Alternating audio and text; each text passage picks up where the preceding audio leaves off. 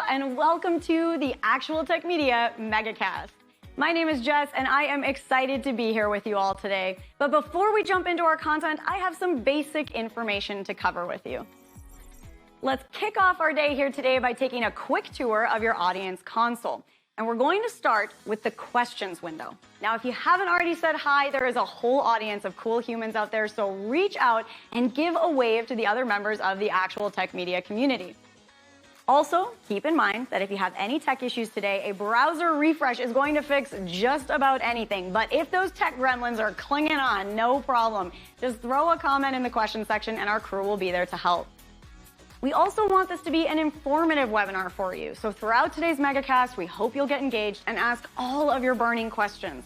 Not only will we have team members responding to you over live chat, we will also have a dedicated Q&A session at the end of our presentations. And if we do not get to your question during the webinar, don't worry, because the awesome experts that we have here with us today will be following up with you after we wrap.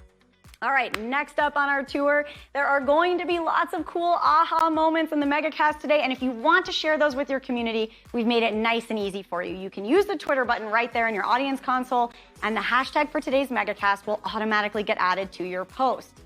And our last stop on this guided tour, be sure to check out the Handouts tab for some resources and takeaways from our speakers here today. We have an info pack collection of solution briefs, white papers, data sheets, free trials, ebooks, upcoming webinars, and more.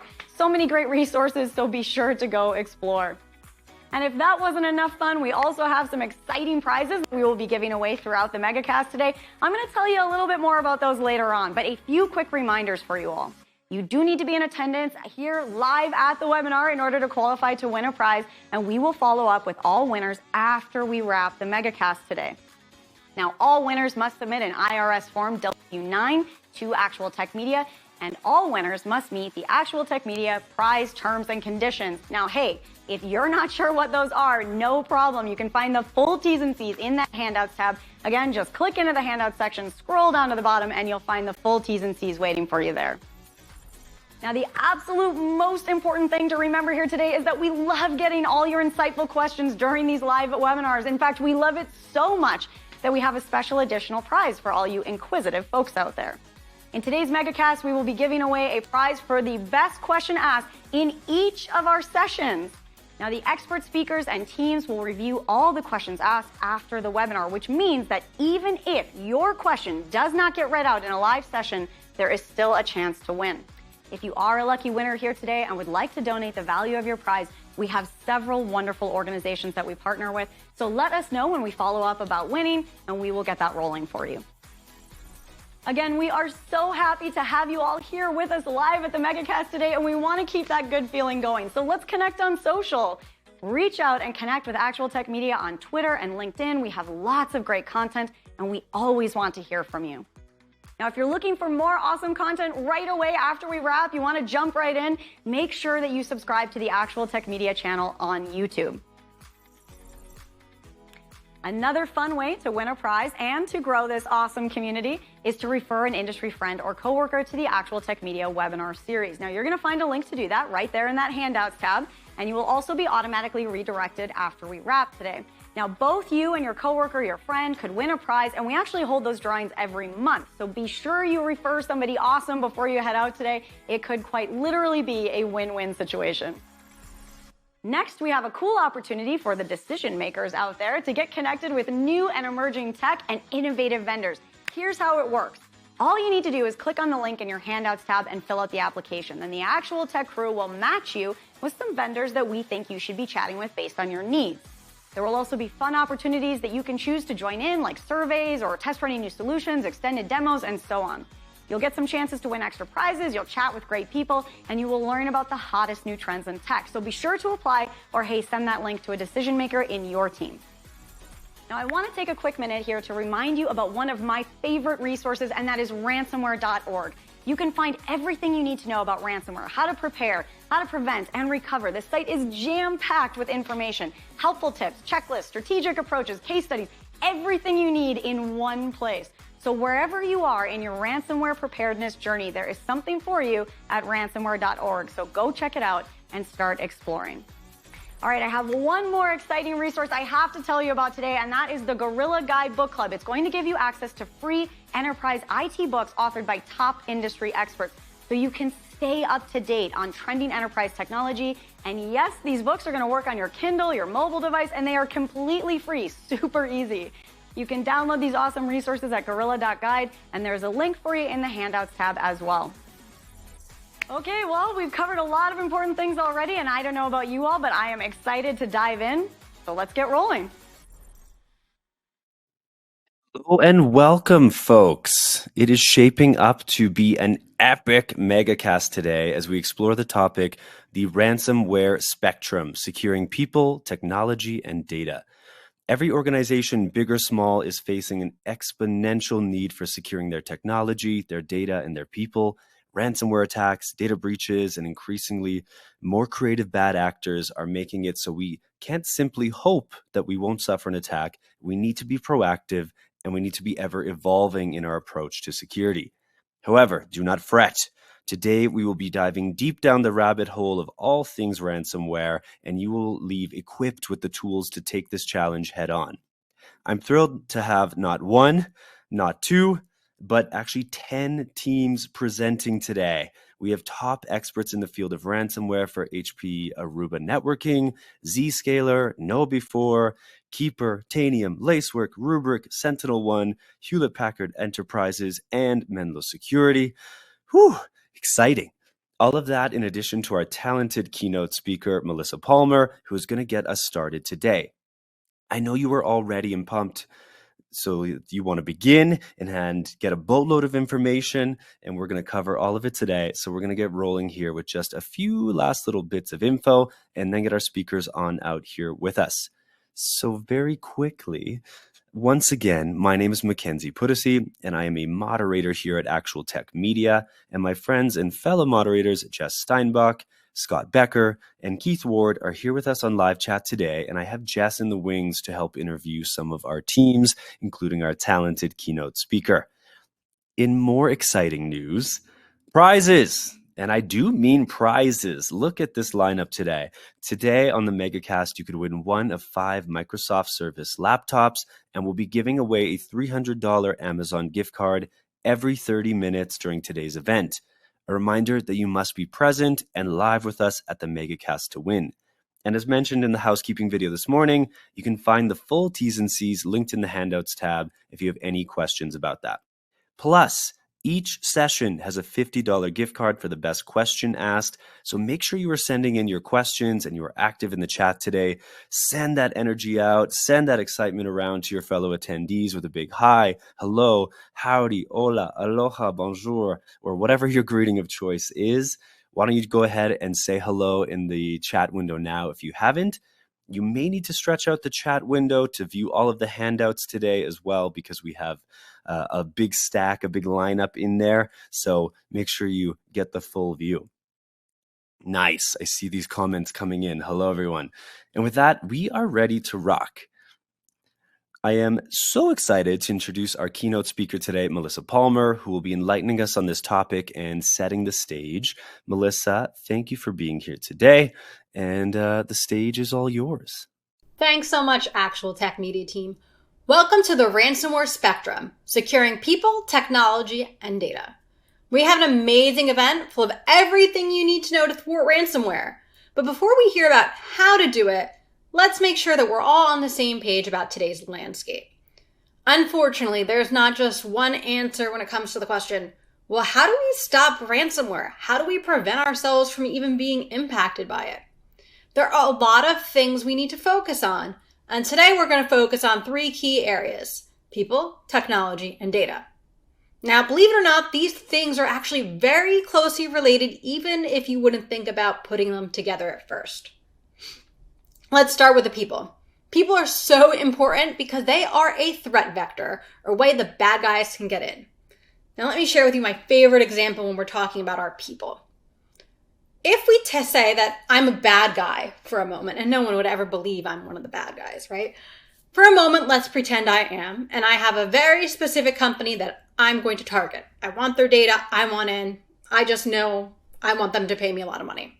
Well, where could I get started as a fellow person? I would go to the organization's website and I would start poking around. I would look at who are the board of directors, who's the CEO, who works there, right? That's available on any public-facing website. I can go on LinkedIn and I can search for people in certain roles. There's a lot of ways I can even target a very specific person to get in. So let's go with our example. And let's say that I found Mr. CEO. And Mr. CEO likes to go to Starbucks on every Tuesday. Some days he just has a cup of coffee, but he always brings his laptop with him to get some work done, little change of scenery type things. On some days, he has a second cup of coffee and a piece of cake. And you know what? When he gets up to go to the register a second time and get that coffee and cake, he always leaves his laptop just unattended, just sitting there on the table. If I was a malicious actor, I could do a bunch of different things here, right? I could just steal the laptop. I could throw a USB key in and install some software on it. I could, just really quickly look at what email he has open, maybe who he's corresponding with to get some other examples of people I need to go after. Kind of the possibilities are endless. And this is where things start to get a little hokey, right? Because we need to protect our users and we need to protect their devices, right? If I did steal that laptop, we want to make sure that it's rendered useless as quickly as possible. If I did steal that laptop, we want to make sure that once it locks, I can't actually get into it, right? So we got to protect our users and everything they encounter on their devices. I mean, this is one example, and some people say it's a little bit extreme if we're talking about a threat actor, but I think it's something that everybody needs to keep in mind. Now, I don't have to go and follow a CEO to Starbucks for a couple weeks to learn their patterns to actually get his credentials. There's also marketplaces for stolen credentials on the dark web, or users might just be simply tricked into clicking a malicious link and entering credentials. Like, how much have we heard about phishing, right? You get an email, it seems legit, you click it, you put in your credentials, it doesn't work right, and I don't know, you just kind of don't think anything of it, you try again, or you go log in the right way to the website and you're good to go, and you never think about it again. Now, our people need to be educated on the threat of security issues in ransomware so they understand it, so they understand not to click the link. And, we've all had user awareness training, but it really goes a step further than don't click the link, people, that's really bad. We want them to really understand the threat, the impact of the threat in the landscape. So they feel like they're part of the solution, that they're helping protect our assets from malicious actors and ransomware, right? We don't want them to be against us. Because let's face it, security initiatives don't always go over really well in organizations, especially if we're talking about something that's going to impact the way a user operates. So if a user is now going to have to use multi-factor authentication, they might be upset because, hey, now it's going to take me twice as long to log in every day. I don't like it. Oh, this stupid security stuff. You know what? I'm not going to pay attention to any of their emails, any of their trainings. Going to be click, click, click, click, next. That's why education is so important on so many aspects to really get everybody on the same page and the same team when it comes to securing our environments. Multi-factor is probably one of the most annoying things to people and it makes their life difficult.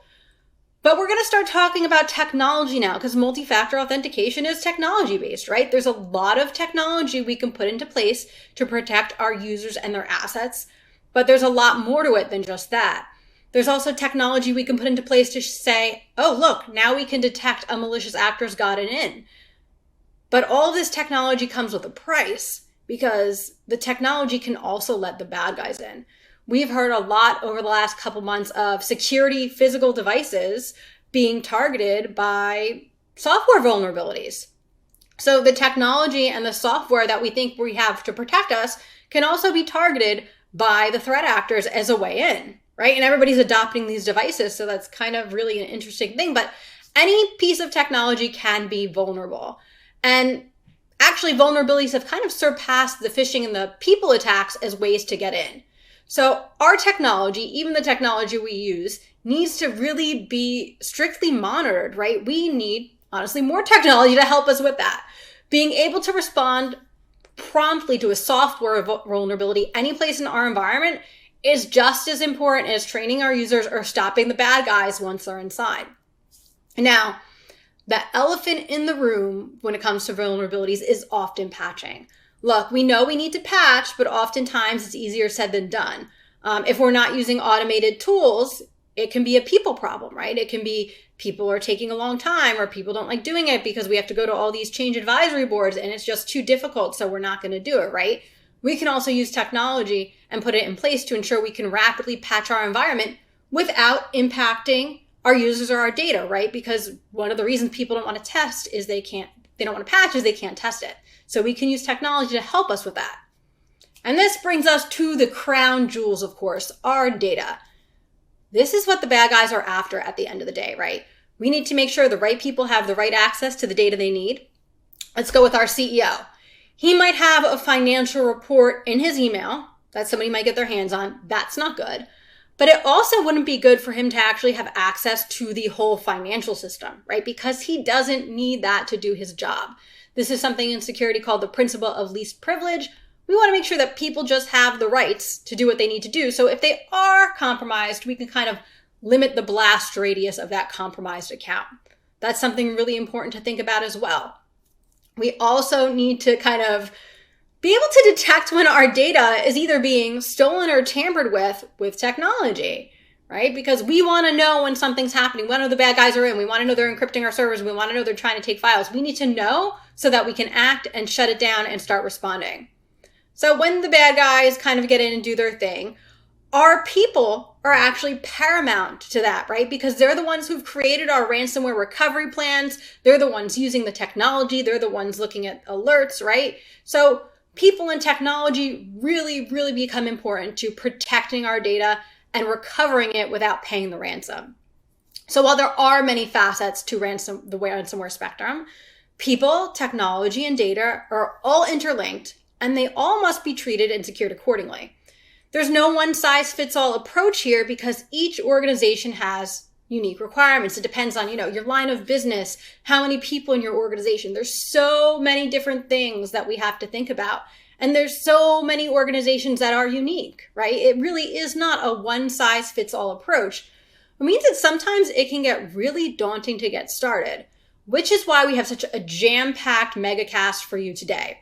We're going to hear from organizations that can help us secure our people, our technology, and our data that can help us defend ourselves against ransomware, no matter what type of organization we are, no matter what our budget is, no matter what industry and no matter what size we are.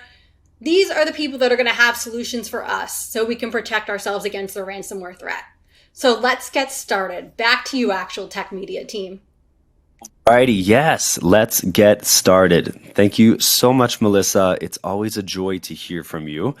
Before we jump into our first session, we have a question for you all. Just to be sure you're all awake and alive and enthusiastic out there, I've got a poll up that's just asking, what's your time frame for adding new or updating your existing IT solutions at the company? 0 to 6 months, 6 to 12 months, 12 to 24, or maybe you're not sure, and that's okay too. You're here to figure that out and learn a little bit more before you make some decisions. You never want to make hasty decisions. Anyway, I will leave that poll up for just one quick second longer, and I'm going to start introducing our first speakers of the day. It is my pleasure to have back at the MegaCast this dynamic duo who we've had before from HPE Aruba Networking, John Spiegel, Director of Strategy and Field CTO, and Jay Tilson, Director of Strategy, Field CTO. I'll be joining you, gents, for Q&A after you present, but until then, how about you just kick things off with style? John, Jay, the floor is yours. Hello, everyone, and thanks for joining us today. In this session, we're going to talk about elevating your ransomware defenses with an SSE platform. But before we get started, let me introduce you to your hosts. My name is John Spiegel, and I'm joined by my colleague and friend, Jay Tilson. We both share a common belief. Stitching together solutions that worked in the early 2000s no longer work in a world with threats like ransomware. Over the years, we've found that these approaches are more like a game of mousetrap. We believe there is a better way forward. So let's get started. The enterprise is undergoing the most significant transformation in history. Companies are adopting cloud services like never before, and many have a cloud-first approach. This means that the legacy systems that always used to be on-prem are now being moved more and more to software as a service, infrastructure as a service, and platform as a service. Additionally to this, there is a huge rise in the number of IoT devices in use, and statistics show that there will be more than 15 billion IoT devices connected to the enterprise infrastructure by 2029. Lastly, the pandemic created a massive shift in our workforce, with the hybrid workforce now being the norm, and with 50% of workers expected to be part or full-time remote. This means our users, their devices, our data, and our applications are now everywhere. And these huge changes require a new approach when it comes to network security, to keep our access safe and fast, as our legacy solutions of the past are no longer working in today's new world. Statistics show that the average cost of a data breach now stands at $4.8 million, up more than 25% since 2022. Before we move on, I just want to give you one more scary statistic, and it's well worth thinking about. 80% of IT organizations found IoT devices on their networks that they did not either install or could not secure. So let that sink in for just a minute. So let's just remind ourselves about the three approaches in which we can secure our workforce of today. Firstly, we have the hub and spoke design. This is a progression from the old castle and moat, where everyone was inside the perimeter. But this design still focuses on having on-prem security, even though users and their data had started to move to the cloud. With this design, there is still a heavy reliance on MPLS and internal data centers. And in my experience, this model is complex to configure and to administrate. You need to feed and water applications to ensure they remain secure. And you also have to go through hardware renewal cycles, as well as continually patch all of your systems to protect them against attack. Another option here is virtualized cloud firewalls. This is an evolution of the hub and spoke design, but it's all about moving some of your legacy-based security systems that used to run on hardware, but to cloud-based solutions. The aim here is to remove some of the burdens of keeping your system secure. However, in my experience, in a lot of cases, this meant also continual to backhaul internet traffic to your corporate networking data centers. So with this design, it was always supposed to be about making things simpler. But in my experience, it often led to further complexity and cost. And then there is SSE. So what is SSE and why do we need it?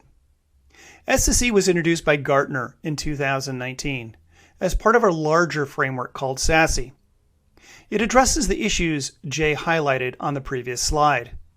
And what it does, it focuses on bringing network and security together in an elegant way. It's delivered in two technology stacks. On the left side of this graphic, it's all about connectivity, with a focus on WAN edge services like SD-WAN and WAN optimization. The right side covers the security elements under the SSE banner. It brings together services like ZTNA, CASB, SWIG, and digital experience monitoring. Our world has changed, and the tools of the past are no longer sufficient to secure us. Consider this, and this is what SASE is really about. The challenge that every network and security leader confronts when deploying a new application. Do I favor speed or security? And I can only choose one. SASE overcomes this dilemma by moving these services, the WAN edge and the security services, to POPs, so connectivity and security are as close as possible to the user or application. This allows you to overcome this dilemma. You gain speed with security when delivering business-critical applications. So how does SSE and SASE help in the battle against ransomware? To understand that, we need to level set. What is the battle of ransomware about? It's about this: data. Clive Humley, a British mathematician, most likely said it best in 2006. Data is the new oil. These ones and zeros are stored in virtually every corner of our world, and they power industries and hold tremendous power in terms of decision making. Where do I invest? What are my customers doing? And critically, what does the future hold? Data can also be used against companies. What if someone were to gain the access to financial results of a publicly traded company just days before the announcement? And what if somebody gains access to a critical database or a file share? And what if there's something embarrassing there? What if they're keeping a secret? Does that have power? How much would you pay to have the stock price not impacted?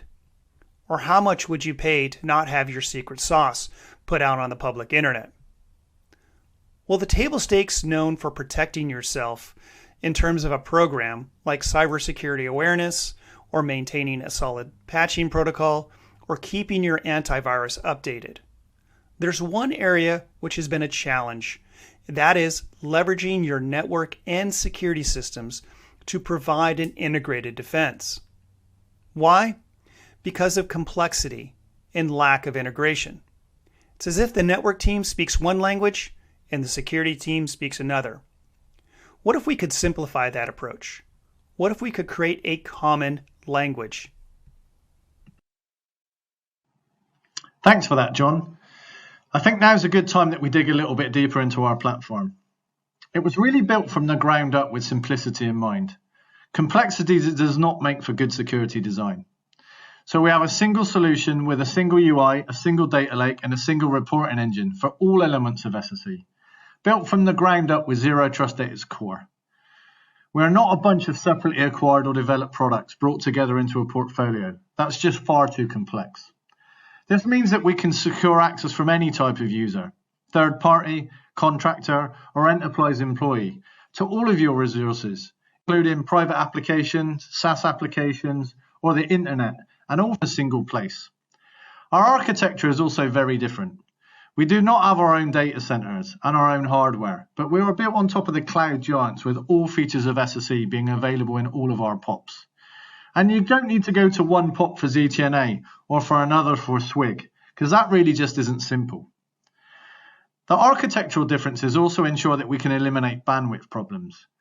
We have smart routing technology using the power of the hyperscaler networks with over 1,000 edges locations across more than 5 continents. This superpower means that users always get the fastest possible access to resources from wherever they are, without the need to backhaul, which always ensures the best possible user experience. So let's dig a little bit deeper. When you look at the SSE market, you will find that each vendor emphasizes one of these core technology areas. It could be Secure Web Gateway, as the company started there, or maybe it's Cloud Access Security Broker, as that was the target market that they were looking to be competitive in. And as I've just mentioned, our approach is very different. We believe the future is about transitioning to a new security strategy based on zero trust. The platform is designed to provide the resources required to perform a function, nothing more, nothing less. And we vigilantly watch for any indicators of change and can then adapt access accordingly. We built our platform to deliver agentless zero trust network access for the hard to solve use cases of third parties and contractors, where an agent could not be deployed. We then added an agent to ensure full VPN replacement. And then on top of the same code base, we built out the other SSE features. We believe the future is about delivering secure access for applications, whether they're in the cloud or private data centers. Services must be delivered the same no matter the location of the user, applications, or data, with security checks such as MFA and device posture. We believe we have elegantly solved this for both your employee and those difficult third-party and contractor resources. So let's be clear. Our platform was built on zero trust at its core, and then we added the other SSE features to our platform within a single UI.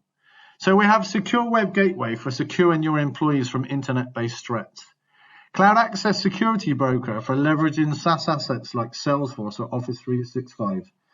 And then for the critical elements that people often forget, you have DEM, Digital Experience Monitoring.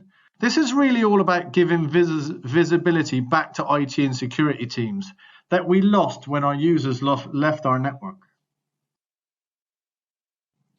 I often get asked, what are the benefits of SSE? Firstly, it increases your security posture by providing zero trust access to all services and applications. You eliminate your attack surface and reduce your exposure. You also get to enforce least privilege access to all applications and services, including private applications, SaaS applications, and the internet, as I've just discussed. This will help you protect your business against ransomware and data loss. Secondly, you get to deliver the best experience possible for end users and IT administrators. End users receive quick, seamless access to applications, services, and data every time because of our smart intelligent routing system and our 1,000+ edge locations. Also, IT admins can control access centrally and granularly, making it easy to secure the business from a holistic perspective. Lastly, you optimize your business with one solution for all of your secure access needs. You get to simplify and unify networking and security functions and minimize complexity by reducing the number of point products you have in play. Additionally, you also get to save money by reducing reliance on appliance-based security solutions, and you can also effortlessly scale with our cloud-delivered platform. Before we move on, I just want to dig a little bit deeper into how everything works. As I previously stated, the Atmos platform includes all core functions of SSE. This means that access is granted to things like internet, SaaS applications, the public cloud, or applications hosted in your data center, all from a single UI.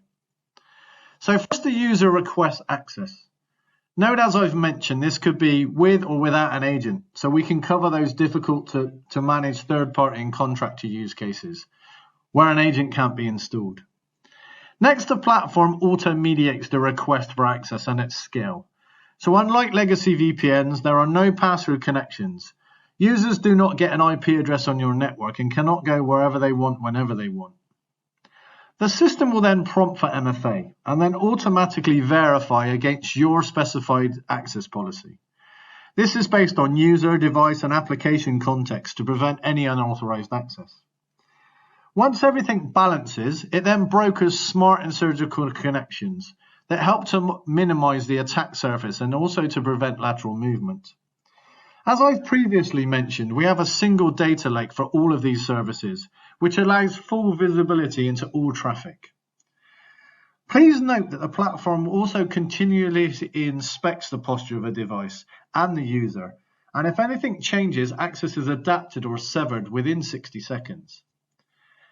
This all adds up to increased protection against the bad guys, whilst also significantly reducing costs and complexity. But most importantly for me, it's all about securing and empowering your remote workforce. And here is where the rubber meets the road. Let's put this in terms of the threat.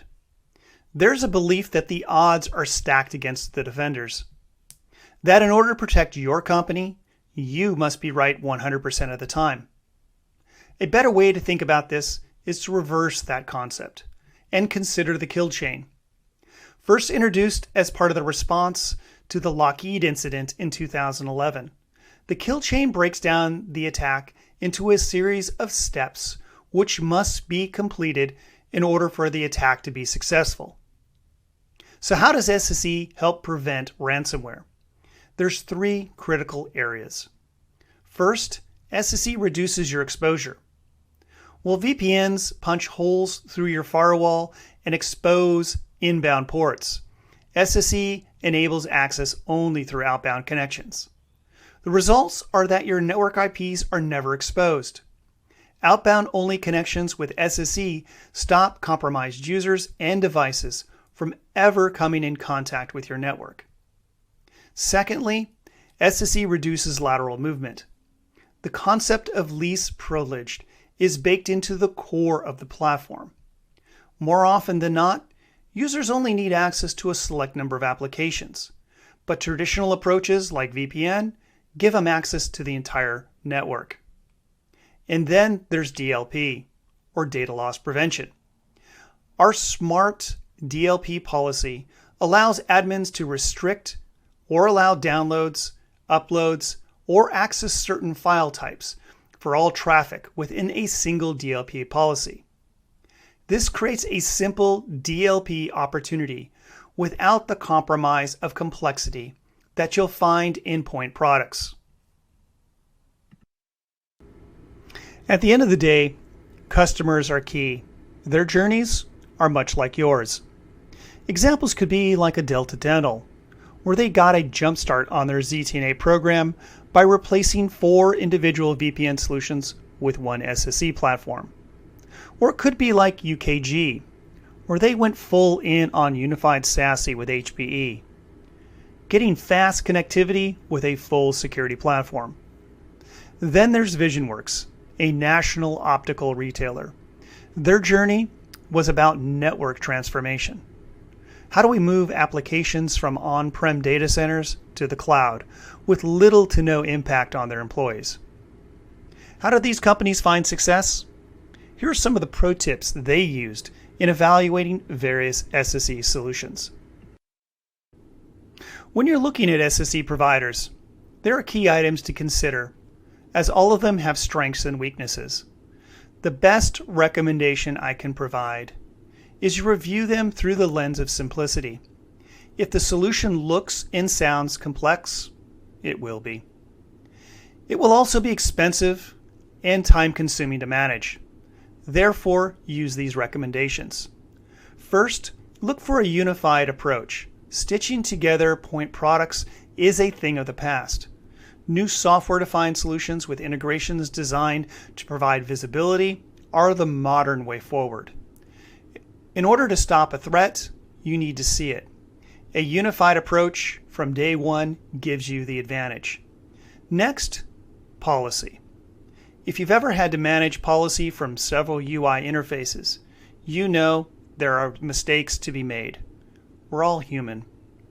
Focus on a solution which can help you reduce these errors and provide options for securing both modern and legacy applications.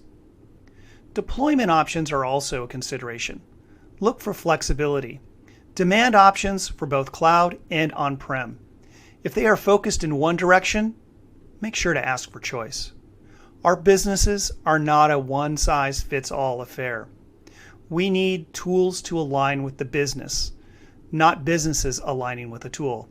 And finally, AI. Yes, it's a hot topic and the buzz is loud. That said, AI can operationalize and up-level your security program, so make sure to ask about it. So now what? The choice is really yours. Why not talk to us about completing a value assessment? We will work with you and your team and help you understand how you can best gain value from an SSE platform. What tools would you like to consolidate? And how would you like to retire your own hardware? Or do you want to see more of the product? If so, reach out and ask for a demo. We'd love to show you the power of simplicity, because complexity often leads to poor security outcomes. It's really, again, up to you. So pick your path. Before we close, I'd like to thank John for being my co-host for this presentation, and I'd like to thank everybody else for attending. If you have any questions on elevating your ransomware defenses with an SSE platform, then please feel free to contact us. All righty. John, are you ready to take some questions? Yeah, I was born ready. Let's go. Okay, I like it. Before we dive into the first one, I just want to mention to everyone in the audience that we do have a poll up, so take a look there. Basically, the poll is, what additional info would you like from HPE Aruba Networking, data sheet, technical white paper, customer case study? Throw it in there. This is your easy button. They will reach out and give you exactly what you're looking for. And with that, yeah, let's dive into it, John. First question is, how does your solution handle integrations with third-party tools such as SIEM, SOAR, and EDR?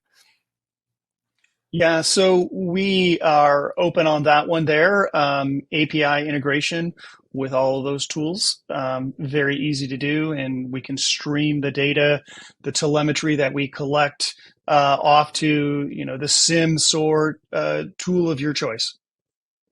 Amazing. So you're ready, locked and loaded, ready to go. Exactly. Okay, another question. It says here, based on the Gartner SSE framework, there are quite a few products that are consolidated into one. Does this impact speed in which you ramp up a platform like this?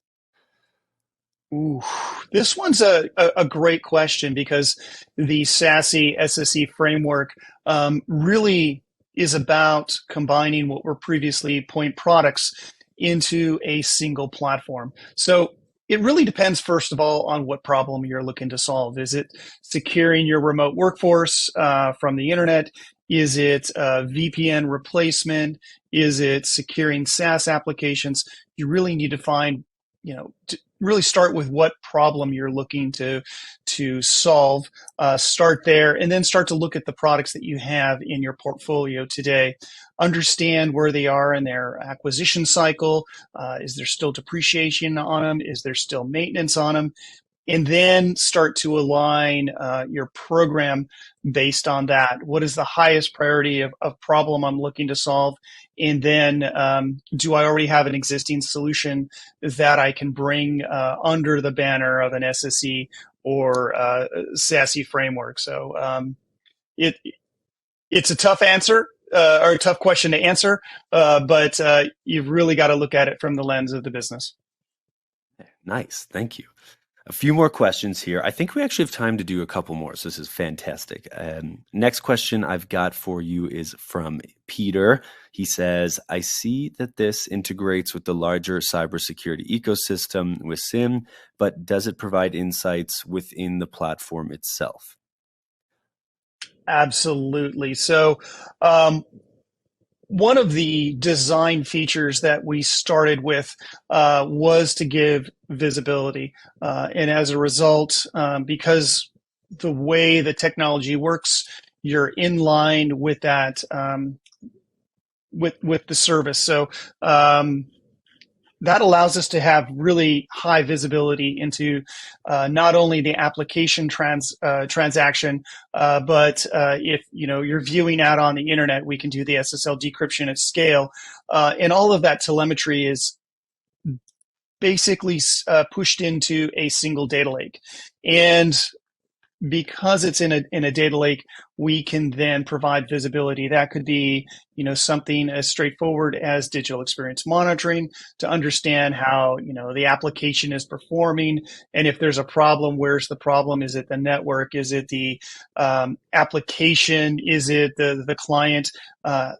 Helping to pinpoint that, but also on the security side, being able to provide insights and basically not threat hunting in the sense that you would have an individual tool for that, but some of the insights where you can dive into that data lake and then start to do some searches on that telemetry, be it security or network telemetry. So yes, we can certainly provide some of those insights in, and it's native to the tool. Amazing. Awesome. So I have one final question for you, John.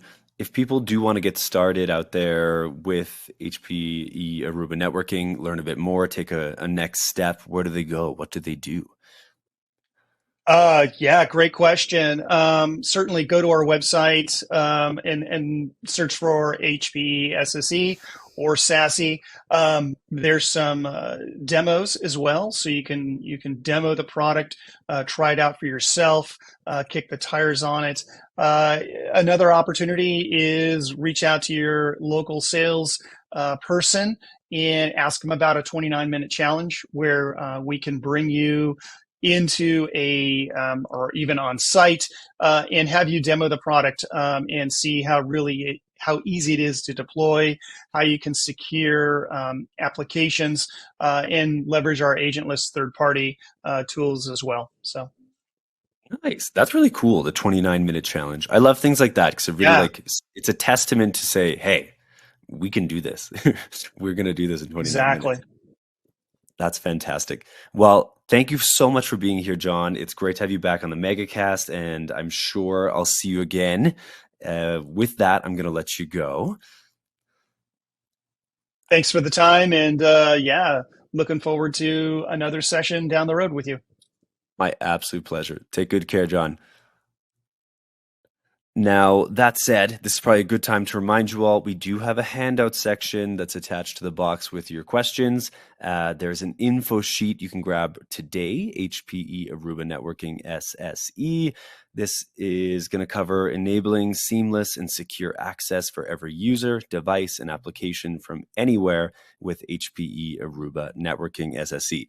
So hop in there, grab that. You don't want to miss it. And I know a lot of questions went unanswered today. Don't worry about that. We do have a team that's going to reach out afterwards. HP Aruba Networking will give you all the information you need based on those questions. So thanks again. Now, I do have a prize to give away. The first prize of the day. This is a $300 Amazon gift card. And the first prize is going to Philip Chan from Texas. Huge congrats, Philip. We will reach out after the presentation to help you claim your prize. And a little reminder, you do need to be present and live here on the MegaCast today to win. So stay tuned. Tons of more prizes are going to come your way. Finally, I am ready to introduce our next presenter. We've got plenty of people in the queue and ready to rock. So without further ado, I have from Zscaler, two fantastic presenters, Emily Loffer, who is the Director of Product Marketing, and Will Seaton. He is the Senior Product Marketing Manager. I'm going to join you two for Q&A in a hot second. But until then, take it away, you two.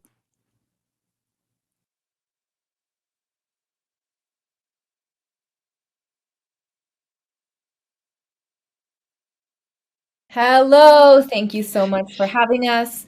From Zscaler, I'm Emily Loffer, Director of PMM for Threat Labs, and today I am joined by Will Seaton, Senior PMM for Threat Labs.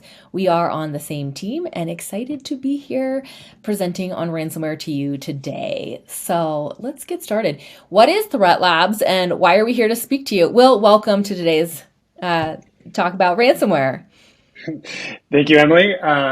So Threat Labs is the security research arm of Zscaler. If you don't know, we're about 150 security researchers and threat hunters worldwide. And a lot of what we do is draw on research from the Zscaler cloud, the Zero Trust Exchange. So we see something on the order of 400 billion transactions every day. And we pull on this really rich, large-scale data source to draw insights about kind of the state of threats today. And today we're going to be talking a bit about ransomware, obviously. Awesome. Let's dive right in and get into the use cases here. So actually, let's talk about trends. Threat Labs has all these great trends that they're, churning out in different reports, as Will mentioned. We're up to 5 to 6 big reports a year, and then some smaller ones are also sprinkled in. So keep posted for those if you're not aware of them yet, and check them out.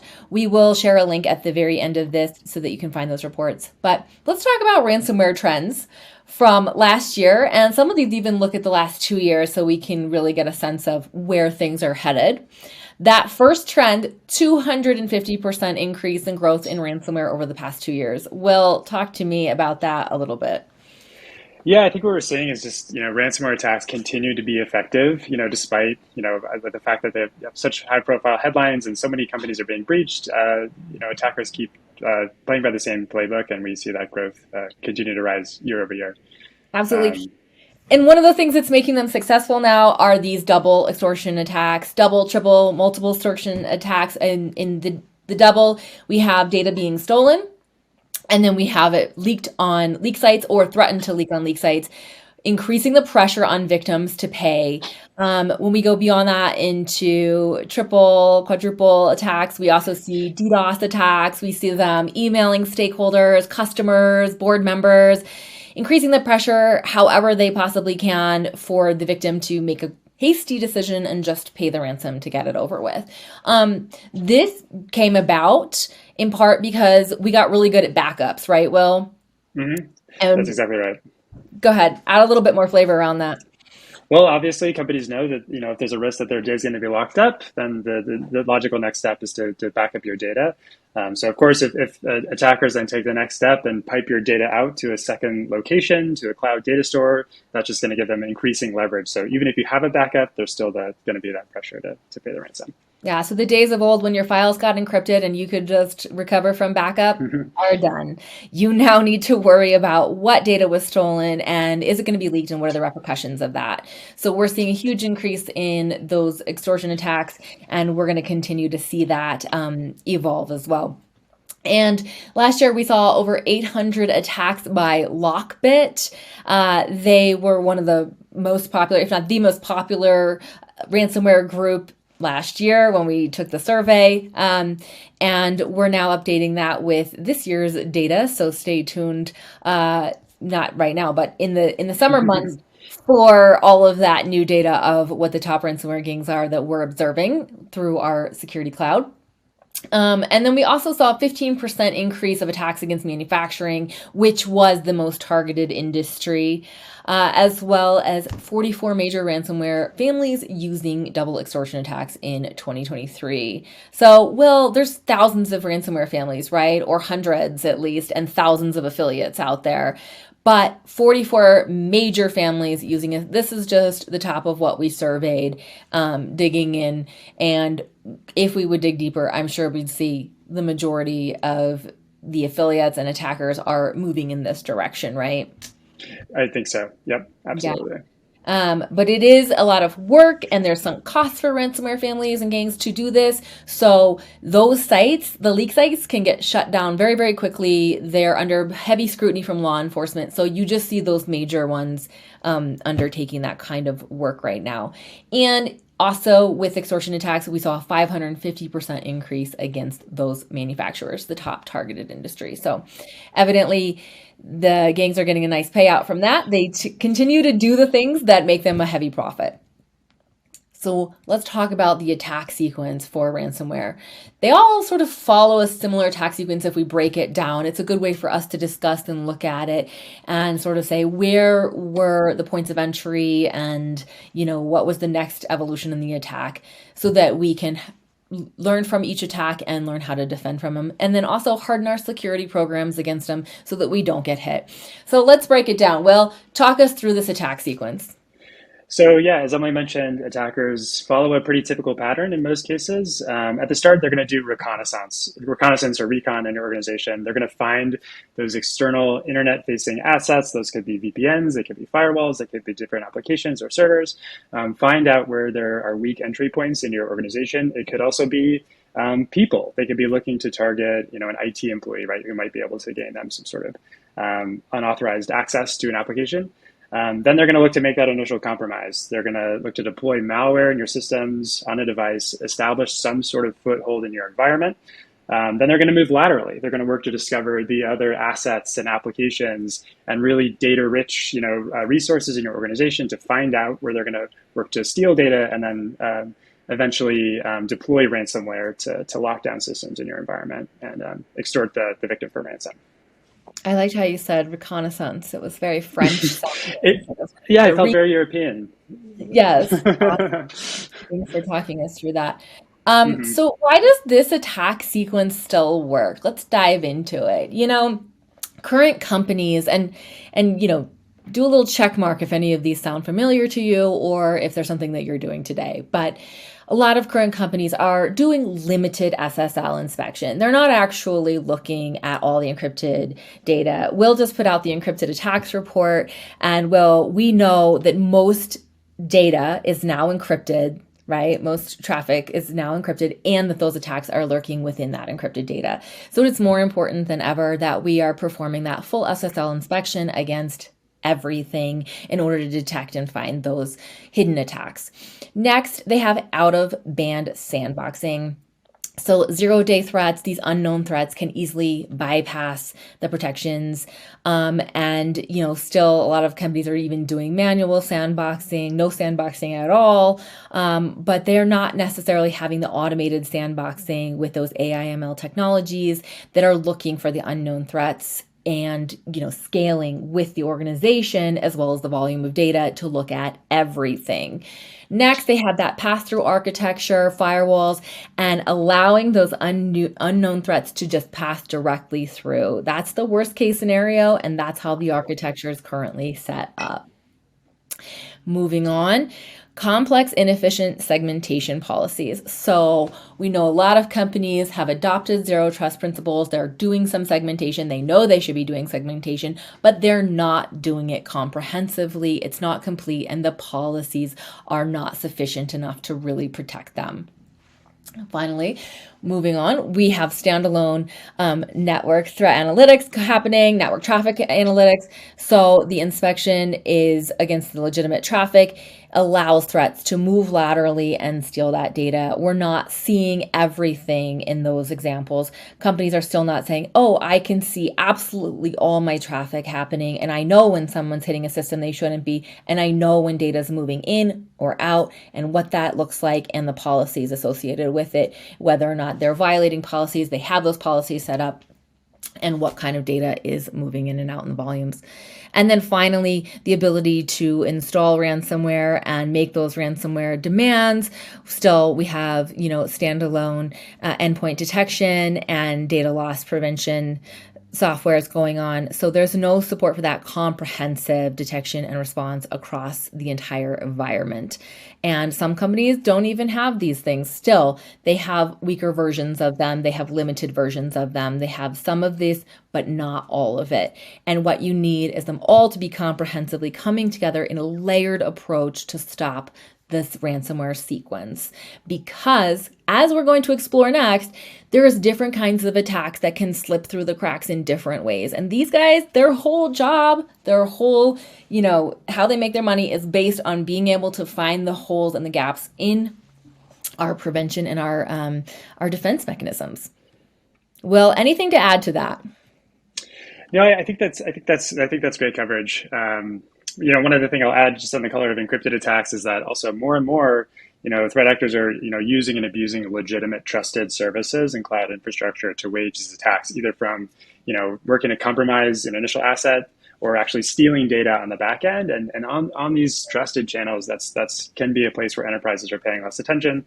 And that's why it makes having a comprehensive approach across all of these channels so much more important. When you say trusted channels, you mean like Google Drive? You mean like OneDrive? Is it OneDrive? Is that what it's called? Yeah, OneDrive. It could be SaaS storage companies. It could be Dropbox. MegaSync is a popular tool that is often allow listed that attackers use. And on the same point, and by trusted, I also mean encrypted channels, right?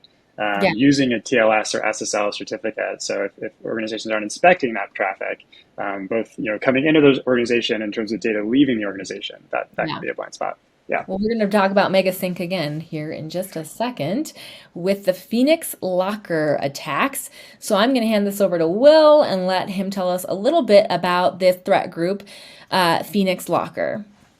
Yeah, Phoenix Locker. And, for those of you aware, you might be asking, why are we still talking about Phoenix Locker? And I think it's a great use case because not only is it the largest ransomware payout that we're aware of to date, it also, some of the steps that the attackers took, still mimic the ways that threat actors are working today.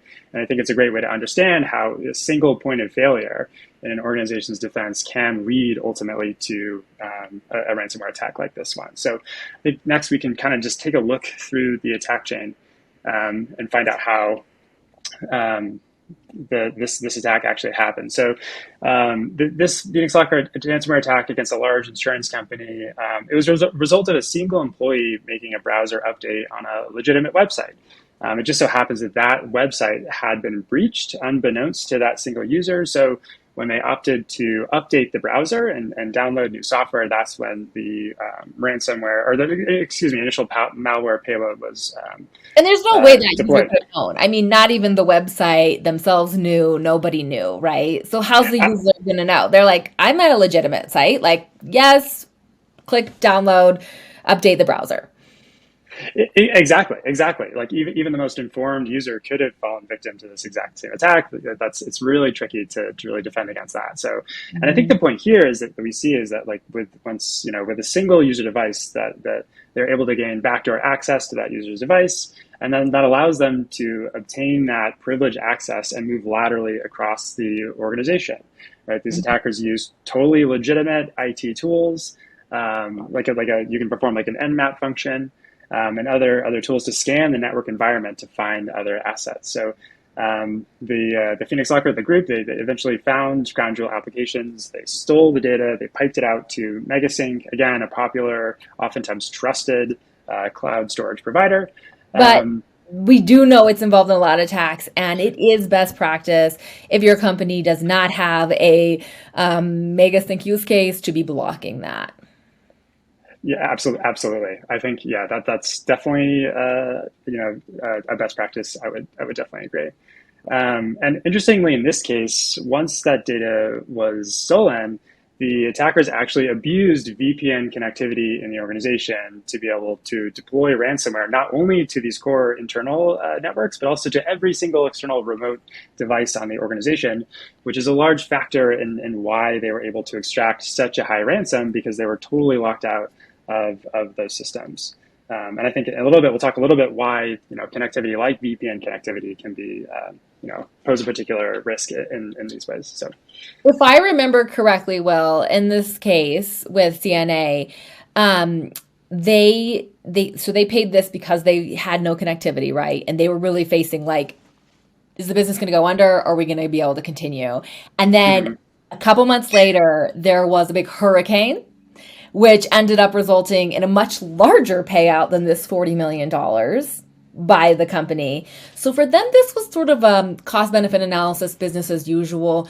Yes, we need to pay this out to continue to function, to serve our customers, to serve our function, like to keep our business alive, right? And they've made these large, many million, like $60 million payouts for natural disasters before. So I think that for them, this had to happen. And really, it did just deploy everywhere, and they were completely locked out, and there was no way. It would have taken months, years, and maybe never being able to recover their systems without paying. Yep, absolutely. Yep. Awesome. Let's look at the, how could this have been defended against? That's a great question. What are the lessons learned here? I think, number one, we talked about SSL inspection in the first place. I think, if a user is browsing a trusted website, the ability to intercept threats in line in the data path between the website and that user, even if it's a trusted website, even if they're unsuspecting, the ability to use a sandbox, right, to be able to detonate any malware that might have potentially reach the victim's computer, to say this is likely a malicious threat and block it in line before it ever reaches the organization. That's a key way to prevent compromise in the first place. And I think, for the bulk of the attack is really about, zero trust is one of the key ways that this could have been prevented. I think, in this case, they were able to just scan the network for other assets, move laterally, have freedom to move. But if you adopt a true zero trust architecture where you're taking applications off the network, you're taking users off the network, where the rest of these assets are invisible to users. There's no way to navigate or even know that they exist. That prevents automatically a lot of that risk, shrinking the internal attack surface. And then I'll kind of summarize here, because I think we're probably running a little low on time. But I think having data loss prevention in place, having inline those DLP policies in place to prevent data from ever leaving the organization. We talked about the rise of double encryption ransomware. Well, if your data can't ever leave the organization, that decreases a lot of the inherent risk of these kinds of attacks. Yep. Yep. Awesome. Well, moving on, as we are running out of time, I'm going to talk about another attack, Scattered Spider. These guys are an active threat group right now. They're causing a lot of people a lot of heck. And you may have heard about some of their high-profile casino attacks, MGM, for example. Now, Scattered Spider is not like Phoenix Locker is the actual ransomware that's being used. Scattered Spider is the threat group, and they are using the Black Cat ransomware once they actually get to the phase of deploying ransomware, which they don't always do. Sometimes they're able to do other things. So this is a prominent threat group right now. Looking at the attack sequence, We have an interesting one because in this case, they're going on LinkedIn and they're researching IT admins, people with a lot of access already, way too much access, in fact. And once they find an IT admin at the target organization, they target that specific admin, they learn all about them on LinkedIn, and then they figure out how to call the IT department and socially engineer them, saying that they are this person they're impersonating, and then getting them to, reset their MFA token, register a new device, things such as this, so that they can then do that, SIM swap MFA reset and get legitimate credentials and access into the organization. Once they're inside, they're then going to move laterally again. They're going to use some legitimate tools and some recon tools like MegaCast, things that were created for legitimate IT uses, but we know cyber criminals are all over that. And they use those as well, but they don't look very suspicious when they're being used internally, especially against that large internal attack surface. When they find that key data, that valuable data that's going to give them something to exfiltrate, in this case, they're sending it to Telegram, another one that should be blocked. Best practice. And then they went ahead and compromised domain controllers and installed the Black Hat ransomware in this case. And that also went onto all of the ESXi servers across the environment, locking everything up and costing tens of millions of dollars, exposing millions and millions of records. Okay. How could this have been stopped? Similar to the last one, the initial stage couldn't have been stopped. It's social engineering. There are some best practices you could put in place, but they're not going to be through your technology vendor. They're going to be through your organization and how you do training and verification, especially with your IT professionals. Once they were inside, you could have said, is this a known device? Is this a known location? And have more verification and policies in order to stop that SIM swap. Then once they're in there and they start to move laterally, looking at that, if everything would have been behind the proxy architecture and hidden, taking thousands of devices. In some cases, I've heard of like 64,000 exposed internal attack surface down to like 4 ports open. Taking that down so that they wouldn't be able to find what they're looking for, wouldn't be able to go anywhere. Instead, deploying a whole bunch of decoys so they can hit those and say, hello, I'm here, and it notify the security defenders that there's someone present that they need to be paying attention to. Then again, preventing that data loss, looking at that volume, at the type of data, the sensitive systems, where it's going, and preventing the malware delivery, executing that in the sandbox, looking at the URLs that's being downloaded, things like that. And stopping that in line, as well as stopping the actual deployment of the ransomware. These are ways that this could have been stopped with a zero trust architecture. So just as a recap, how do these guys get in? What do they do in order to be so effective? And why is it such a growing problem? They use those encrypted channels to deliver their attacks. They bypass traditional network defenses. They exfiltrate that data and put the pressure on victims to pay. And they use trusted apps like Google Drive, Dropbox, and Box to deliver those threats. And we talked today about holistic prevention at each stage of the attack chain. So at the first stage, minimizing the attack surface, hiding everything behind the proxy architecture, including applications, restricting access, and making sure it's non-discoverable. This is really important for things like Log4j, when they could just scan your environment, find your vulnerabilities, and use them when the new zero-day exploit comes out. And Will, what was the next phase of preventing initial compromise? I'm going to throw it over to you. Right, you're going to want to be inspecting all of this traffic, as Emily mentioned, like in line, full SSL inspection, or at least the majority of qualified or highest risk SSL traffic. Like enabling sandbox analysis to stop any potential threats, any zero-day threats that might be hitting your network. Deploying things like deception decoys, right, which are mimicked. They look like totally legitimate applications or services inside your environment.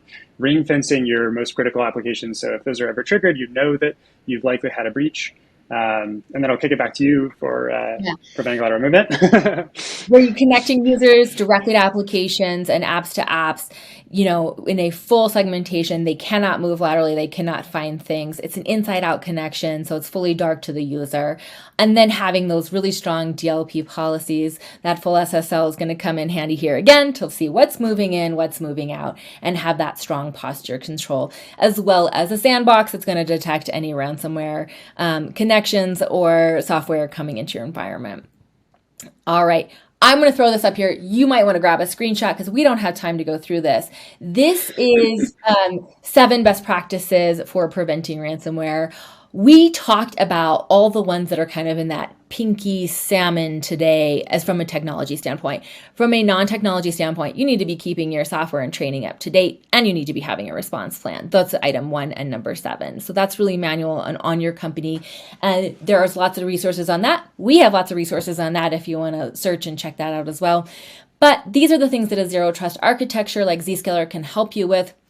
Getting your applications off the internet, enforcing consistent security policy to prevent that initial compromise, that's your SSE platform there, implementing zero trust network access across everything, deploying that inline sandbox, and data loss prevention to stop those unknown payloads and that important valuable data from leaving. So grab that screenshot. And we also have Risk 360. This is going to give you a comprehensive view of your environment and where those risks are. So talk to us if you want to learn more about this. This is also great with the SEC filings, going to give you that view that you can then share with the board and share out beyond and harden your systems against. I'm kind of flying through this. Back to you, Will. Tell us about this. Sure, and a great way to check, if you have vulnerabilities or exposures in your current environment, feel free to go over to zscaler.com. You can perform these free ransomware risk assessments and internet threat exposure assets or internet threat exposure analysis to find out what sorts of internet-facing assets you have in your environment that may be exploitable by threat actors. And the URL for this is testmydefenses.com, but you can also just do a little Google search. And finally, coming this June, we're going to have an updated ransomware report for you. All the latest threats, all the trends, the best defense mechanisms in there, all laid out. But in the meantime, you can check out last year's report and get an idea of where we came from. Still really relevant information. And most companies are not doing everything they can to defend against ransomware. And you're going to find that in there, as well as get an update for this year's report.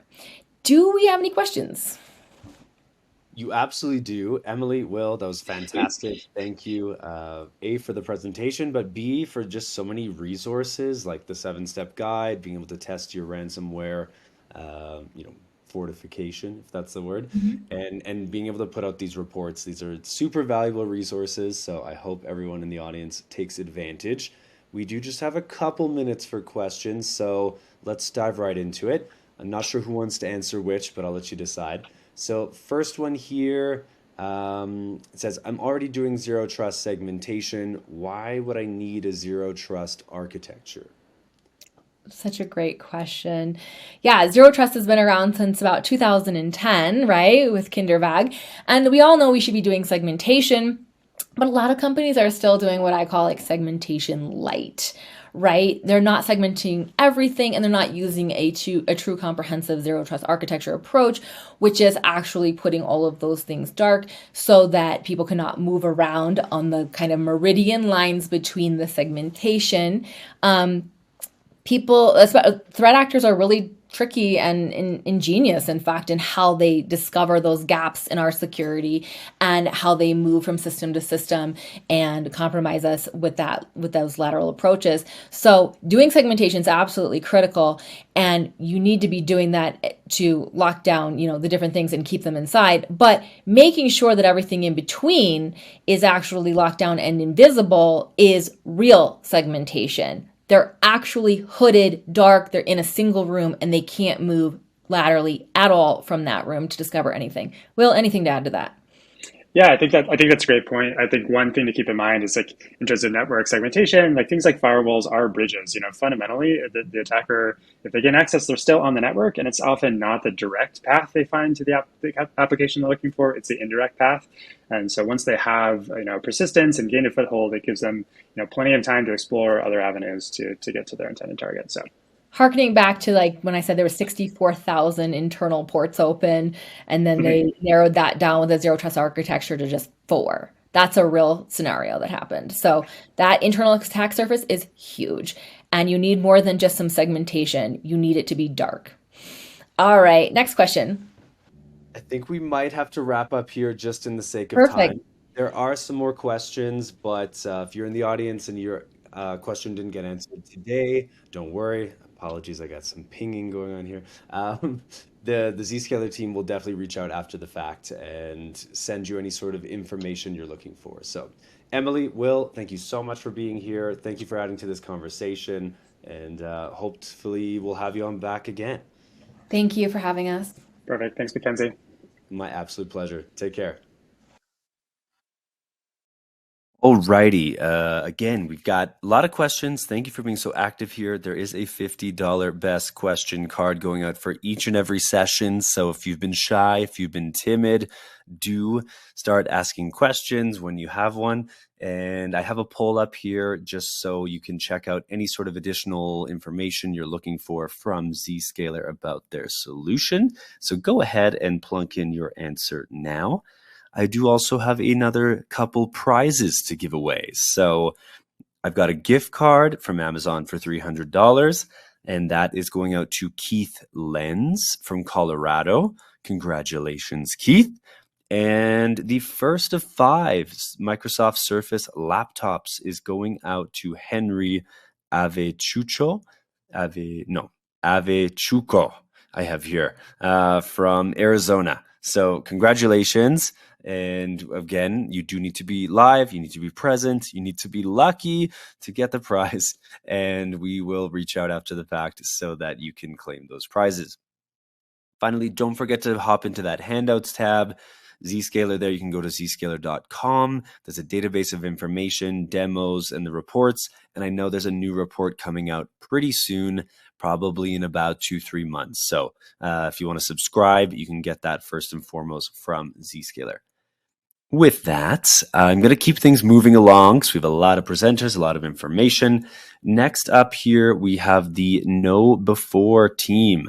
We have James McQuiggan. He is the security awareness advocate at Know Before, and he is going to be telling us some interesting facts and figures. I mean, I'm sure everyone is. So anyway, I am going to hand this over to James and let him get rolling. James, it's all you, my friend. Hello there, and welcome to Ransomware, Ransom War, and Ransomware.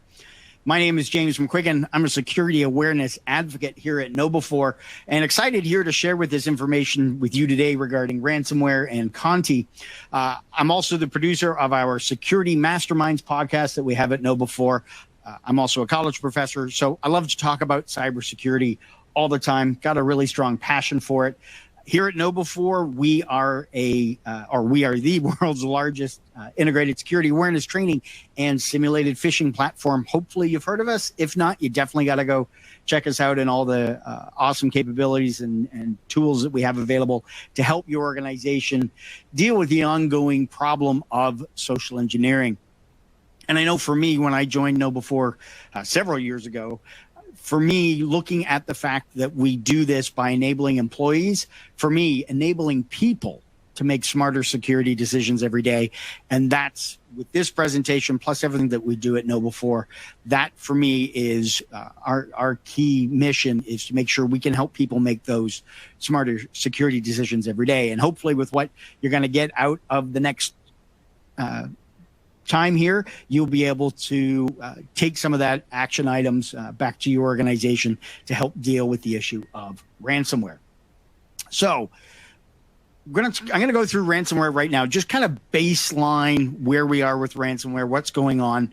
And then I've got 3 tips from cyber criminals, specifically looking at Conti and the other cyber criminal groups that are out there, some insights into the Conti ransomware group, how they operated, things that they had going on. And then we'll wrap it up with some final thoughts and get you on your way for the day. Now, the first up is we're going to look at ransomware right now. And essentially what we're dealing with, and I think a lot of folks can agree with this, is ransomware is a data breach. cyber criminals get into the organization, whether they're getting in through social engineering, they're getting in through unpatched systems, but they end up getting into your environment. And it used to be years ago, they would get in, they would drop the ransomware and get out. And it was more of a nuisance type of attack because they might get 1 or 2 machines in your environment. You would know they were there. You would have to pay the ransom. And it wasn't very much way back then. And when I say way back then, we're talking before 2019. Now, since November of 2019, cyber criminals now do a lot more than that. They get inside the organization. They're looking for anything and everything they can get their hands on and exfiltrate it back out of the organization. Sometimes you have multiple attacks from various other cyber criminal groups coming in. They will certainly drop in some malware that will allow them to exploit various systems. They're going to look for your backups and delete those. They're going to certainly steal all the data before they encrypt your system or systems. And then once they have your data, they're then going to extort the organization, the upper management, the executive suite, board of directors, employees, clients, customers, patients. They're all looking to make money. The cyber criminals, that's their one goal. They just want to make money. And they're going to either publicly shame the organization, leak the data, whether that's intellectual property, employee records, patient records, whatever it may be. But they're looking to make life very problematic. But they want to get paid, so they're going to make their sites as easy as possible to be able to reach them, get their money, and be able to move on overall. Now, when we think about cyber criminals and that high level of sophistication they would have to be doing with creating these programs that can encrypt all of the data, not the operating system, but all of that data, they are now making it a lot easier where you've now got ransomware as a service. We've heard our software as a service, platform as a service, incident response as a service. Well, there's ransomware as a service, malware, phishing, all these services that are out there. And the ransomware is basically you just provide the email addresses and they give you the tool where it's menu driven. You've got it so where you could pay a flat fee, kind of like what Philadelphia was doing several years ago. They even had a YouTube page. Some of them were free. Some want to split the profits with you, whether it's 50-50, 70-30. You even had various tiered levels as well. DarkSide was your internet access broker. They were buying access into organizations and then leveraging the ransomware as a service tool to gain access and looking to be able to split the profits. You use their tool, well, you're going to give them either a yearly subscription fee or you're going to pay based on you're going to get a cut of the profits because the money ends up coming into that organization that you're getting the tool from. And then they end up, you work for them almost as an affiliate. All right, what I want to do now is kind of get into 3 tips from cyber criminals.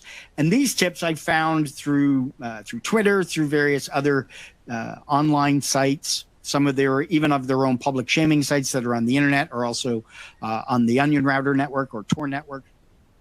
And over the years, been going through and looking at some of the various sites that they had information and put together these 3 tips that they recommend. Because after they had attacked an organization, lo and behold, in some of the chats, there were questions, well, how do I protect myself from this happening again? And ironically, they answered, and that's where this information comes from. So I've got 3 tips that I want to share with you. But I want to give some insight first into what a ransomware operator is like. And so first up is this cyber criminal profile that I came across on the VX Underground website, where they actually interviewed a ransomware operator. And it was interesting because the person was a system administrator. They'd worked as one. They worked as one for the ransomware operator group that they were with. Throughout the conversation, their attitude, and granted, you can't take tone or emotion from the words given, but you kind of get the sense that they felt they were arrogant that they were never going to be captured. It was like, nope, the West aren't smart enough to be able to capture me. We know what we're doing. The West doesn't, that kind of thing. So it's quite interesting. They did have some certifications. They had CompTIA and Cisco certifications. So they've gone through and been testing. And had been a pen tester. They were a consultant. They considered themselves a negotiator with regards to the ransomware attacks, but they didn't consider themselves a criminal, which I thought was quite interesting. Again, they probably feel that what they're doing is right for where they live and not, and the U.S. and the West is the enemy. They had no fear of the Federal Bureau of Investigations, the FBI, but they were afraid of Mandiant, which was quite interesting.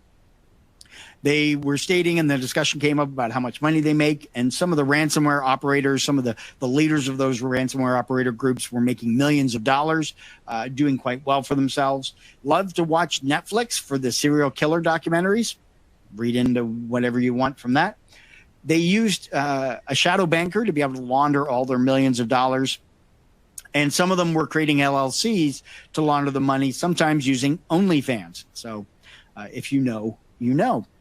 They hated Americans throughout the whole interview. They were stating about how they didn't like America, but at the end, their question was, what would be one thing you wish you could change in your life? And it was, I wish they were born in America, and maybe I'd end up working for Google. So a little insight to one of the ransomware operators, one of the hundreds, maybe thousands of the ransomware operators that are out there. All right, so let's talk about the first tip. And the first tip that they recommended out of the various cybercriminal groups was to patch.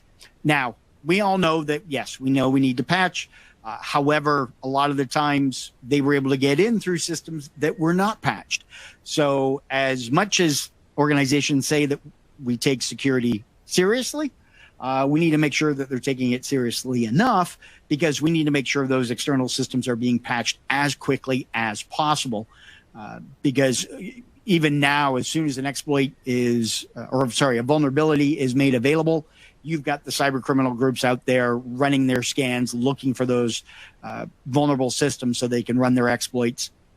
Within hours, they've got an exploit written so that they can go through and target those systems. So it was critical that organizations are patching those external facing systems as quickly as possible. And while there are change management processes that we have in our organizations, it's important that we allow for those emergencies, because when you've got one that cyber criminals are able to start exploiting within hours, you certainly want to make sure you're updating your external systems. And granted, some enterprise organizations, that's easier said than done. But again, cybersecurity, any kind of security, we're all dealing with risk. And for them, patching was kind of one of those top tips. Even in one of their little documents, this came out of the Conti group, the Hacker's Quick Start Guide that got translated. They basically were talking about, how to do network hacking, and felt that IT professionals didn't have a lot of that experience. They were more experienced in administration, but modern networks can be hacked. If there's no known vulnerabilities and the entry points found, then, go look for some other entry points. Look for vulnerabilities yourself. Look for a person. There's our social engineering. And look to see if there's another target with similar information as well. So this was, this comes out of their own playbook of what to do if you can't find a vulnerability, go after a person, look for other ways to get in, but you basically want to work your way around and figure out how to gain access into those environments. Now, the second tip that you can go with, tip number 2, isolate your backups. I mentioned earlier that cyber criminals love going after your backups. Once they get inside your environment, they want to go find those backups and get those encrypted, delete them as well, all at the time of when they launch the ransomware attack. And so it's crucial that we have those backups, and we remember the ever famous 3-2-1 for your backups. Keep 2 local, and then 1 have off network, maybe even in the cloud. Having in the cloud is good, because a lot of the time they might be doing versioning that'll help you out as well. If you're not able to back up your cloud systems, or you don't want to put your data, your confidential, strictly confidential, sensitive information, strategies, IP, whatever, into the cloud, then you want to make sure you've got offline backups as well. Maybe those are done weekly, so that you can, at least get your systems back up and running. You're a week old, but having those backups. And of course, the most important thing that comes out of that is test and check your backups. Make sure they're working properly and you're not running into any issues where when you do try to recover after a ransomware attack that you can't because they were corrupted several months ago. So it's important to go through, have your backups, 3, 2, 1, but also check them as well. Now, moving on to our third item, they always said, check the links. They were sending in those emails, the phishing emails, the social engineering, and basically people would be clicking on links. And so their response was, check the links, hover over. But sometimes we may have run into issues where people don't know what they don't know what they're looking for. So for me, I have 3 questions when it comes to emails and dealing with links. And the first one is the email unexpected? Is this person a stranger? Hashtag stranger danger. Are they asking me to do something immediately or quickly, or does the action seem strange or unusual? If any of these I'm answering yes to, I'm going through and going to verify this some way or another, whether I'm going to check the link, verify the link, see who it's coming from, see if I can connect with that person and go, hey, did you mean to send me this email where you want me to open this new document regarding my performance report, i.e. from my boss? When they never said anything about sending me performance reports, or it's not that time of the year for performance reports. It could be something where I'm not expecting the email. It's coming from a complete stranger and it's regarding our benefits. I'm going to take the extra moments to go through and verify who it is. Now, when we need to be able to go through and check your links, it's important that we educate our users and folks that are, when we say check the links, we got to educate them and make sure they're aware they know what they're looking for. And if not, they have a way to be able to communicate with somebody that can, whether that's inside the organization or IT help desk. And while some folks are going to look at this going, yeah, well, now that's a delay in productivity. They're supposed to be clicking on that so they can open up the platform or environment where they can go work on that ticket or whatever. Well, then they should already know what that looks like. But it's important that we go through and we're checking those links, looking for misspellings, making sure that it's not the link has not been changed, or it looks like Microsoft.com, but it's actually Microsoft, those kind of things. Taking that extra moment to go through and verify those links is crucial overall. So those are the 3 tips that we got from cyber criminals on how to protect your organization. What I want to talk about now is go into and discuss Conti, the Conti ransomware group, where in the summer of 2021, they had their playbook leaked out online, and it goes through pretty well the cyber kill chain overall. You see right at the beginning, you've got that initial reconnaissance where they go through and find the website, have a look at what their revenue is, and check the website, if possible. Then you're going through once you've gained access to the system. Okay, what kind of AV are they running? What's the user account? What groups are they a part of? Looking for domain controllers. They're now putting together the recon work of where they're going to, of what their targets are, what kind of groups they belong to, and then looking at dumping the shares. And all of this is them working through to work their way over to get to the domain controller. And once they get in there, they're looking at doing a Kerberos attack, then doing a dump of all the passwords and using Mimikatz to be able to get those and look at privileges and dump the credentials overall for that as well. And then, there were 37 pages of this. These are the first 3.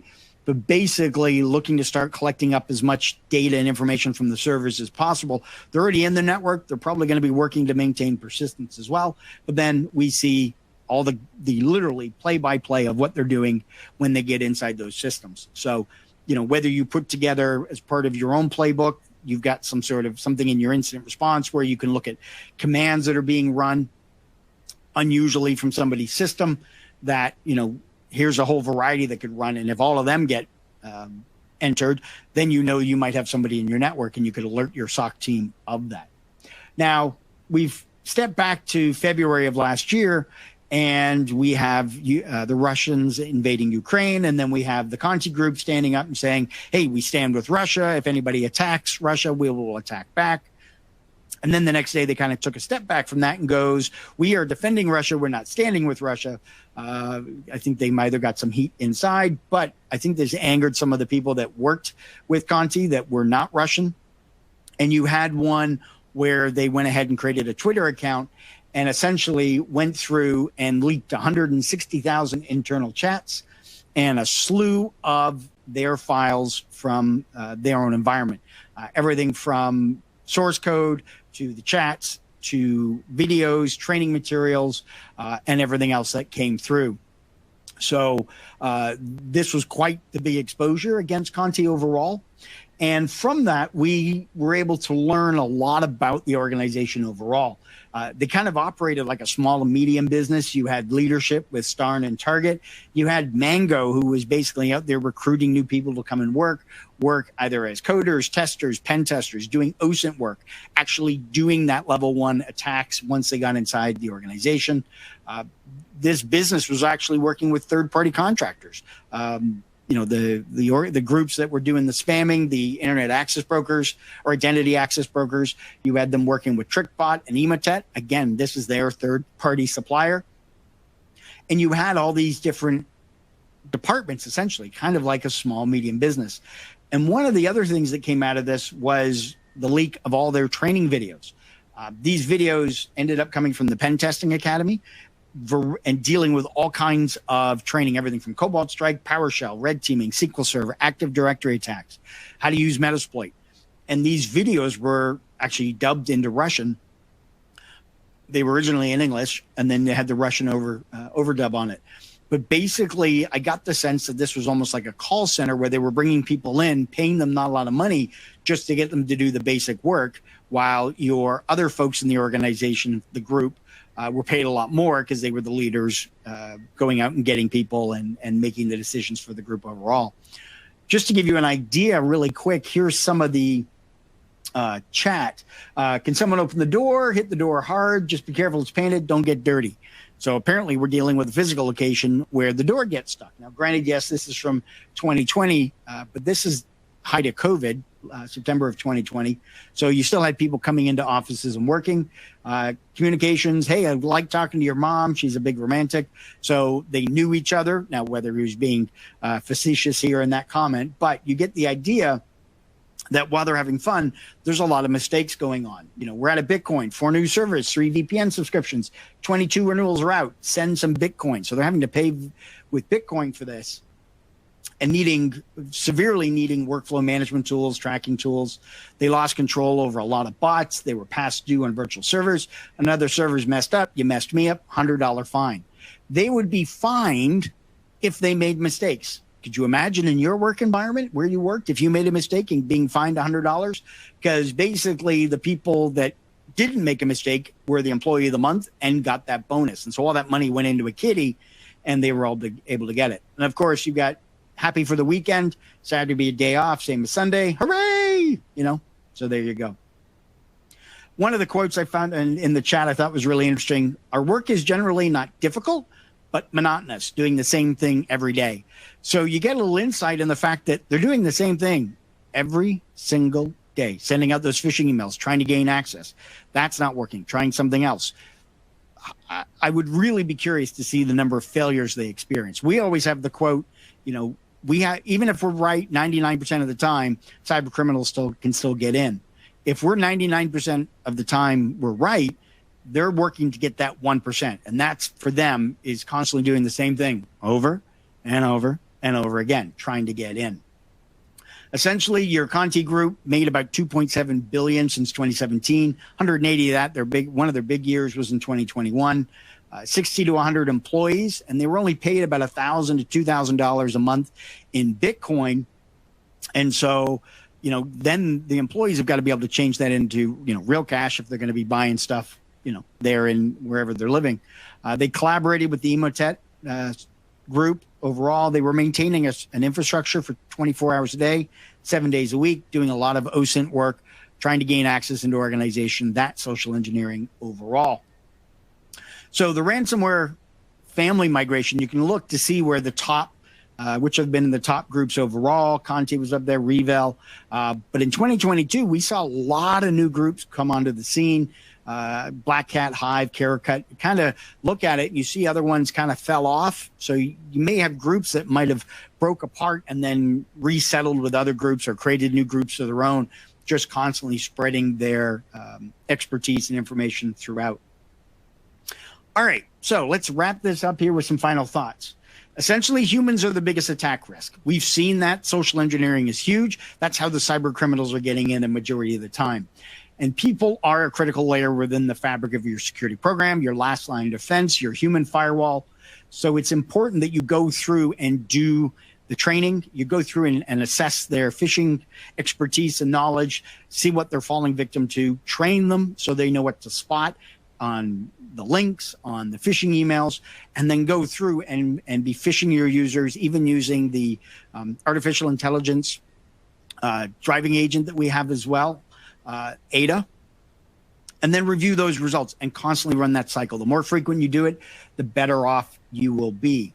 All right, so here we've got some actual advice from Conti. So I know I did at the beginning the 3 tips, but here's some advice from them. Restricting access for your regular users, using different passwords for all your different accounts.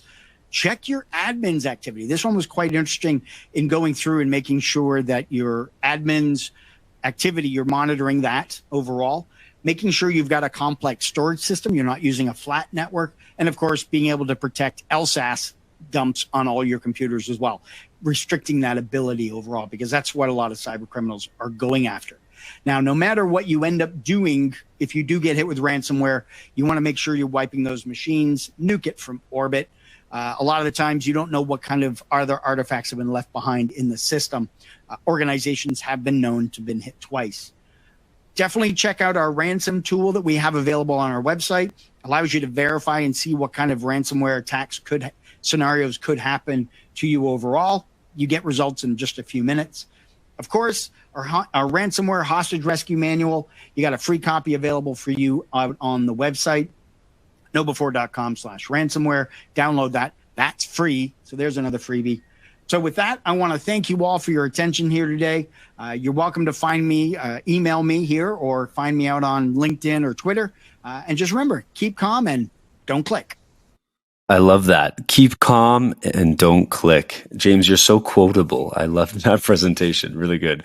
I also like that idea that, threat actors are there 99% of the time and we're able to defend. And it's just that little chink in the armor, that 1% that we're really protecting. So thank you so much, everyone. James does have to take off, so there's going to be no Q&A with James today. But again, always we will have the teams following up with answers to your questions. And you'll see another poll is up. So if you are looking for any specific information, just click on what you're looking for, and we'll make sure that gets to you in a quick and easy manner. Again, in the handouts tab, you can hop over to the Know Before website, get started with a few things right away, and download that ebook. And with that, I have another prize to give away. This one is a $300 Amazon gift card. It is going to Avery Pepper from Pennsylvania. Congratulations, Avery. Again, you need to be live and present and lucky to be here and win. So hopefully you're here. And without further ado, I'm going to move on to our next presenter.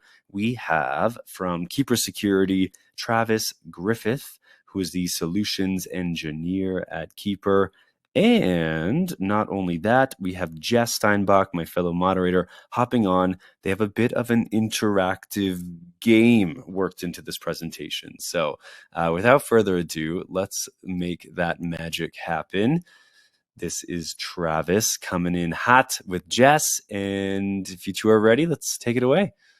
All right, well, so happy to be here with all of you at the MegaCast, and even happier to be here with Keeper Security, one of the coolest teams I know. And today we've got the wonderful Travis here with us, who is going to do a pretty cool style of presentation. We've got everything kind of planned out. Travis is an expert in everything, and we are going to put that to the test today. We've got kind of a fun, jazzy style coming at you. Travis, are you ready? Yeah, absolutely. Thank you, Jess. All right, well, you take it away, and I'll be back with you in just a little bit, and I am going to tell you what you will be talking about next. But to start us off, take it away, Travis. Outstanding. Yeah, looking forward to it. All right, hello and welcome to this presentation of the Keeper Cybersecurity platform. I'm going to go ahead and bring up our presentation today. We're going to have a few surprises for you here shortly. I have no idea what they are, but sounds like a lot of fun. Anyways, today we're talking about ransomware. Obviously, this is a serious concern within the industry, and when we look at ransomware, a lot of folks will say, "What? How can I approach this, or how can I address this?" Which is something that we'll certainly cover. But the core of it is ransomware is it's a game that hackers have devised, and it's a very cruel game, and it's a game that you didn't sign up for, nor did you agree to play. So we don't want to have a fear mongering session today. This is about how you can win basically against these people, and that's really the core of Keeper Security, is that we are a team of experts who can help you. Regardless of the size of your organization, regardless of your budget, to mitigate these types of attacks, these unfortunate types of attacks. So getting into some of the other vulnerabilities that we want to talk about today, let's talk about Internet of Things and the proliferation of the enterprise cloud. So Internet of Things would be devices like smart TVs, smart watches. You might have heard stories like thermostats, a digital thermostat on a fish tank in an expensive hotel, and essentially these are things that they connect to networks, but they don't have very much security associated with them. So they can weaken your security posture, because anything that's behind your firewall on your on-prem network can become a vulnerability. So it immediately opens basically a hole in your security model, and these Internet of Things devices are commonly known for those types of security holes. So that's the idea behind this. Everything that we're talking about today, whether it's the attacks, the ransomware attacks, or the Internet of Things vulnerabilities, Keeper Security becomes another layer of security for you, and we'll get into that more in detail. But just keeping that in mind, the more layers of security you have, the better. It's kind of like going out into a winter storm. The more layers, the better. So, anyways, that's a brief intro on Internet of Things devices, and then 74% of all security breaches include a human element. So user errors, privileged credentials misused, and a lot of this has to do with the social engineering aspect, which is getting more sophisticated, and certainly I could spend just an hour talking about that. But in terms of common mistakes and behaviors, what these hackers are trying to capitalize on is our habits, right? Our work habits. They're also trying to capitalize on the fact that we're extremely busy in our jobs. So when you combine those two things, people's habits and the fact that they're extremely busy, it becomes a kind of a pressure point that they can leverage. So, lack of visibility, insecure connections, recycled credentials. Your team might be in a hurry to finish a project, and they change a password and they make the password extraordinarily simple. It's like, we need to get this thing done. We need to get done in 5 minutes. We don't have time to mess with a really complex password. So we'll just create something that any grade schooler could basically guess. And of course, artificial intelligence can grab onto that in a matter of seconds. So with Keeper, the idea is, we add something that eliminates that vulnerability in terms of protecting your credentials. You can still go fast, but you're doing it the right way. You can still have quote unquote lackadaisical habits or casual habits, but you're doing it in the right way using Keeper. So yeah, 74% of breaches come from the human element, and with the rise of artificial intelligence, that's becoming more prolific. Now, data are wasted. 11 hours are wasted every year resetting passwords by people. So we're talking about in terms of productivity. People are just wasting production hours. So when you think of that in terms of the cost of hours per employee versus the cost of having the password manager, this would be equivalent to a solution that more than pays for itself when you do that kind of math. 50% of help desk calls are password related, so there's another cost, and help desk is not a cheap staff member, I should say. The average cost for the business to reset one password is $70, according to these stats. So the combination of the issue of we're wasting employee hours, we're wasting productivity, and productivity is, depending on your averages, depending on your organization. I mean, in the medical industry, for example, most people are paid, I would say, around $15 an hour, $20 an hour. So, these numbers can become really harmful. With Keeper Security, you certainly do eliminate the guesswork out of things. You know that you're doing it correctly. Everything is driven by a team of experts. So all of these losses basically get turned into gains for you in terms of obviously the security posture that you gain, but also alleviating the lost revenue from lost hours of production. All right, and Jess, it looks like we're into our card game here. That's right. Okay, so here's the deal. We wanted to have a little bit of fun with this, Travis. You are the expert. We want to put that to the test. So I have a handy dandy fancy card deck that matches the cards that you see on the screen. And I am going to hold up my card deck. You are going to help me choose a card. And then whatever card you choose, that is what you're going to speak on. So any one of these cards here could come up. We don't know what's coming next, and you are ready to talk about all of them, I assume. So Travis, what do you think? Which card is calling your name? Let's go with that one. What? Point again. I missed it. With that one. Right here? This one? Yeah, that's okay. This one, we are going to start with supply chain attacks. What? All right. Supply chain attacks it is. All right. So the use case that we have on this, the Atlassian data breach, with the supply chain attack, basically what they're doing is they're going after the third-party vendors, the vulnerabilities with the third-party vendors. And this is a vulnerability that you're not going to see with Keeper Security because we control everything at the top level. And so we host with AWS, with Amazon Web Services, but we do control everything from the top level there as well. And so, when you're looking at these types of attacks with third parties, the transfer of data, the goal of the hackers is essentially, obviously, to get to the data. The data is usually where the value lies. That's what they can sell. They can broker that out on the dark web, and so going through these third-party vendors who aren't as strong in their security posture ends up being very appealing. You have a greater percentage of hackers are looking for a soft target. They're not looking.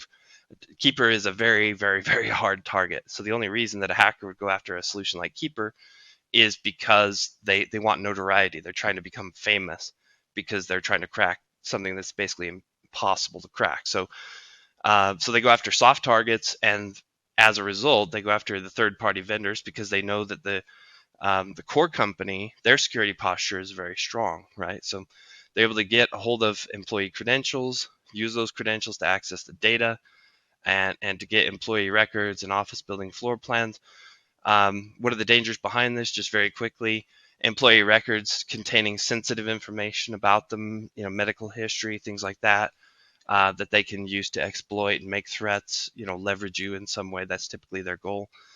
Office building floor plans, that's obviously dangerous from a security standpoint. So let's talk about how the supply chain attacks are formulated. They target the organization's network through the third-party vendors in the supply chain routes. So basically, think of it in terms of we're doing some kind of a data exchange, and that data exchange might be going through an API, right? Which is an API is just basically, think of it as a web page for machines to transfer, data. It's a secure encrypted web page for machines to transfer data, and they exchange typically keys and authorization tokens and such in order to exchange that data. And if someone is lax in their security model on that, then you can essentially dive into the middle and grab the data. So 98% of organizations felt the negative impact of security breach in their supply chain, that's a scary thought. That's a big number. That's a huge percentage.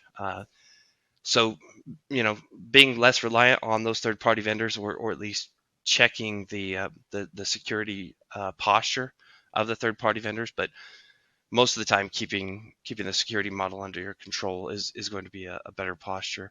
And then when the hackers prey on the third-party vendor vulnerabilities, if you don't have a plan for that, just like with everything else, it becomes a soft target. So there's solutions with Keeper. Just as an example, in this case, if we're talking about someone who is hacking you through your API, we have our secrets manager, which can essentially tokenize your API keys, and that's like taking your credit card.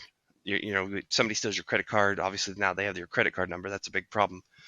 Taking your credit card, putting a token on top of it, so they steal your credit card, it's absolutely useless to them. That type of solution, just as one example of something that Keeper could do to mitigate those types of attacks. So, Jess, we're up again with another card. Okay, I'm just going to give these a little shuffle. Give them a little shuffle. Great. I'm checking the screen here. I'm not sure which one I'm hoping for most. They're all pretty good. All right, Travis, what do you got? Let's go with that one. Over on this side now? Okay. Yeah. All right. I think this one here. Oh, yeah, this perfect. is a good one. All right, Travis, we're talking about phishing. What do you got? Phishing. All right, great. Phishing, and not the type that my dad likes. So, so phishing attacks are still very common, and these may have been some of the oldest types of security attacks. So the MOVEit data breach is what we're talking about. Basically, is hacked by they hacked the server by exploiting a 0-day vulnerability, and essentially the definition of that is an undiscovered flaw in an application or operating system. It's a gap in the security which there's no defense or patch because the software maker doesn't know it exists. They've had 0 days to prepare an effective response. So basically, the SQL injection attack is a very common malicious type of attack that allows you to gain access again to the data and to be able to in this case they take they transferred an application endpoint to steal database content. So thinking in terms of that, an easy way to explain that would be taking let's say you have a fire hose, and that fire hose is plugged into the right place, right? So we've got the fire hose routed to the correct room, and then the hackers go in and reroute something and basically transfer that endpoint where that fire hose is pointed, and now all that data that's coming out of the fire hose is pointed where the hackers want that data to go. And so it's a very subtle type of attack, right? Because you don't assume that your endpoints are going to move. You don't assume that these addresses that you put out on the internet, these secure addresses, are just suddenly going to change. And if it's controlled through a database reference, then how do you know that has changed? Because the database is essentially the source of truth for that address. So why would we question it? The call's coming from inside the house. Why would we question it, right? So yeah, that's the nature of 0-day vulnerability. And now phishing attacks, basically they're going to target victims by having them reveal sensitive information. And we talked about passwords and credit card numbers. Phishing attacks, they occur every 40 seconds, which is massive. Still, it's a very effective way to go about things, and they use social engineering and mimicking links. So I've seen quite sophisticated phishing attacks personally, and the last one I recall was basically an offer for retirement. And I mean, as a rule, you're trained to never click on links in an email. If I'm going to a website, I will go to the core website and find the portal that's naturally occurring, I am never going to use a link in an email. That's number one. But it was quite sophisticated. It actually had a correct moniker for the retirement plan that I should sign up for. So it was a person who had done research on me and sent this email that looked very official, except their data injection in terms of the variables that they put into the email were poorly spelled. The English was poorly formed. It still wouldn't have fooled me, obviously, because I've had a lot of security training, and but it does. There are quite a few people that can get fooled, and if you're extremely busy and you're the type of person who does click on links in an email, which a lot of the population does, because they haven't had the fortunate training, then they can be vulnerable to those types of attacks. And the scary thing about that is the core of this with the phishing attack. How does this relate back to Keeper, right? So Keeper is storing these privileged credentials in a vault that's highly encrypted, right? And rather than having them stored in the browser, which it's extraordinarily easy, as fast as you can snap your fingers, I could get, let's say you had 150 credentials stored in the browser, I could just grab those. And so as soon as I've been able to exploit and get into the machine, basically I can get any credentials that I want. And now I'm in the network, so I can go into other machines and grab credentials all over the place. It's scary, and it happens extremely fast. So yeah, the mitigation of phishing attacks, that's something that Keeper can very much help you to mitigate. And our experts are always working on these types of attacks to improve the way that we address them, and to make sure that your security is always rock solid in that regard. All right, Jess, next card. Okay, now I think this might be our last card. So Okay. we're gonna make it a really good one. I gave them a nice little shuffle. They're all spread out. All right. Okay, let's go on the fringe. Let's go on the edge now. Right over on this far side here. Yeah. Okay. Your final expert topic of the day is password spraying attacks. Travis, what do you got? Excellent. Yeah, thank you, Jess. I'll go ahead and cover that. So password spraying attacks. I love these graphics as well here. Yeah, you guys have great. These are so fun.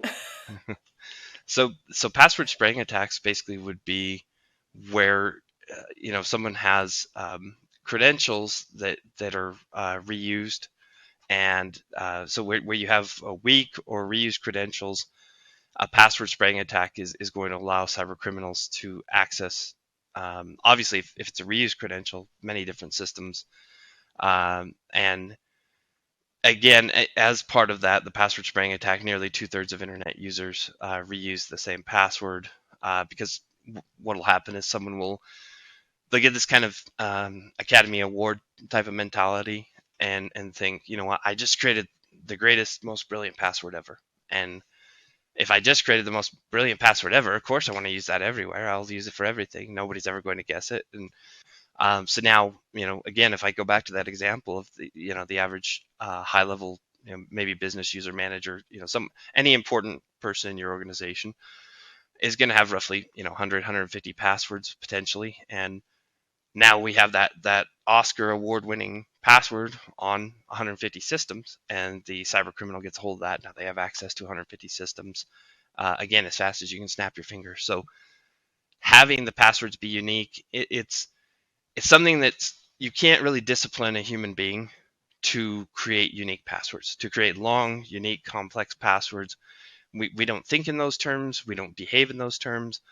So the vulnerability, unless you're using a password manager to do it properly, the vulnerability is always going to be there, because even your best people, your most disciplined people, are going to fall into a pattern because they care about being productive and they care about making you money as an organization, and that is always going to be their primary concern. And they can't concern themselves with security because they're not typically a security expert, right? So Keeper is a way to give them a shortcut to do that. I can do this in 1 second, and I can do it properly 100% of the time. And then it gives you a scorecard, right? So the hacks that we've seen in the industry. So talking about the corridor crew hack. This was a YouTube channel. There was a hack that was hacked through the password spraying attack, and essentially these guys, you can see the emotion here, just as far as them, grabbing onto their heads, and you can see the level of despair. It's just all these postures of despair. So they made a video showing when they were actually hacked, which I think is very helpful. So if you get a chance, go out on YouTube and look up the Corridor Crew hack. It's very jarring to see how much emotion they go through. They're instantly. It happens so quickly. First time in the morning, they're getting ready to film a show, and then within, I'd say, 5 minutes, they're grabbing their heads and they're worried that they're going to lose their jobs. They're worried that they're going to go out of business. They're talking about their physical solvency. They've been locked out of everything. All their work has completely been removed. I mean, as a YouTube channel, all their videos were taken down. Their whole livelihood looked like it was going to be at risk. And that person, as soon as they got that password, could have just deleted all the videos that they'd spent 4 or 5 years creating. So which actually did happen. They had to do a recovery on the account, and they were able to do a recovery, but you can imagine if they couldn't. So it doesn't take much to protect yourself from being in that situation. You don't want to be the person grabbing your head in despair, because you don't deserve it. You work really hard, and Keeper works really hard to protect you. We're the security experts that you can put our solutions in place and mitigate these threats. So speaking to that, and thank you, Jess, that was fantastic. Speaking to that, the Keeper password manager, we can go over the challenges that organizations face. So we've talked about the lack of awareness, the blind spots. We all have our blind spots, and employees' resistance to change. I've encountered that personally. I've seen, the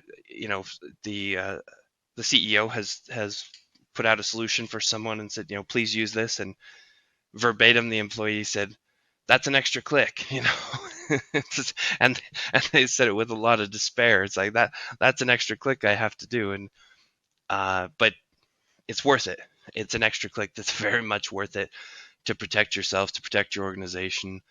And overall, it's actually, if you think of it in the grand scheme of things, it's not an extra click, because you're actually a lot faster, you're more efficient. And one of the challenges that you can present to your employees is to say, okay, you like to use Post-it notes for your passwords. Great. Go ahead and log into one website with your Post-it note, and it has to be a 20-character password, just to be fair.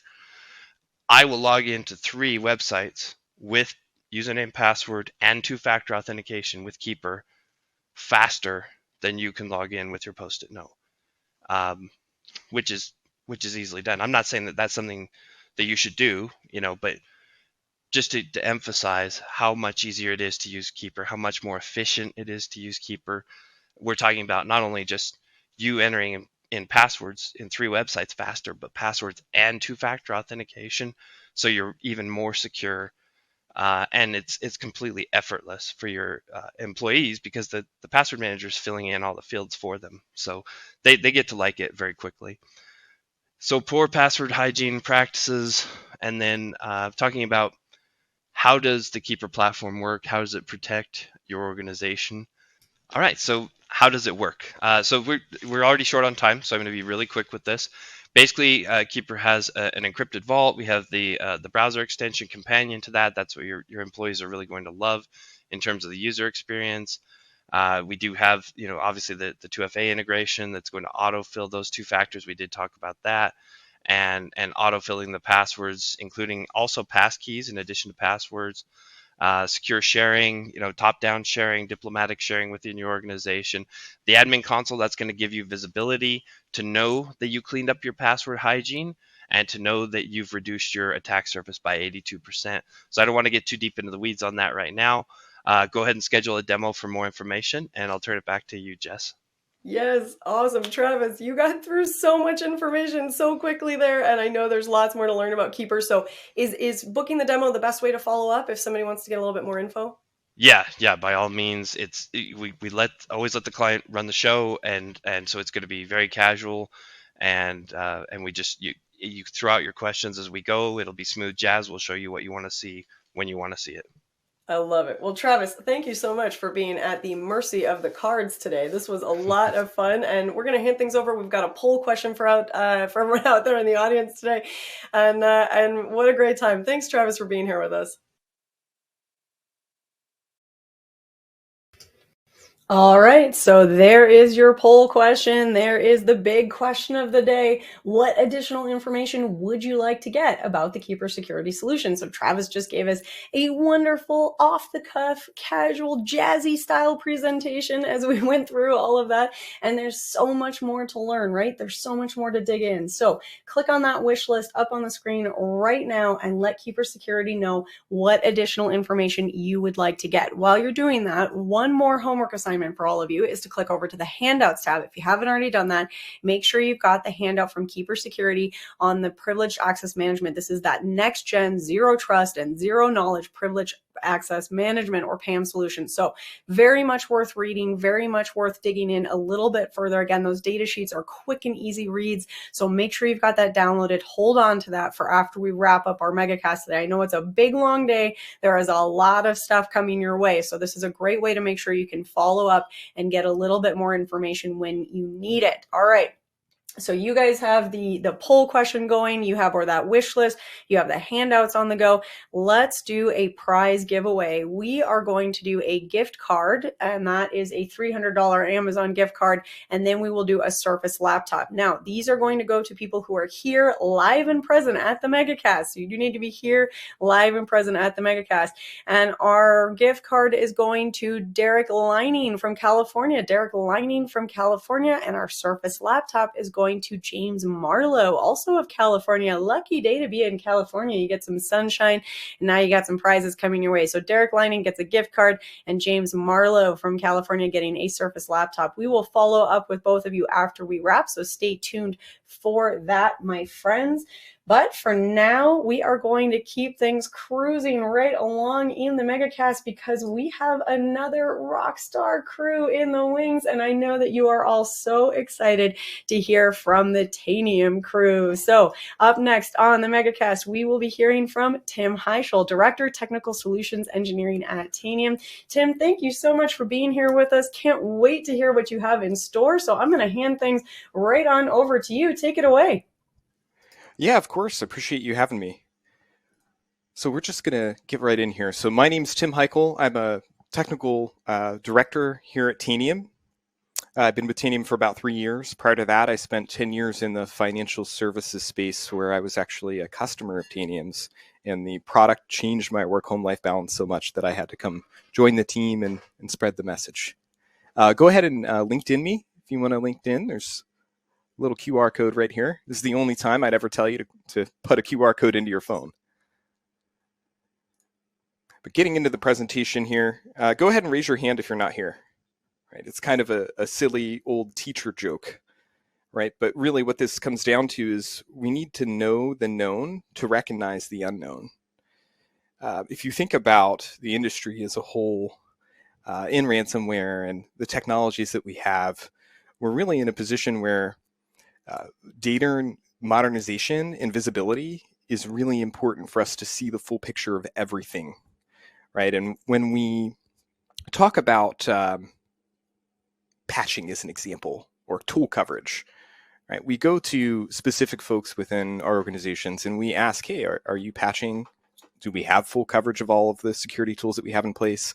And they're going to say, yeah, we're 97% patched and we've got 95% coverage. But that's only for the 60 or 70% of the estate that they really know about and also that they're responsible for.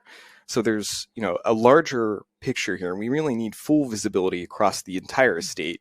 And when we talk about that visibility, it all comes down to speed and scale. Right? So I'm going to move along to the next slide here.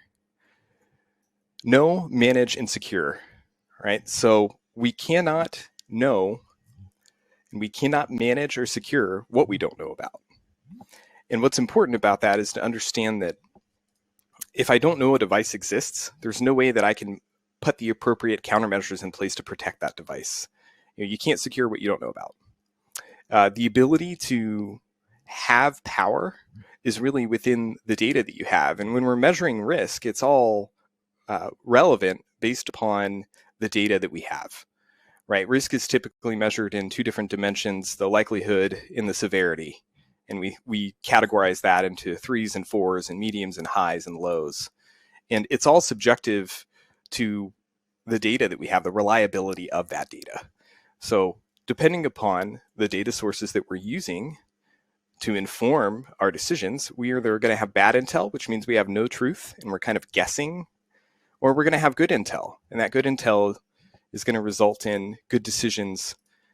You can almost think of it as business confidence, right? Without intel, we cannot make confident business decisions. And so we'll move along here. Again, this is just kind of the importance of making sure that we know what we have. But I almost think when we look at this from a ransomware lens, we have to be proactive and responsive. So that first question there, do we know our current asset inventory? All right, I'm going to quote The Art of War, which is, you know the enemy and you know yourself. And if you know these two things, there's no reason to worry about 100 battles. But if you know yourself and not the enemy, every victory gained will also suffer a defeat. And if you know nothing about the enemy or yourself, you will succumb in every battle. Right? And really what that means is that if we can't answer these questions, these proactive questions, if we don't know how many endpoints we have or what's running on those machines, we're not in a position to protect ourselves against these things. You think about what our assets are running, right? This is kind of a fundamental question. Not only what software is there, but what subcomponents is that software using, right? I think of Log4j as a really great example of different components that can exist in our environment that make us vulnerable. What do we look like to an attacker? What is our mean time to patch? These are questions that we should have the answer for. And what's really difficult about where we are on the lineage of tool evolution is we've ended up in a situation where we have a lot of different tools that gather this data for us, and they all gather that data at different frequencies, and we try to tick and tie that data together to get an accurate depiction of what's actually happening today. And that's very difficult to do and still have data reliability. The last question on here, do I have secure backups? Not only do I have backups, but are those backups safe to use? It's a really important thing to consider when we're being proactive about tackling ransomware threats.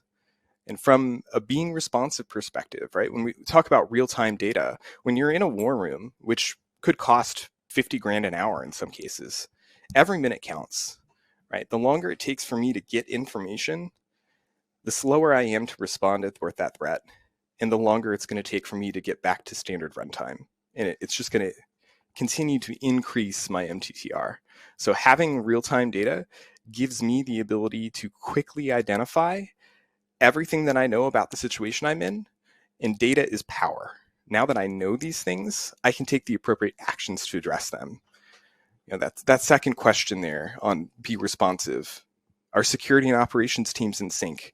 You know, we've built these silos, and we've really segmented off our teams, and we segmented off our tooling, and it's created a lot of complexity when we go to respond to threats after something is living and breathing in the environment. It's very hard for me to pivot from finding something to fixing it when I've got to move in between two different teams and two different tools. It's hard to operate efficiently in that space when we're operating underneath that manner. Are we, able to see this activity anywhere else? It's not just how much information we can get about one machine, but how do we take that context and apply it in a broader view across the environment so that I understand as a whole where I sit. If I've identified something bad that's happening in one part of my environment, that I've got the ability to quickly pivot and thwart that threat anywhere else. How quickly can I prevent further impact? This kind of goes back to what I was hitting on with real-time data, right? If I've got real-time data, I can make smart business decisions like quarantining endpoints and stopping malware ransomware in its tracks, right? And that's going to prevent additional impact. And then, do we have processes in place to assign and remediate tasks to our teams? I really do believe when we talk about any type of threat, it's about the technology, the people, and the process. And we have to bring all of those three things together to be able to respond very quickly. And so if I was going to summarize this up in one slide, right, we would really be talking about understanding risk in real time and responding to our threats in real time. If we can do these two things, we're going to proactively prevent ransomware where we can. But we're also going to position ourselves so that when we're in the calling hour and there is something out there living and breathing in the environment, that we are equipped with the knowledge and tools that we need to be equipped with in order to respond very, very quickly. Right? And that ultimately is going to lead to a reduction in MTTR. During an incident, that's not the time to find out that you have 30,000 more servers than you thought you had. Right, so that proactive piece becomes more and more important. And now where Tanium fits into this thought is really around simplification, right? If you look at the environments that we support, we've got a ton of different architecture, infrastructure, tooling that we run to keep our environments safe, happy, and healthy. In that tooling, example here, could be 21 tools. Right? And those 21 tools we've purchased on a timeline, and they were designed to help us complete our job faster, do the things that we need to do, get the visibility that we need to get. But because they're separate tools, that also means that there's inefficiencies between stitching the full story together. Every tool has a different part and piece of everything that we need to accomplish our outcome, our business outcome, which is to thwart these threats. And so what Tanium enables is really, through simplification, reduction of tools, a single platform that can do anything from operations to security and threat hunting, right? Reduce that time to pivot from finding something to fixing it, and provide a unified view, single pane of glass into the environment where both security teams and operations teams can go to not only complete the workflows that they need to complete, but when we think about ransomware, have a place that we can collaborate together and we know we've got high fidelity data that we can trust and execute on very quickly within the environment. This 21 tools, it's not just how efficient we are with those 21 tools, but also the impact that those tools have on our infrastructure. They add load on our machines. They add bloat to our infrastructure. We might have to have servers, firewalls, credentials for these tools.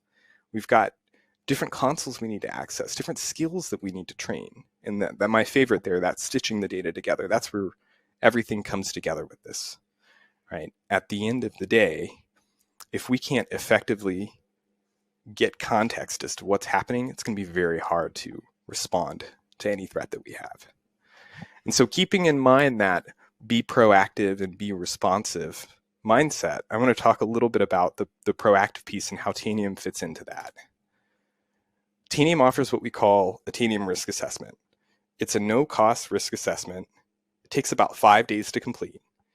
And the result of that risk assessment is truly a detailed report of your environment and all the risks associated with your environment and where you have areas and opportunities for improvement. And so we look at system vulnerability data, we look at compliance data, we look at lateral movement risk, right? Once an endpoint's been popped, how many hops would it take for somebody to get to the domain controller in the environment?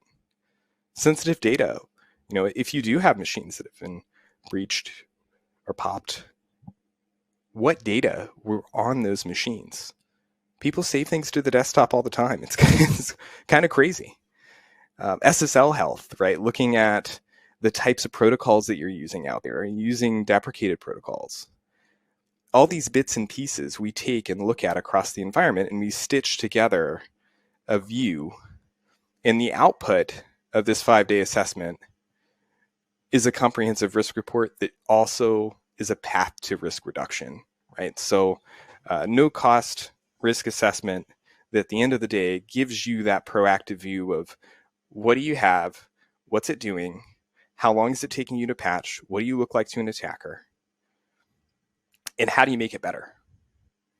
And that to me is really the most important thing that we can do when we talk about ransomware, is just driving initiative to be more proactive and prevent what we can prevent.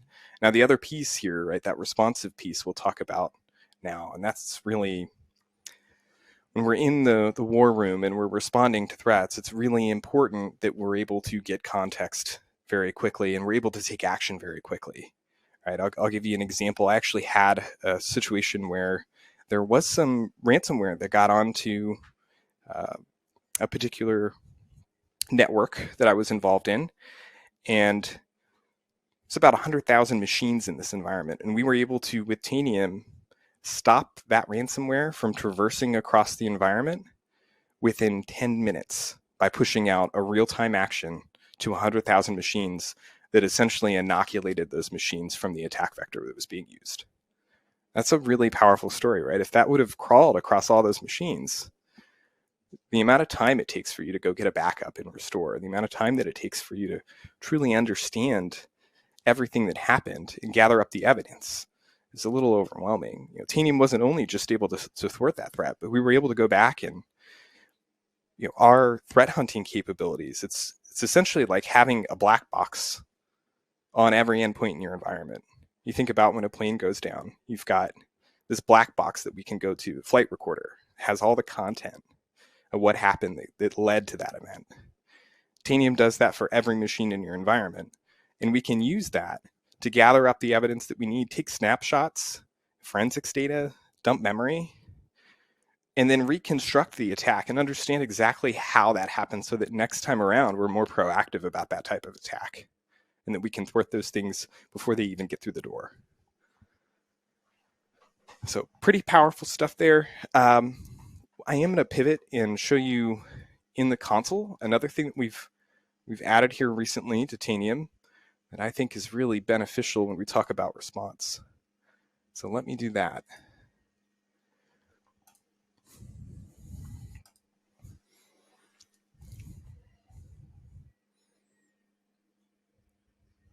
All right. So, are you able to see my screen? Yes, we can see you. We gotcha. Perfect. All right. So one of the key things that we recently added was the ability to alert you on some of these high priority vulnerabilities that come out. Right. So not only are we providing you context to be able to proactively hunt, but let's say when you're sleeping in the middle of the night at 2 a.m. and you get that dreaded call that there's a new vulnerability out and you need to know everywhere that vulnerability lives, right? Instead of having to manually scour to try to find that information, we actually ship right within the tool, and we call this Guardian, these dashboards, right? So it's an alert that tells you, hey, there's been a new vulnerability that's come out. We can click on the dashboard and we can get immediate context as to how this CVE is related to the environment that Tanium's installed on. And in this environment, you'll see here, we've got one machine that has this vulnerability on it today. Not only do I have the context to say, yes, I know everywhere where this is, but I also have the ability to quickly pivot and fix it. Maybe I just want to uninstall that vulnerable piece of software or upgrade it if I need to. I can take action on this right now. And I can be confident that within 10 to 15 minutes, the action that I took will be applied across my environment. That is how we be more responsive with these type of threats. And it's not just, the most recent, right? You see here, we've got a ton of these out here that talk about high and critical vulnerabilities. It's all about providing real-time context as quickly as possible so that you can use this data to make smart business decisions, which will lead to better outcomes and ultimately reduce your risk. The other thing I want to hit on, and we'll be very quick with this, is benchmark. Tied in with Guardian is, I mentioned, being able to score over multiple vectors. Right? We have a risk scoring system that we use. And we anomalize data from all of our customers here, and we're able to tell you where you sit on a bell curve for these various metrics. Where do you sit with administrative access, lateral movement opportunity? How are you doing in terms of system compliance? And this can help tell you where you might want to catch up a little bit to some of your peers. But more importantly, we can provide this risk score for your environment over time.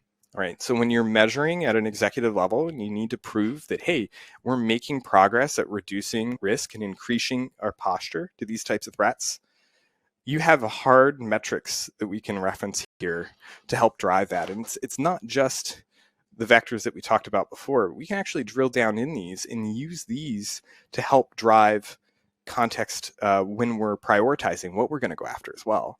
You think about vulnerability management.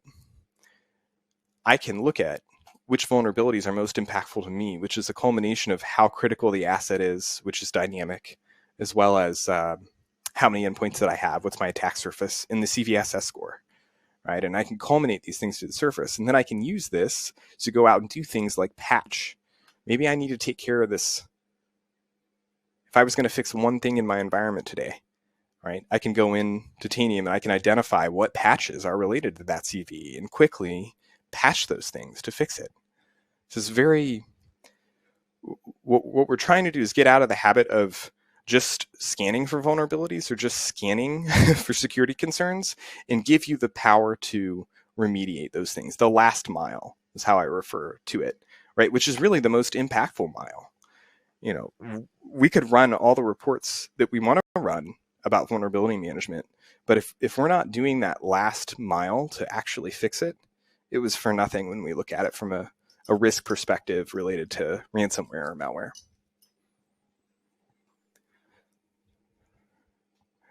Let me stop sharing here. All right. And you know, my call to action would be try to understand the risk that you have, what your gaps and exposures are. Tanium has this free assessment. There's a link here. You can certainly grab that link and go out to the site and read more about what all that risk assessment entails. But really think about how you can bring your security and operations teams together and improve your mean time to response and assess and measure what you don't know about, right? At the end of the day, there are things about every environment that change constantly. By the time I'm done saying this sentence, something has changed on the machines that you're responsible for. You know, and understanding what's happening where is ultimately what's going to drive us to more successful outcomes. And then, you know, embrace and enhance your existing investments via automation, right? One of the great things about Tanium is we can take the low-hanging fruit that you have in your environment, the repetitive tasks that you have in your environment for the care and feeding of other tools, right? We can watchdog those other tools and make sure they're happy, healthy, and functional. And we can automate fixing them when they're not, which is going to bolster your security in the long term. Amazing. I don't want to jump in if you still have more to say, Tim, but are you ready for some Q&A from the audience? I am ready for some Q&A. Okay, fantastic. This has been great. Thank you. So that dashboard is pretty impressive. I love the idea of being able to score different metrics on a bell curve like that and how it's kind of anonymously compared to other organizations. That's very fascinating. So got some good stuff under the hood, Tim. Awesome. All right. Okay, so without further ado, first seed question, and this one's quite cool. How do you secure what you don't know about? Yeah, so Tanium has a fantastic architecture. It's actually what is our secret sauce, right? And we call it our linear chain architecture. You can think about that as machines within the same subnet will peer with each other, all orchestrated by the Tanium server. And that allows us to look at the white spaces between the managed devices. And so I'll give you an example where I previously was employed. We were actually able to take what was a 3-week discovery process, which by the time I got that data was already out of date and useless, down to less than 6 hours. And we could have been even more aggressive if we wanted to.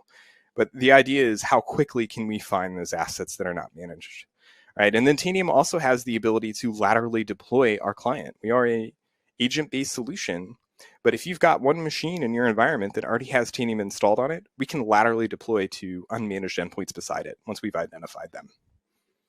Awesome. I have a question here that's talking about what the value of the real-time visibility is. I feel like you've kind of already touched on that a bit, but anything else you want to add? Yeah, I think what it comes down to is we cannot possibly predict the outcome of our actions if we do not understand what things look like today, right? So if I were to take any action in my environment and not understand the implications of that action because I don't have the data about it, I could cause, operational incidents. I could cut my own arm off. And so having the data is really the power, and making sure that that data is real time, knowing that it's up to date within the last 30 seconds, enables you to execute at scale. That sounds great. I have a couple more minutes with you here, so a few more questions I'm going to pose your way. Next one is, how does fragmented technology increase MTTR? Yeah, so I'm going to give you an example of a vulnerability management team and an operations team, right? What I've seen quite a bit, because there's this divide in technology, a vulnerability team will go out and use a scanner to pick up what vulnerabilities exist out there. And then they take that data and it'll be either in a tool like ServiceNow VR, or it'll be in a spreadsheet a lot of the times, and they'll ship that data over to the operations team. That operations team then has to take that data and contextualize it against KB articles and figure out exactly what actually needs to be done to fix the vulnerability. And that manual process is very time consuming, and it slows down the efficiency. And that's really the weak spot between the fragmented tooling that I'm seeing, right? It's the people process portion, right? Whereas if you can find something and fix it in the same tool, just like I did in this demo where I was able to click a button to populate a list of patches I need to push out, that took me one second. I didn't have to go to a spreadsheet. Yeah, that is quick. That is amazing. Okay, I'm going to throw one or two more your way, and then I'll let you take off and head on to the rest of the day. I've got a question here saying, can we integrate additional third-party extensions or modules to Tanium module server? Or does it have to be like a Tanium hosted compatible product, service, module? So I like to think of Tanium as the data pump from your endpoints and the eyes and hands, right? We have API access. We've got a ton of ways to ship data out of the tool. You can use any other product to be the brain to tell Tanium what to do, or you can have Tanium tell you what to do. But at the end of the day, Tanium is the closest thing to the endpoints for real-time data. It's the last mile, and that goes both directions. So if you've got a tool and you want to take an action on one of your endpoints, you could have that tool send an API call to Tanium to go and do whatever it is that you want to do. Right. And I certainly have a lot of customers that do that related to their SOAR platforms. Gotcha. Amazing. There are some more questions, but I think we're going to have to wrap it up there, Tim. So thank you so much for being here. But I will ask you, if someone does want to get started right away, what's the next step? Where should they go? What do they do? Yeah, so the risk assessment link is a great starting point. There's some resources out there. You can even request a risk assessment directly from that site. So feel free to reach out to that. And then certainly if folks want to LinkedIn me and reach out to me, I'd be more than happy to get them connected to the right teams. Fantastic. Amazing. If you guys haven't already, we do have a poll up. So, if you do want any additional information from Tanium and about the solution, go answer that poll before it goes away. And also, we do have the handout. It's a PDF, The Ultimate Guide to Ransomware Defense from Tanium in the Handouts tab, how to prevent system lockdowns, maintain operations, and reduce the likelihood of suffering an attack. So with that, thank you to Tanium. Tim, thank you so much. It was great to have you on today. And take good care, my friend. Thank you. Have a great day. You too. Cheers. All right. I do have another prize since we're moving on to the next team, the next presenters. Another prize here in the queue is a gift card, $300 to Amazon. And this one is going out to Jessica Tolbert from Alabama. Always going to remind you, you do need to be live and present here to win on the MegaCast today. So huge congrats to you, Jessica. And from there, we have our next presenter from a team, Lacework. This is James Condon. He's the Director of Security Research at Lacework, and he's going to be presenting now. I'm going to hand it over to you, James. Give it a go. Thank you. The stage is yours.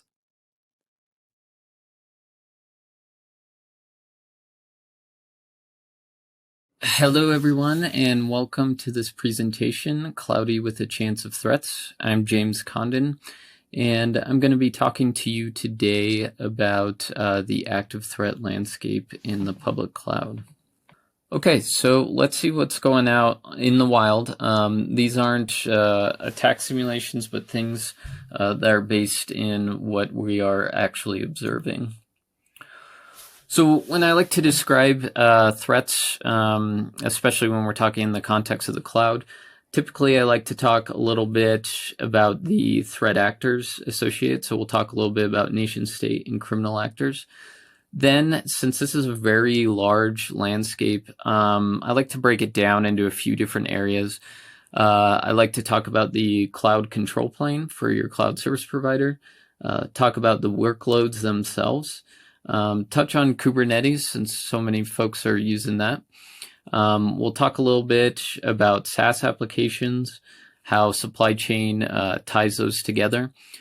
And then to really understand the threats that we're seeing, we need to also think about what are the major objectives. So we'll touch on data theft and extortion, resource hijacking, and disruption of services. Okay, so this is a very generalized view, but the main idea is if you understand who the threat actors are, it's a bit easier to figure out what sort of techniques you need to defend against and what their objectives are and how you can use that knowledge to have better protections. In context of the cloud, I've kind of talking about these two groups as very large buckets. There is overlap between these, but in general, when we talk about nation state and APTs, we're generally talking about a group that is working on behalf of some sort of other government. It's carrying out those objectives. These objectives are usually data theft. Sometimes they're espionage. Other times it's economic advantage, so trying to get some sort of gain over some of the competition. Now, within these groups, we typically think of them as being highly sophisticated. It's kind of a wide range of sophistication. Sometimes it's a lot of personnel with kind of mid-level sophistication or a very small group of highly sophisticated. The other type of actor I want to talk about is criminal. So we see a lot of this in the cloud. The main difference here is criminals are their main objective is going to be financially motivated. So this can be everything from well-organized groups that are working with other criminal groups that may even be working with nation state, to just individuals who are looking to make some money and looking for opportunities. Generally, the objectives that we're going to see here is resource hijacking, data ransom, and extortion. Okay, in the next series of slides, I'm going to kind of break apart the actual attack surface and talk about the threats that we primarily see in each. So the first one is the cloud control plane. So this is your cloud service provider like AWS, Google Cloud, Azure, other clouds as well. And it's essentially that control plane that allows you to use their services.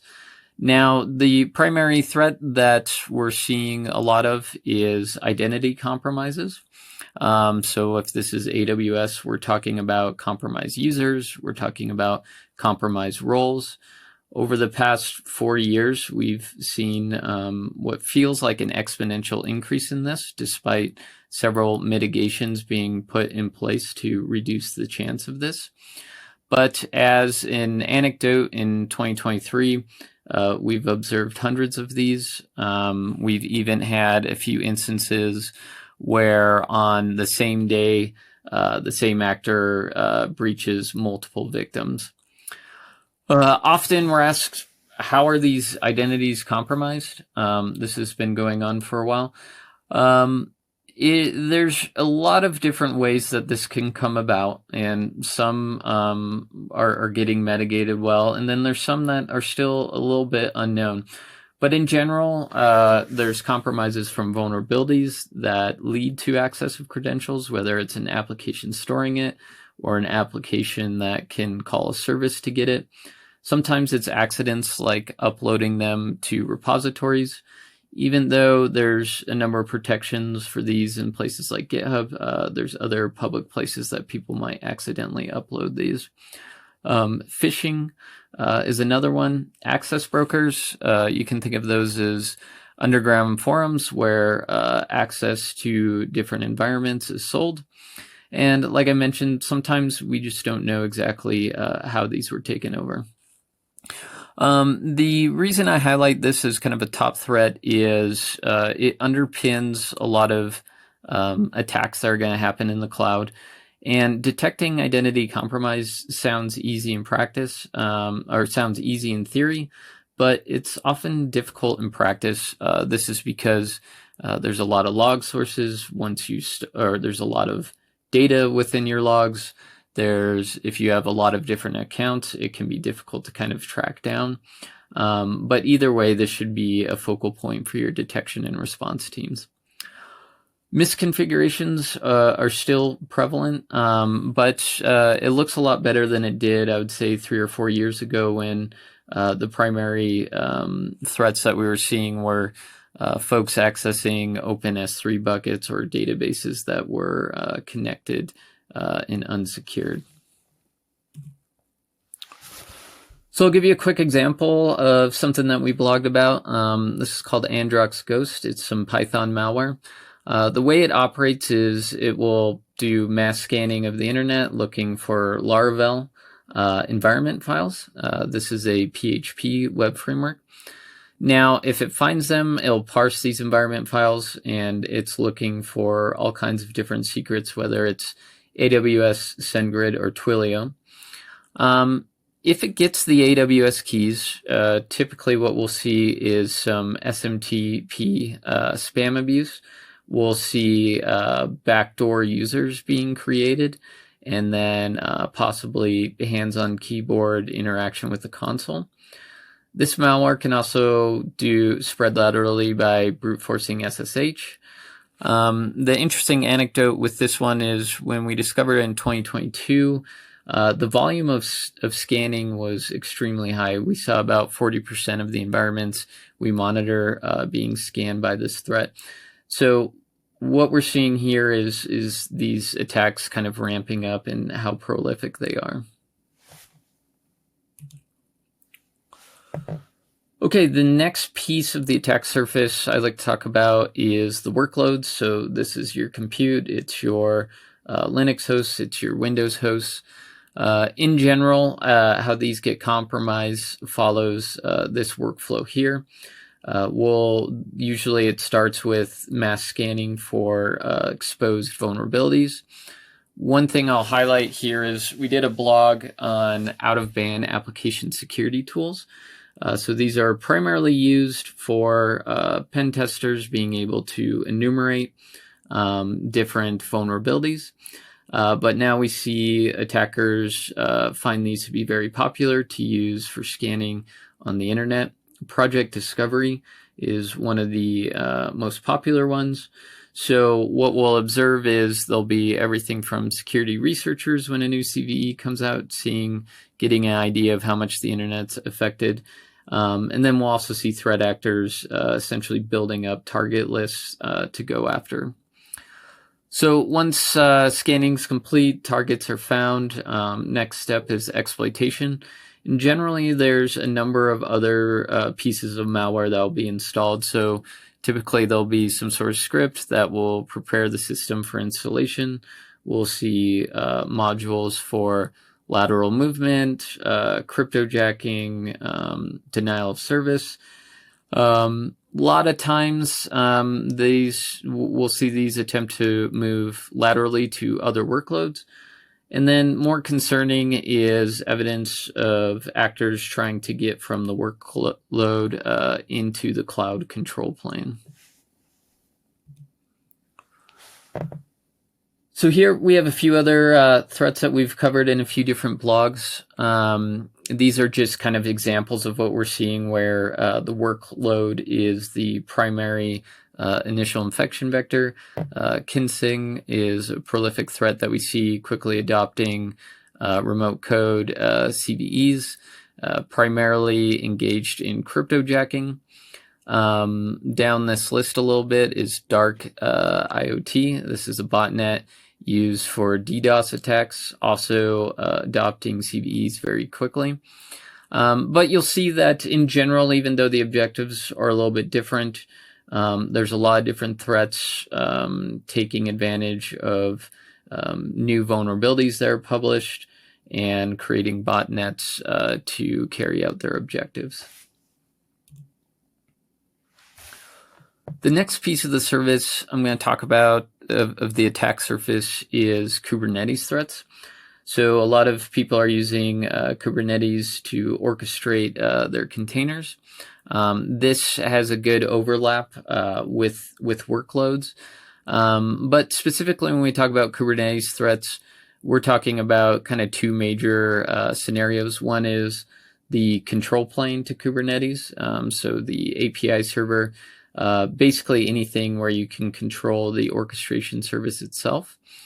And then escaping from the containers or pods to the underlying hosts, which can provide other pivots such as into the cloud control plane.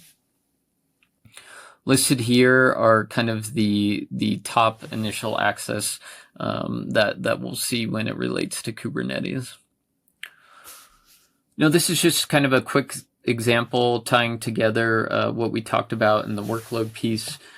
Here we have the Kinsing threat, targeting things like Postgres SQL, WebLogic, WordPress, using infected hosts to scan for other vulnerabilities. Within Kubernetes, generally we'll see a C2 channel get established. And then reverse shell activity. And then the interesting thing for escaping out of these pods is typically when we think of container breakouts, there's just this really large range of techniques from just taking advantage of a poorly configured container all the way down to actually having some pretty technical and intricate exploits.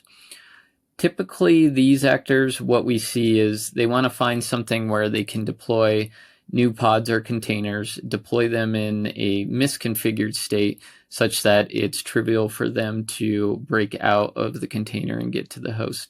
So it's kind of a workaround where they get around the fence by creating their own fence with a hole in it, so to speak. Another big and growing even bigger piece of the attack surface is SaaS applications. So as a little bit of background, there's many reports that companies adopting SaaS applications is growing pretty dramatically. This opens up a very large attack vector in which a lot of these actors can accomplish their objectives without having to use your cloud infrastructure, like your cloud service provider and the workloads that you have running on it. I've listed out a few different examples here. One is customer engagement SaaS tool being taken over to exfiltrate victims' data. Others are data extortion by gaining access to SharePoint accounts. And we have things about Microsoft's OAuth and also some other SaaS applications. But the theme here is really kind of the same. SaaS is an area that you might be storing very sensitive information, and different pieces of your organization might be using it. It can be hard to wrangle these in. And actors might go for this as kind of a low-hanging fruit or just another angle to come at. Another piece of the attack surface to kind of tie these all together is your supply chain. So if you're developing applications in the cloud, you have first-party code, and that's the code that your organization is developing for your applications. And then you have third-party code, which is existing code that you're using within your own software. Now, as these applications get very large, you start introducing a lot of different dependencies. And within these dependencies, you're not always going to know how these different pieces of code are actually being secured, how the maintainers are conducting their own security. And we've seen a number of real-world examples here, like SolarWinds, CodeCove, and Kessia, that show how difficult and how troubling that supply chain attacks can be. Now, we'll kind of illustrate a little example here that ties together a bunch of the different things that we talked about. So we've mostly spoken about criminal actors and them going after resources for crypto mining or denial of service.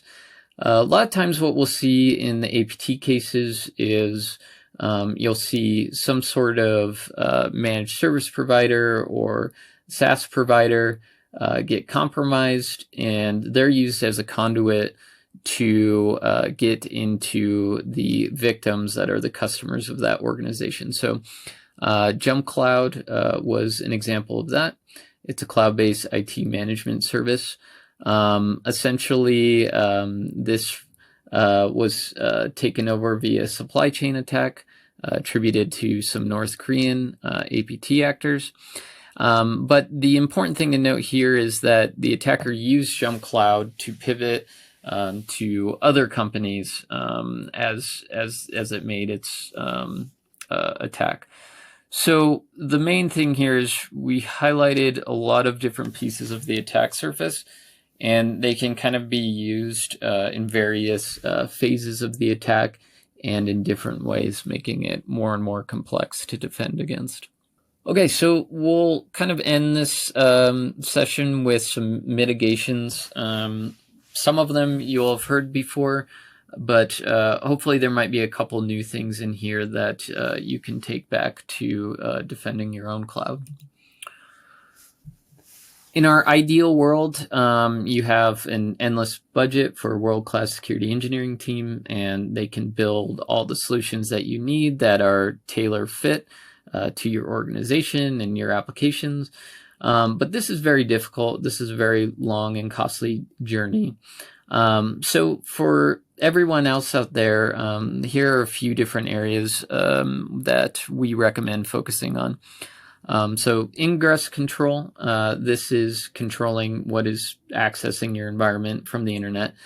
This one has been around for as long as computer security's been around, but it's still a difficult one to implement, and we know that this problem hasn't been fixed because we still see this mass scanning of vulnerabilities becoming highly effective and people breaking in through the front door.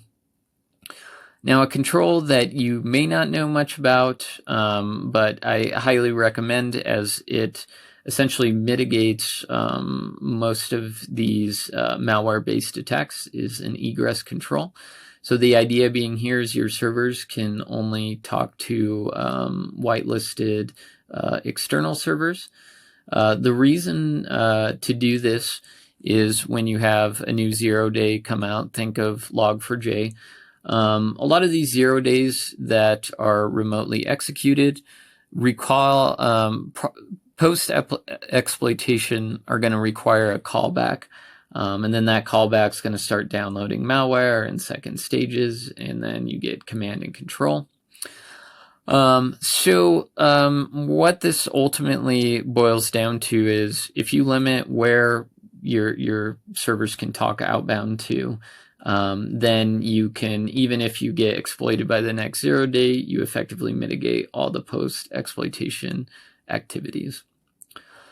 Least privilege, that one's always going to be around. It can be very difficult as your accounts grow, but as you can see when we talked about the cloud service provider control plane, credential identity compromise is going to be your top threat. So the least amount of users and permissions that you can implement, the more that you can kind of contain the blast radius if something does occur. Another one put on the list is unphishable second factors. This one's important because a few years ago, we're trying to get everyone to use MFA. We also know that not all factors are created equal, and we see a number of attacks that are against like SMS and push notifications. What we're recommending here is using things like YubiKeys, things that use yourself as the security ID that you need to be there to access. This will give yourself another layer of security. And then last but not least, first step here, this international waters thing isn't going to be solved overnight. And I think the first thing is getting people to understand and be aware of where and how this can happen.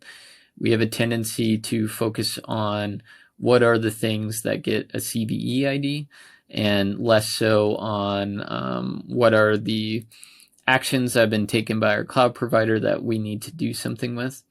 So a good starting point is making sure you have strong awareness of this. You understand where the communications come from your service providers, and you try and action those as quickly as possible.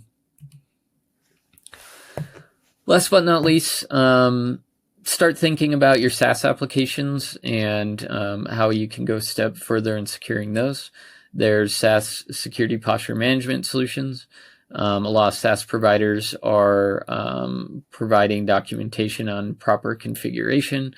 Least privilege is also very important in this area. It's easy to onboard a new app and then give everyone access and not worry about it. Also another area to look into is your connection brokers. So the reason I highlight this one separately is it's easy for this to get missed as it doesn't typically fall under everyone's purview of what is my cloud, what are my workloads, what is the data I need to protect. And sometimes you need to protect the data that other folks have. Okay, great. So hopefully you found that this was helpful. And thank you very much for your time. If you have any questions, feel free to reach out to me at james@lacework.com, and I'd love to hear from you. Thank you, James. I am sure you'll hear from plenty of people, and thanks for being here today. For those of you who sent in questions, we don't have James hanging around with us for Q&A, so thank you for sending those in, but we will definitely have the Tanium crew follow up in the coming days. And speaking of following up, if you would like some additional information from Lacework about their solution, please answer the poll that you'll see up live on your screen right now. Now, a little reminder, we do have our handouts tab. There is a handy dandy PDF that is the 10 security best practices for Kubernetes. So if you are a Kubernetes aficionado, if you're trying to learn more about it, or if you are using it within your security environment, check that out. Download it now, easy PDF, and really handy information in there. Now, I do have a couple more prizes to give away. So those of you in the audience here, it could be your lucky day. Remember, you do have to be here, be present, and I'm hoping you are, because I would want to win one of these prizes too. So our 6th $300 Amazon gift card is going to Marty Bearstop from Washington, D.C. Congratulations, Marty. And the next Surface laptop from Microsoft is going to Gavin Edwards from Georgia. So congrats again, Marty Berstoff from Washington, D.C., and Gavin Edwards from Georgia. We will reach out after the MegaCast today so that you can claim your prizes. And again, huge congrats to you both. Now, that said, the last thing I wanted to say, I do love James's title, so I want to give an honorary Best Title Award for Cloudy with a Chance of Threats. Love a good pun, and I have to give credit where credit is due. Thanks again to James and Lacework.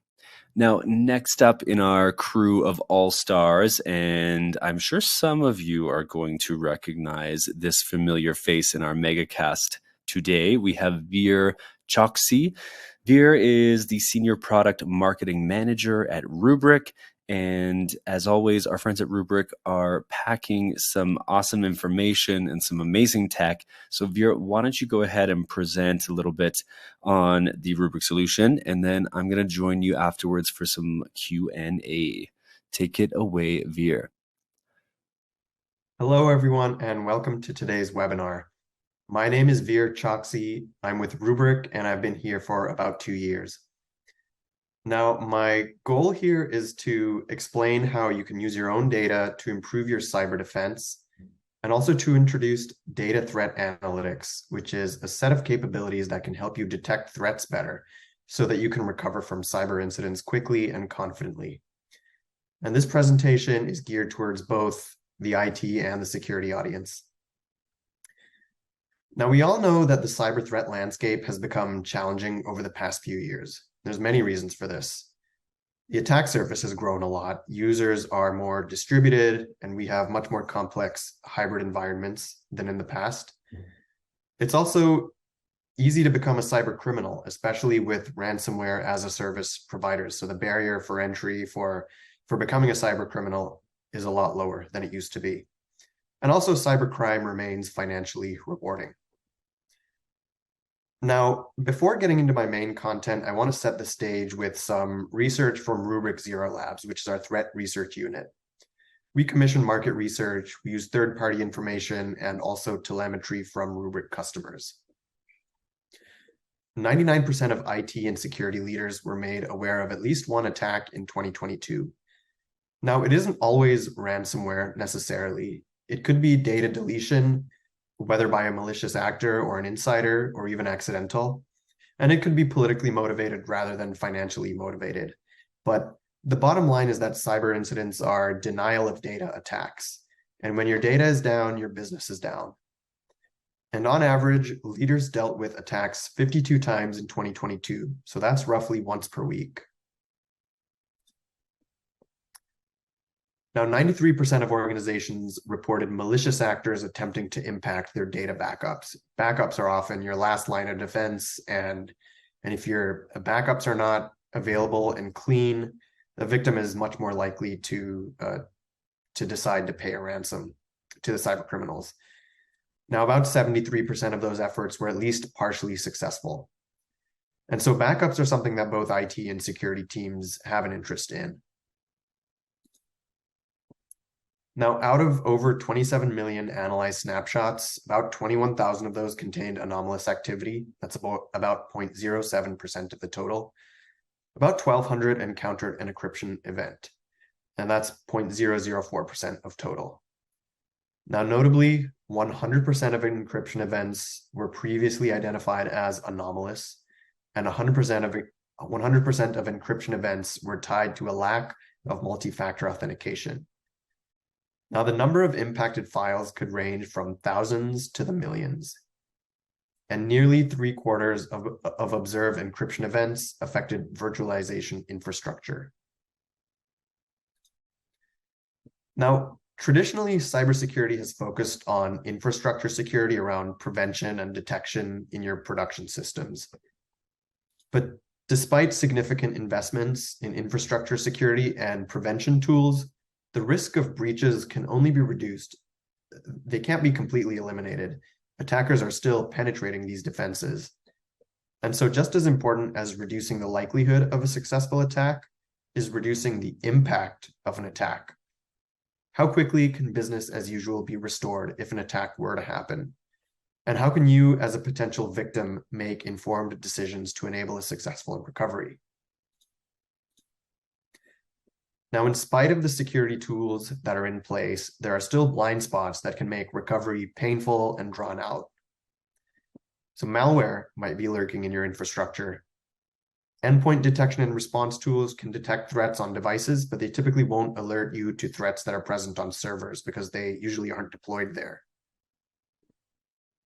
Second, it's difficult to accurately assess the blast radius of an attack, which could leave you in the dark on what exactly you need to recover. And third, it's not easy to determine when a threat entered your environment, and this could lead to reinfection and prolonged recovery. So all of these blind spots can increase overall cyber risk and increase downtime. So what if you could leverage your existing backup data to investigate threats and recover with greater speed and confidence? Everybody has backups already, right? So the main thrust of this presentation is that your own backup data can be a rich source of intelligence to improve your overall cyber resilience. Now, I'm sure that most folks have seen the federal government's cybersecurity framework: identify, protect, detect, respond, and recover. And they're actually thinking of adding another phase, govern, but for now, these are the 5 phases. So let's focus in on the detect piece. Teams are asking questions like, can we determine the cause and blast radius? Can we minimize data loss? Can we determine the first point of infection? How can we easily conduct indicator of compromise or IOC sweeps without impacting production workloads? And how confident are we that an attacker is not present in our environment? Those sorts of questions can be addressed with data threat analytics. Now, data threat analytics refers to the ability to continuously monitor your data for risks and detect cyber threats. So the basic theory here is that if you're taking regular backup snapshots, you're in a good position to recruit your own data in the fight against ransomware and other cyber incidents. And that's because you're capturing the longitudinal time series history of data if you're protecting your data with Rubrik. Now, additionally, Rubrik manages metadata, including the content, users, and access privileges, which can help to shed light on your data security posture. Now, data security posture is a topic for another day. But by scanning hundreds of snapshots, Rubrik's data threat analytics engine generates signals that are fed into a highly trained machine learning model, building a historical baseline against which new data can be compared to find anomalous modifications, deletions, and encryptions. Again, we're capturing time series data from enterprise, cloud, and SaaS, feeding that data into the data threat engine, and that can result in really valuable security intelligence, shining a light on those blind spots so that you can make informed recovery decisions, and even automated remediation recommendations. So what can you do with data threat analytics? You can detect threats early by automatically identifying indicators of compromise within backups using an up-to-date feed of threat intelligence. You can determine the scope of ransomware attacks using machine learning to detect deletions, modifications, and encryptions. And you can prevent malware reinfection by analyzing the time series history of snapshots for IOCs to identify the initial point, scale, and time of infection. And because the scanning is done on backups, there's no impact to your production systems. Now let's take a look at each of these 3 services, starting with threat monitoring. So how this one works is that threat intelligence is fed into the Rubrik threat feed. The hashes and Yara rules themselves can come from different contributors. One of the contributors is Rubrik's own InfoSec team, so you can leverage the same intel that we're protecting Rubrik the business with. Intelligence can also come from Zero Labs, which is Rubrik's own threat research team, or it may come from third parties. Either way, we vet the threat intelligence prior to including it in the feed to ensure the quality of the intelligence is high and the threats are relevant to critical infrastructure environments. This intelligence gets downloaded at set time intervals. And when there's new intelligence available, a hunt will kick off automatically and search for threats based off the hashes and Yara rules. Now, should a match occur, you'll be notified right away via email. You can then drill down via the dashboard to see where the threat was located, what hash or Yara rule was matched, and find attributes associated with the hash or Yara for more background information to assist in potentially kicking off other threat hunts via Rubrik's threat hunting service or via third-party tools like a SIEM or an EDR. You can also quarantine the threat from within threat monitoring as well. So essentially, threat monitoring is a turnkey solution to help detect and protect your organization from threats. The intelligence gets downloaded automatically. Hunts based off of this intelligence will be automatic. And if any threats are found, you get notified about the threat, and any attributes associated with that threat will also be shared whenever possible. So it really is that simple. This is literally set it and forget it. The next service under the data threat analytics umbrella is anomaly detection. Now, anomaly detection provides a comprehensive approach to ransomware remediation. We use multi-stage machine learning to detect anomalies in your backup data. Those stages include observing file creations, deletions, and modifications, and comparing it to historical changes within that specific workload. In addition, entropy is analyzed to determine if ransomware-like encryption has occurred. And finally, if possible, we will identify the specific strain of ransomware as well. So if an attack has occurred, Rubrik automates the assessment of the blast radius to quickly understand what applications and files were impacted and when. And that eliminates the intensive manual labor that's usually required, such as bringing up a VM copy and manually comparing and scrubbing for changes. Finally, your backup file system has immutability. Since your data is never available in read-write mode, it can't be changed or overwritten. Fast and flexible recovery options can be used to revert back to the most recent clean version, whether using instant recovery, live mount, file level recovery, or orchestrated recovery. And that brings us to threat hunting. Threat hunting is a really powerful tool that lets you perform custom scans of your backups on demand for specific IOCs. You can identify the point of malware entry so that you can know what point in time to recover to avoid reinfection and minimize data loss. Threat hunting is both broad and deep. It allows you to scan multiple workloads and across time. It's also flexible. It can consume and search for threats via Yara rules, file hashes, and file patterns. These types of threat intelligence are industry standards. Thus, this allows you to leverage threat intelligence from various sources, such as internal sources, like your own InfoSec team, third-party intelligence services that could be paid or open source, from industry groups such as ISACs, and even government agencies that publish threat bulletins. And much like anomaly detection, threat hunts are done on backups, and thus there's no impact on your live production systems. Threat actors are unaware of ongoing hunts. And lastly, since Rubrik backups are immutable, you can identify IOCs that attackers have erased from production systems to cover their tracks. So in sum, threat hunting can shortcut the hunt for the point in time and the place where an adversary may have gained access to your infrastructure, and help to define the clean recovery point so that you're not recovering with the malware still in place. So let's look at a typical ransomware attack and how data threat analytics fits in. Bad actors will establish initial access, followed by a lateral move, persistence, privilege escalation, recon, collecting, and staging. And finally, there is exfiltration and encryption. So anomaly detection pinpoints the impact on the target. So you can identify the blast radius so you know exactly what to recover and recover quickly. And threat monitoring and threat hunting identify when the attackers established access so that you can ensure a safe restore point. Now, threat monitoring is a passive activity, while threat hunting is more active if there are specific IOCs that you want to hunt for. Now, these are all very powerful when used in conjunction and help you to make sure that your recovery is as fast and safe as possible.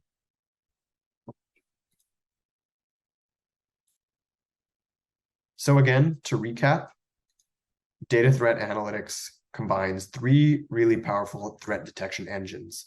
With threat monitoring, you can continuously scan for known threats to detect compromise before the damage is done. With anomaly detection, you can detect file system anomalies to identify data destruction and the blast radius of an attack. And with threat hunting, incident responders can hunt for indicators of compromise throughout the time series of data. So today we focused on data threat analytics, and this is part of a larger data security platform that we offer that includes data protection, data security posture, and cyber recovery as well. With all of these components, you can keep your data safe and make it easy to recover from cyber incidents. I did also want to mention that being cyber resilient is about more than just having the right technology in place. Rubrik also offers a ransomware recovery warranty that guarantees that your data will be available for recovery in case of an incident. We will pay out up to $10 million in recovery-related expenses if that is not the case. And so far, we've never had to pay out.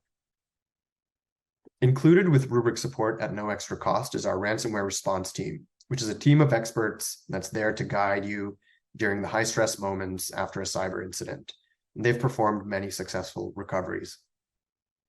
And like I've mentioned, Rubrik Zero Labs is our research group that delivers vendor-agnostic insights on reducing data security risks. And I encourage everyone to check out the latest report from Rubrik Zero Labs.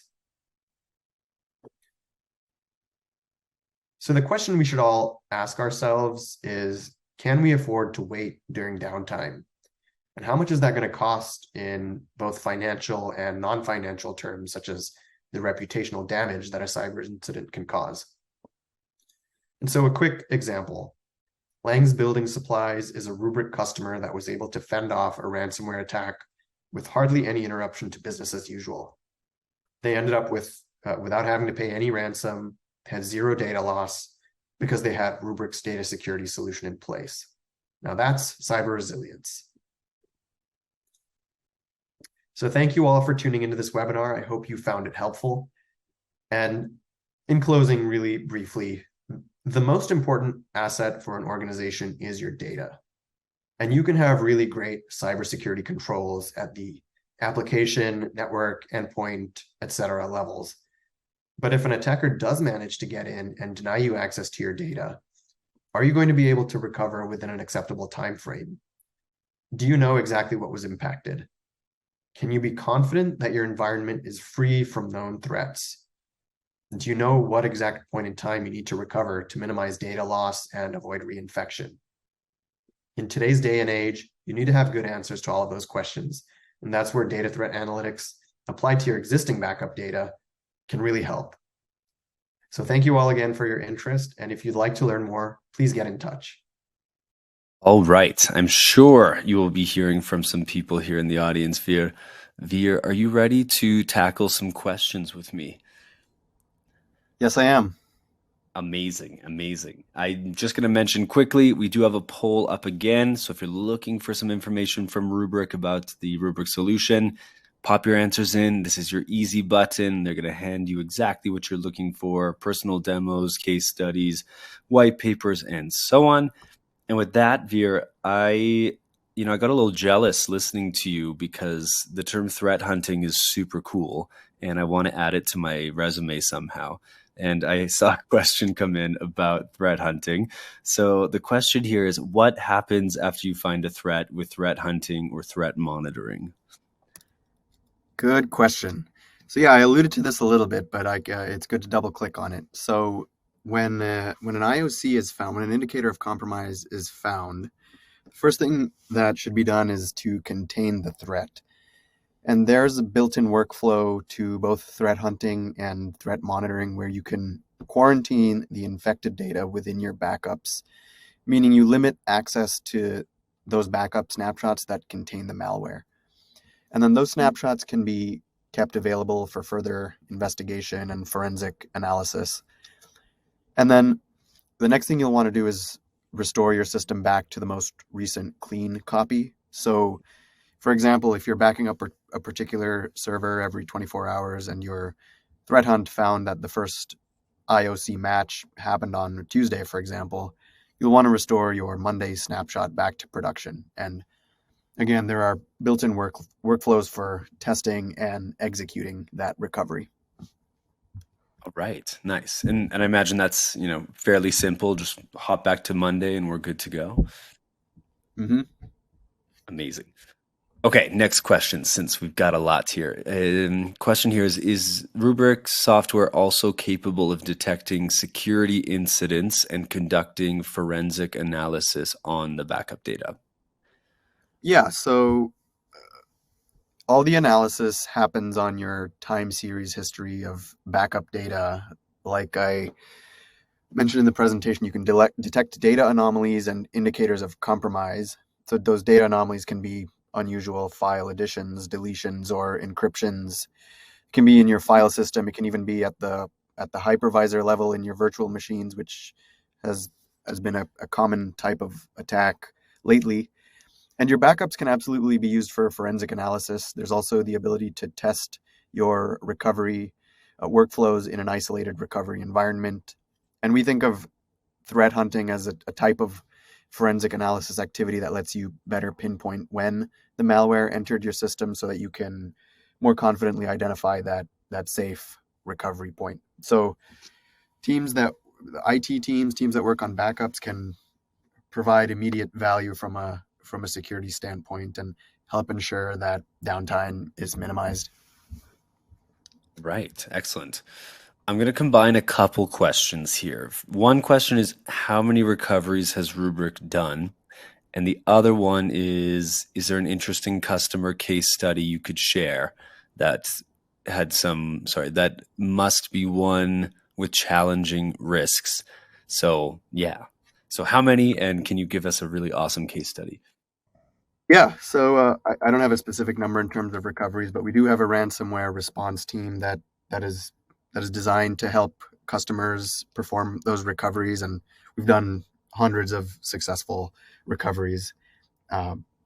Like I said, we also have that ransomware recovery warranty that protects customers, that ensures that your data will be available for recovery. We've never had to pay anything out from that warranty either. As far as customer case studies, that's a great question. We have a number of case studies. I don't think the handout that's available through the platform right now is a case study, but if you go to rubrik.com/customers, there's a lot of case studies there. So I encourage you to check that page out. Amazing. All right. Yeah, we have to make a movie out of half of these, right? Yeah. Okay, I'm going to ask you one final question, and then we'll keep things moving along. So, question I have here is, well, how do you ensure that backup data is actually protected from cyber attackers? Kind of general. Yeah, another good question. And attackers do often go after your backups, and there are several security controls that can be used to stop that. I'll go over a few. So first one I'd say is having an immutable file system. And what that means is that the backups cannot be modified or encrypted once they've been written to that backup storage. Another thing is having a logical air gap. So that means that the file system does not expose backup data via open network protocols. And so because the backup storage is not online and not accessible over the network, there's a logical air gap that blocks the data from being discoverable or accessible. Let's see. Another thing I'd mention is encryption. So having data encrypted both at rest and in motion. Another important feature is retention lock. And by that, I mean preventing anyone from removing or resetting retention policies through malicious expiration, cluster resets, and modifying those retention SLAs. You can also have a two-person approval rule, so requiring multiple people approving approving changes to the retention policies as an extra layer of security.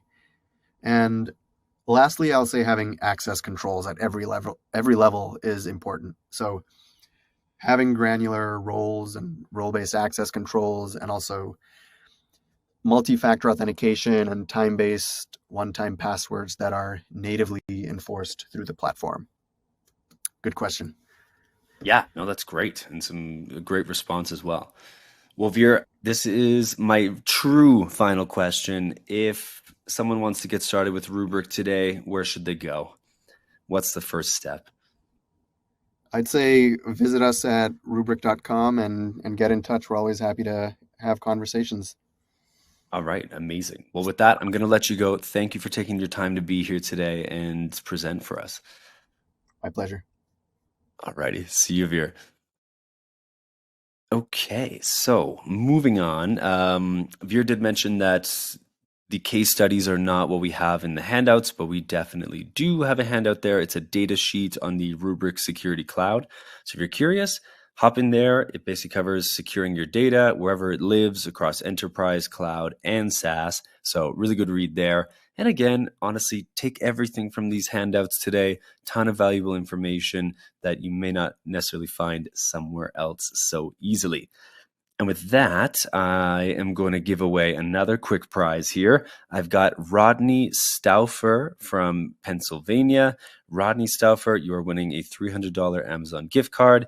You do need to be here live and present on the MegaCast today, and we'll be reaching out afterwards so that you can claim your prize. And with that, let's keep things moving along. We just have a few more presenters here today. I know it's a long day, so I hope you're having a great time. You're learning a lot and staying engaged. If you need, get up, get a snack, do some jumping jacks. I do that because I have too much energy, apparently, and basically keep you going, keep the blood flowing. All right, so without further ado, our next presenter is from the team at SentinelOne. We have Braden Preston. Braden is the Senior Director of Product Management for Endpoint Detection and Response, or EDR. And Braden, why don't you kick us off and make the magic happen? All right. Yeah, thank you. I appreciate that, Mackenzie. As mentioned, my name is Braden Preston, and I'm on our product team at SentinelOne. And I'm really excited to talk to you today about ransomware. We've seen this particular attack all over the place for many years, and it continues to be a problem today. And so I want to talk to you about how SentinelOne helps you protect yourself across the entire ransomware spectrum, by leveraging our technology to enable your people to protect your data. And we're going to walk through that. Kind of the agenda as it looks here is provide an anatomy of that ransomware attack after I go over a brief overview of our platform. So you're probably seeing that a lot throughout the day is, what are the steps that ransomware takes when it gains access to the environment, starts to encrypt files, and then after the attack, how do we engage? And I think it's really important for us to keep reiterating that there are multiple stages to these attacks, and having visibility at all those stages and the ability to protect your endpoints across all those stages is critically important. And then I'll talk about how SentinelOne provides complete ransomware protection, really in three primary areas. Preparing your environment so that you can close vulnerabilities so that initial access never happens. Protecting your environment in the event that an attacker does gain access to a host, that you can stop that attack before damage and loss can occur.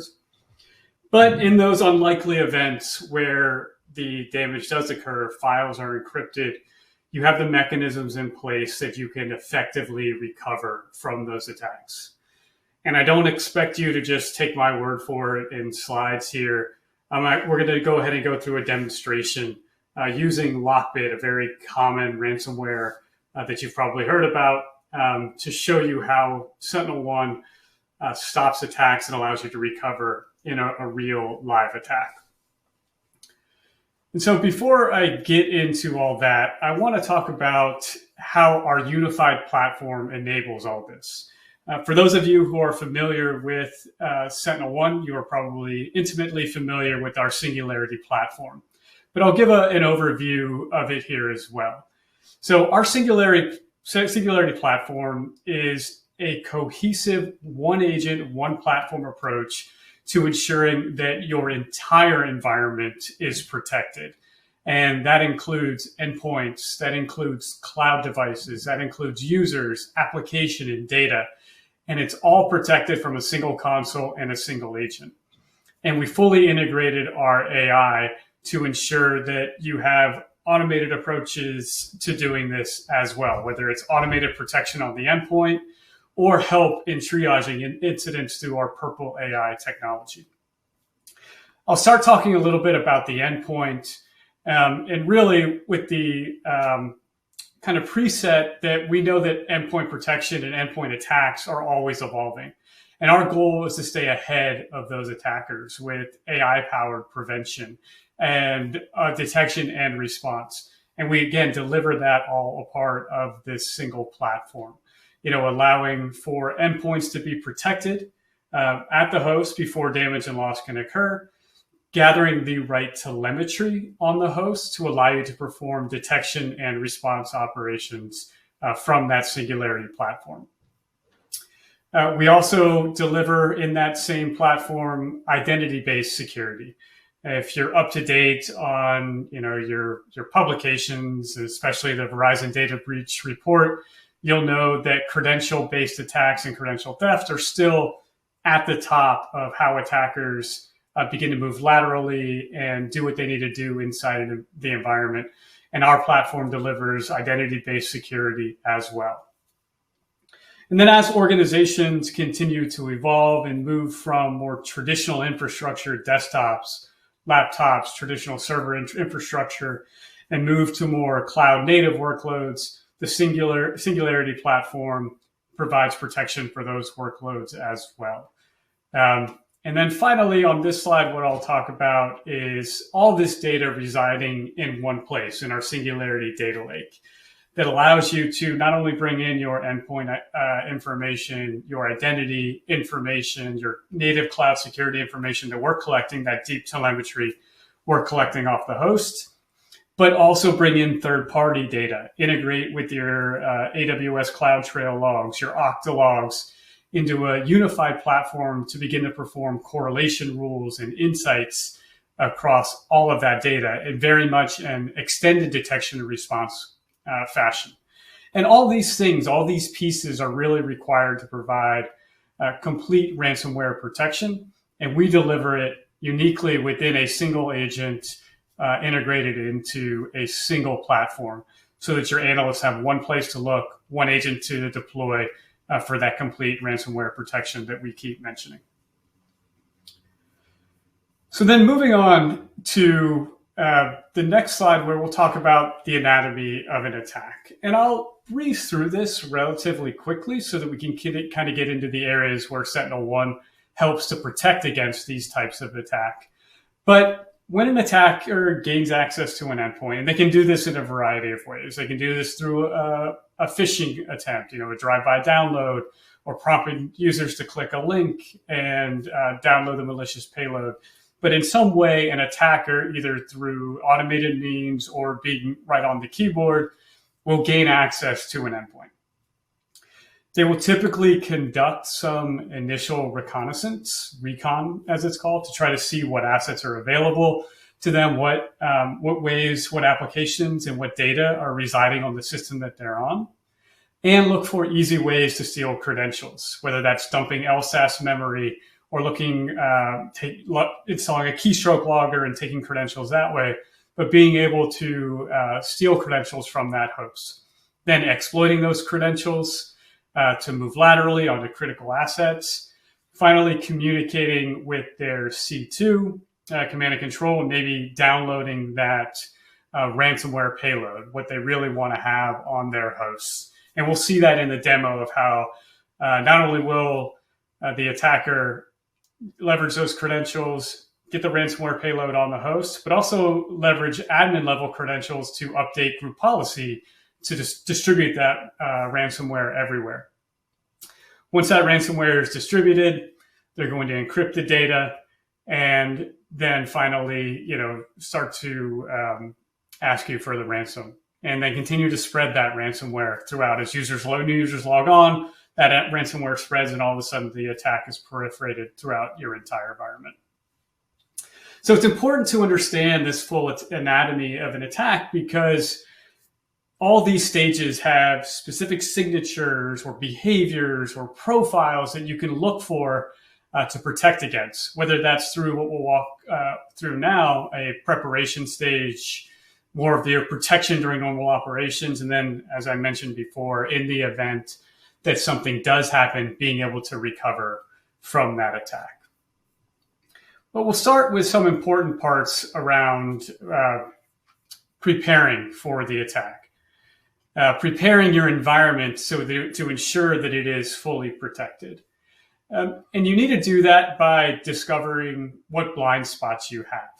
And that's discovering blind spots in a couple of different areas. So with SentinelOne, we provide unparalleled network visibility through scanning so you can identify and fingerprint devices, including IoT devices, with, I really believe, unmatched accuracy, capturing the critical information about these IT systems, including whether or not that they are managed devices, whether they have the SentinelOne agent on it to ensure that they are protected from ransomware.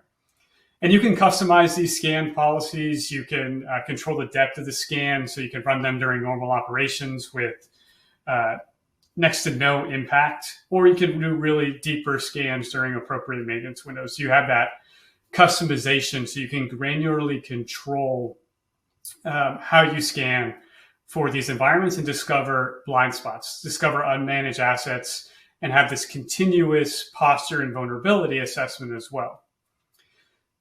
Once you have those vulnerabilities, those applications, and you have control of those unmanaged assets, now you are controlling them, they're managed, you need to be able to prioritize your exposure.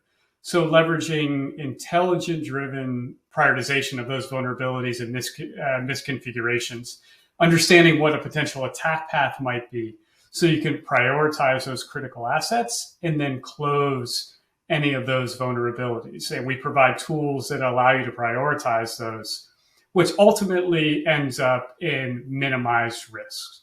You know, providing the automated controls and streamlined IT and security workflows to close those gaps that really reduces the surface in which an attacker can get on and do that initial access that we talked about in that first stage of the attack.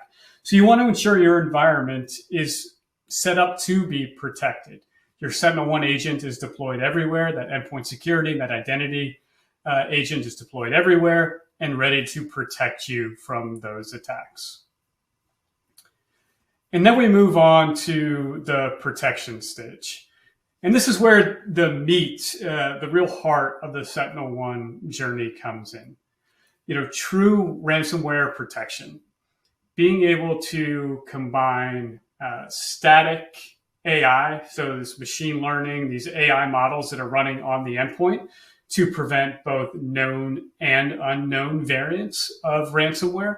So, you know, 0-day type ransomware protection with these machine learning models and this AI running directly on the host allows you to stop ransomware, whether we knew about it yesterday or not. So that full ransomware protection.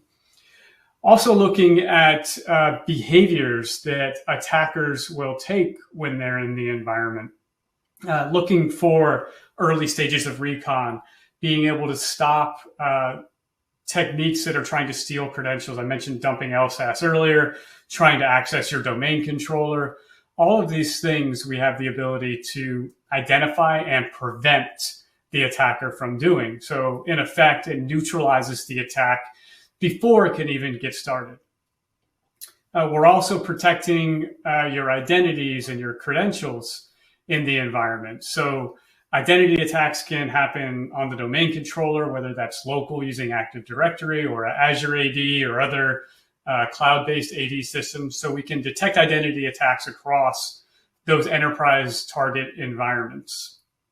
We also leverage high fidelity detection capabilities to attack local credential misuse or local credential access, stopping those attackers again before they're able to move on to later stages of the attack. And then finally, something that I think is really exciting is we can lure and deceive the attackers. We have mechanisms within the SentinelOne product suite, and hologram is what we call it, to lure attackers into revealing their techniques, taking them down, dead end alleys and other deception sorts of techniques to force them to expose themselves, where that we can stop them and then evict them from their environment. So when you're talking about complete ransomware protection, you've prepared yourself with SentinelOne, and now you're protected for true ransomware protection, stopping those payloads, stopping techniques that are looking to steal credentials and protect those identities, and then even begin to deceive the deceivers.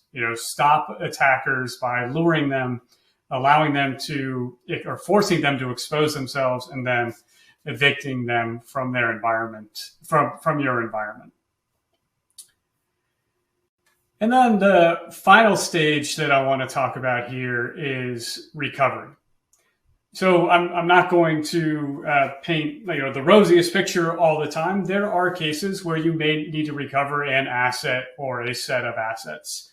And luckily, that same product suite that I talked about before, the Singularity platform, gives you the tools to properly recover and get back to normal business operations in the event of a ransomware attack. The first is being able to do deep analysis, and it's with a feature set that we call Storyline. What Storyline enables you to do is identify the root cause of the attack and the spread of that attack by showing you the exact steps in a nice process tree view in an event timeline of everything that happened in the event of an attack. And you're going to see that in the demonstration here in a few moments. You also need to be able to respond to that attack immediately. So when we do detect this type of threat in the environment, you need to be able to isolate that host, lock it down from the network to prevent lateral movement. You need to be able to terminate malicious processes. You need to be able to, again, roll back and recover from those attacks. So we offer in the product a rollback capability that allows you to put the endpoint back into a known good state, removing that ransomware and getting the business up and functional as fast as possible. So from analysis to response to recovery, you have that ability to get the business up to normal operations and evict the ransomware and the threat actor from your environment.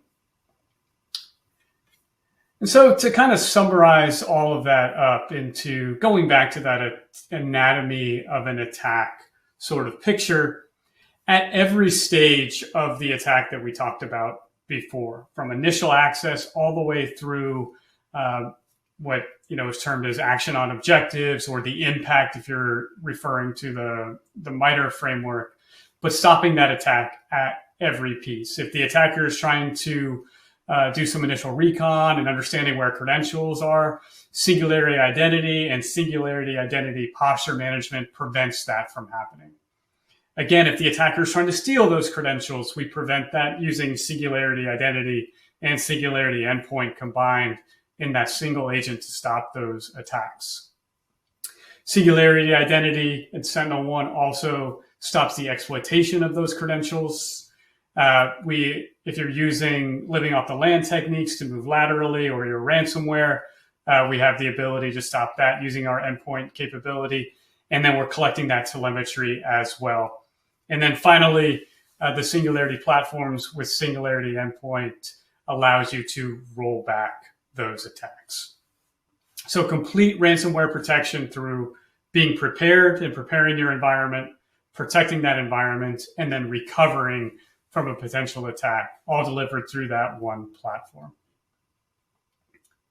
So now I'll move on to a demonstration. And so you can see this in action.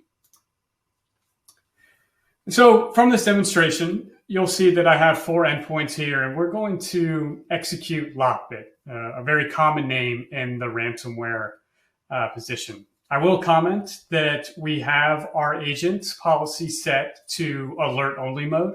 So we're just going to detect this. It would make for a relatively boring demo if we just prevented everything. So we're going to just kind of show you all the steps, which gets to show you all the power of the platform. So in that top left screen, you can see that we are executing this ransomware payload. That ransomware payload has stolen credentials and now is spreading, using those credentials to spread that ransomware across all hosts using Windows group policy. So it has now infiltrated the entire environment and has loaded that ransomware across every host in the environment. And this very large environment that I have has 4 hosts, but you could imagine that, across 400,000 hosts that are now being ransomed. And hopefully you can see it on the screen, but all these pop-ups are coming up showing that your Sentinel-1 is identifying these attacks. Sentinel-1 can see this, Sentinel-1 can see this. And you're going to see what that looks like in our console as I get to that in a moment. And just remember, if we were in the prevention policy or the block policy, we would have stopped this attack before it even gets to the point that you're seeing now, that my files are now ransomed and everything is encrypted. You're going to have to pay this particular ransomware actor, in order to get them decrypted. And we'll show what that ransomware note looks like here as soon as I click on it here in the interface. And you can imagine this happening, on a daily basis to all types of organizations. There are no organizations that are immune from ransomware. And the nice thing is that we have an offering for you no matter what size of an organization you are or what industry you are in. So you saw all the encryption happen. Now I moved over to the platform, and you can quickly see that all of those incidents, all of those alerts were bundled into a single incident that we can look at. And so all 10 of them, in this case, into a single one. From this alert view, I can see all of the indicators of compromise that were associated with this incident. We map all these leveraging the MITRE framework. And then I can pull up that storyline where I get a complete picture of everything that happened with this attack, from the initial access point. So we have that visibility, to how that attacker moved laterally and established its foothold within the entire environment through Group Policy Orchestrator, and then executed its payload. What we're showing now is the mitigation actions that we can take. So we're going to disconnect these hosts from the environment, basically a network quarantine or a network isolation that only allows our management console now to access this. And we're going to show that we're going to now roll back to a known good state in that environment. So now I'm rolling back to a previously recorded snapshot where everything is good before the attacker actually accessed this environment. And you're going to see all of these endpoints now recover, after a few seconds as it takes to roll these all back. So it's really important to note that everything that you saw here, from installing the agent to be protected, from detecting all of these threats and protecting the environments to that threat, and then the final recovery that we just went through of all those files being restored and the endpoint back in a known good state, was all delivered from a single console and a single agent. I didn't have to go and write a fancy script to recover all my files. I didn't have to install a new agent in order to get that deep telemetry that we showed you through the timeline view. It was all in one spot. And now all of my files are recovered and viewable, just like you would expect in a normal workday. In a matter of seconds, I've gone from being ransomed to back up and running. And you can think about that in the terms of dollars saved and overall return on investment that a product and a unified product like Sentinel-1 will deliver. So I'll leave it here at this view of our full platform, full endpoint protection, protection of credentials through singularity identity, cloud security protection, posture management, and all unified in a single data lake for complete ransomware and any other attack prevention. So I think we'll hand it over for questions now, and I'm happy to answer any questions that we have. We'll go ahead and get to those. Okay, sounds good. We definitely have some here for you, so hopefully you're locked, loaded, and ready to go. I'm going to just throw them at you fast and furious. So first one I've got asked here, what are you using in the background for the rollback? It's probably good. There. Good question. So for rollback, we are leveraging volume shadow copy, and we ensure that volume shadow copy is protected so that in the event that we do have to roll back, we have a high quality and untouched snapshot that we can roll back to. So note that those backups are protected. We also can stop attackers from disabling volume shadow copy, or VSS as it's commonly called, so that you know that you can restore your host back to a known good state. Okay, excellent. I do want to just make everyone aware there are a couple QR codes here. So if you don't want to register for the Singularity Endpoint webinar that SentinelOne is hosting, or learn more about Singularity Endpoint, go do that now. Check it out. And let's continue with the next question. Next, I've got, can SentinelOne protect against zero-day attacks? Yes, we can protect against zero-day attacks. And I'll probably limit my answer to, traditional malware, zero-day file-based malware. Using our AI or machine learning models, because they're analyzing feature vectors and other elements of files and not static signatures, we are able to prevent both known and previously unknown attacks. And in that previously unknown attack bucket are new variants of malware or zero-day types of malware. We're able to stop those. Using our exposure management and other capabilities, we can also help you identify critical vulnerabilities that may be exploited in the wild. And so by closing those vulnerabilities, you also have protection against different exploits, including potential zero-day exploits. So multiple layers within the SentinelOne product to protect you against both known, end-day detections, end-day exploits and malware, as well as zero-day exploits and malware. All right. I think we have time for just one more question. How do I choose? Let's go with this one. I like this because it's essentially what sets you apart. So what's the difference between SentinelOne and my antivirus solution? Sure. I'll probably preface this a little bit with, it depends on what your antivirus solution is. But I want to, maybe if I have control of the slides here, I'll go back to this because it's really, really important. When you look at SentinelOne versus traditional antivirus, it's really the power of the platform. We have the ability within that same platform and that same agent to not just protect against traditional file-based malware, which is what your antivirus solution will protect against, but also malicious behaviors, also protect identity and credentials, also protect your cloud-native workloads, also work and help you identify your attack surface and vulnerability assessment and management. So all of those things into the same agent and the same footprint that your traditional antivirus product would be, but all of this capability included. And it really sets SentinelOne apart from the rest of the vendors in the antivirus and endpoint security space. A single unified platform powered by Purple AI is what you get from SentinelOne that you don't get from others. Nice. Fantastic. Well, thank you. I am going to throw up a poll here. So if anyone's interested to get some more information from the SentinelOne team, please just click into the poll and let us know what you're looking for. And on top of that, we did have a bunch of questions we don't have time to answer today, unfortunately, with Braden, but the SentinelOne team will definitely be following up with you and get you all the information that you need. So that said, Braden, I'm going to let you go. Thank you so much for being here and being a part of this amazing MegaCast and sharing all about SentinelOne. I really appreciate it. All right. Thank you all. All right. Take care. See you.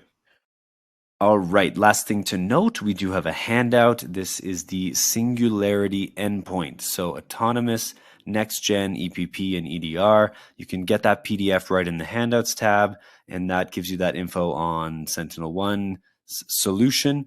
And you can also book a demo through the link in the PDF. It's embedded in the lower part there. So really handy. If you're not sure who to reach out to, that is a great way to go about it. I have a couple more prizes. We have a couple more presenters. Again, thanks for sticking with us here. It's been a packed day, but I'm sure your brain is getting full. So we have just a few more things to cover, which will be fabulous. So a couple more things to give away. You don't have to be here. You have to be present live. We have a gift card, $300 from Amazon, going to Stanley Akanu from Texas, and another Surface laptop. Man, these things are pretty. Jay Thomason from South Carolina. Congratulations to you both, and we will be reaching out at the end of this session with details on how to claim your prizes.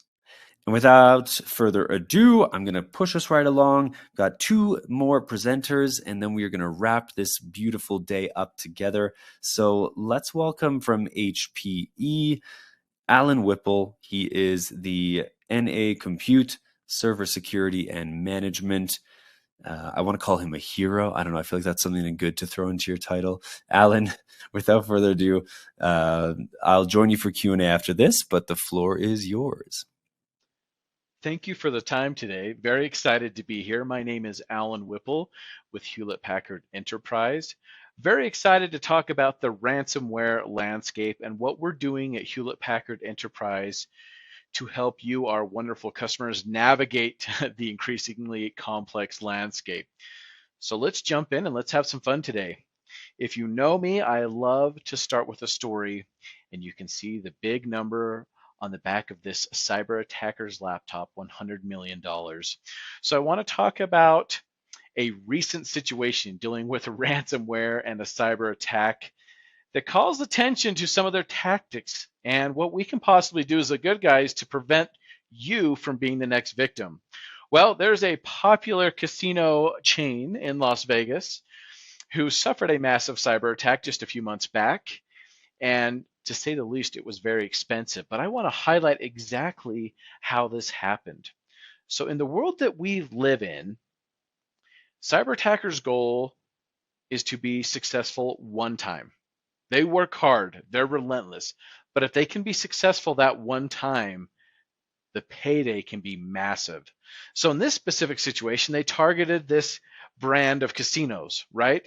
And as any cyber attacker does, they start at the very basic low level with the key goal of trying to gain access into the infrastructure, into the environment. So this group that led the cyber attack were very smart. They garnered a lot of information off the internet, and believe it or not, they called into the help desk and said, hey, I need to reset my password. Well, based on the information they were able to gather by scouring the World Wide Web, the help desk thought it was indeed an authentic employee and reset the password. So massive victory number one for the cyber attackers. They gained access into the environment. And then it became a game of escalating privileges. And needless to say, they were successful. So the said casino company all of a sudden started experiencing some challenges. Imagine this. Customers trying to use their room cards to get into their room. They can't get in. Their app's not working, allowing them to get in their room. In the world in which we live, you can tweet about it instantly. It's all over social media. I am not happy right now. I cannot get into my room. Well, how about the customers who are trying to check in and register for a room? Those systems are down. The check-in line is ever growing, and people are super frustrated, and they start tweeting about it using social media, saying, I am not happy with this experience. But if we think about the casino industry, kind of the holy grail of this whole situation are the fact that all of the slot machines and the gambling machines went offline, including the ability to do sports betting. So as you can imagine, in my brain, I have a scene from Ocean's 13 when all the people are leaving the casino and the owner is saying, stop, come back, please. Everything's going to be okay. That was kind of the situation with this casino company. And long story short, human error was the issue, right? These cyber attackers were sophisticated enough to act like they were an actual employee and get access. So we know how it goes, right? Cyber attackers then demand a ransom. The company goes back and forth. They either pay the ransom, they have cybersecurity insurance, they don't and call a bluff. Regardless of the outcome, it's estimated that this specific incident will cost $100 million in damages. And so I share the story because, like I mentioned, number one issue, human error. That's always a challenge. Not clicking things, not doing things that we should be doing. But at Hewlett Packard Enterprise, we want you to have the absolute confidence that if you go with our hardware, our servers, you're going to be protected on that side. Because the last thing we want is for cyber attackers to use their ransomware, their malware on your actual hardware and gain access at that level. Because if they do, it's extremely hard to detect. But the good news is with Hewlett Packard Enterprise, we have you covered, and that's what we're going to talk about today. So just as I alluded to, the unfortunate part, cybercrime is lucrative. Cybercrime is in fact expected to reach $10.5 trillion by 2025. And the average cost of a data breach is $4.35 million. So regardless, it's very expensive.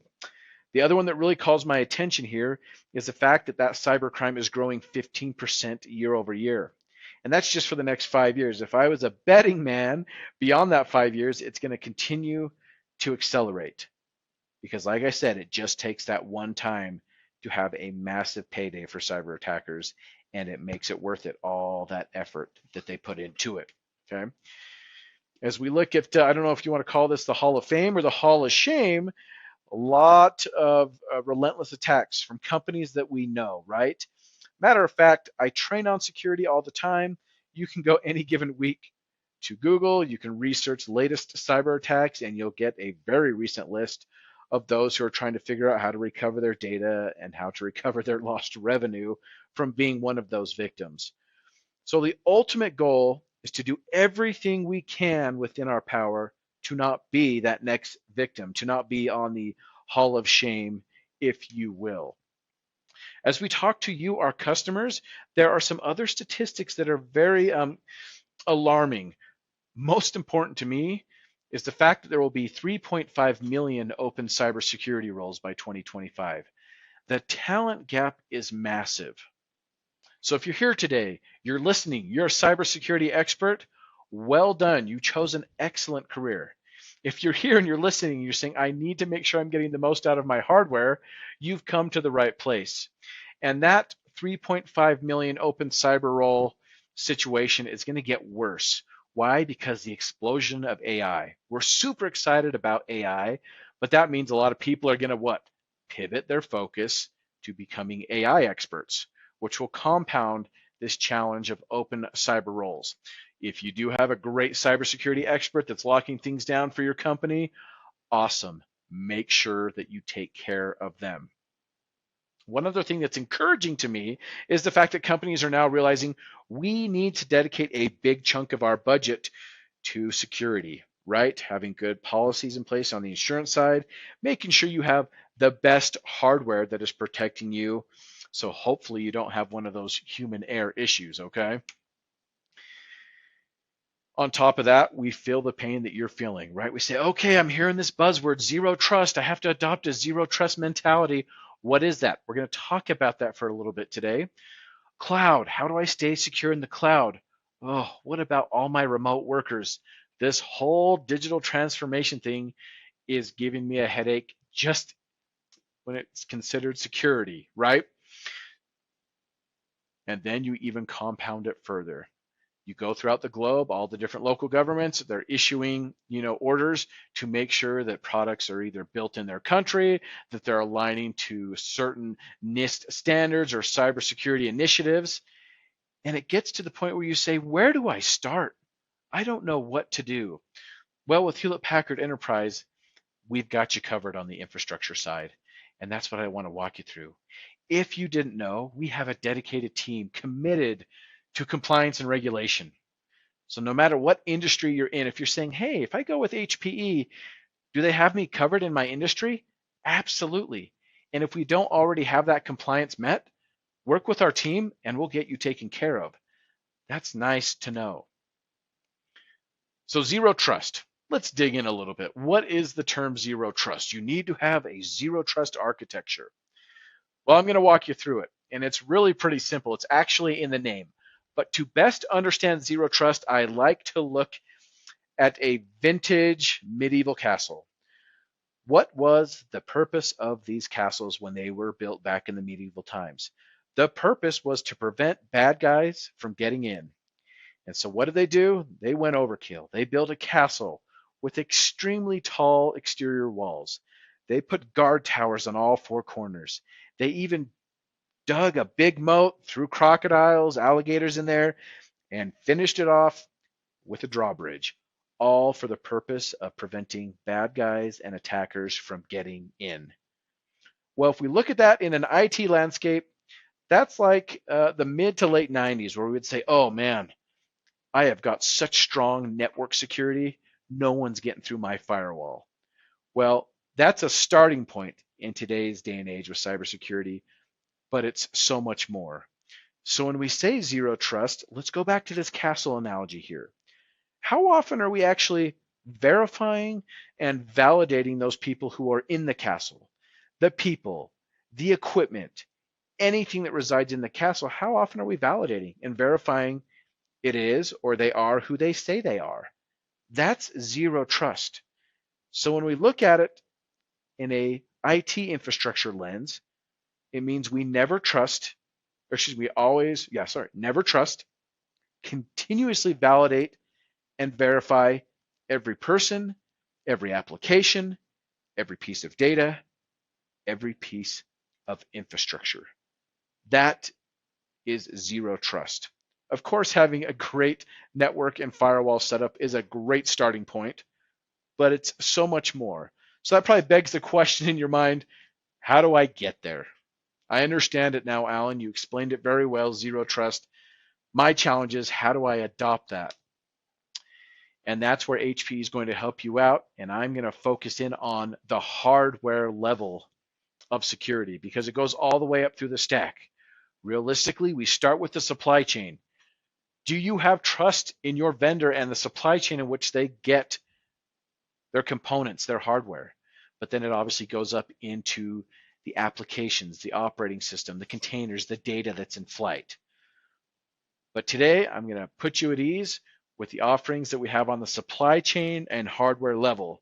And of course, HPE has you covered up in the container application and data level as well. But this is going to be hardware focused.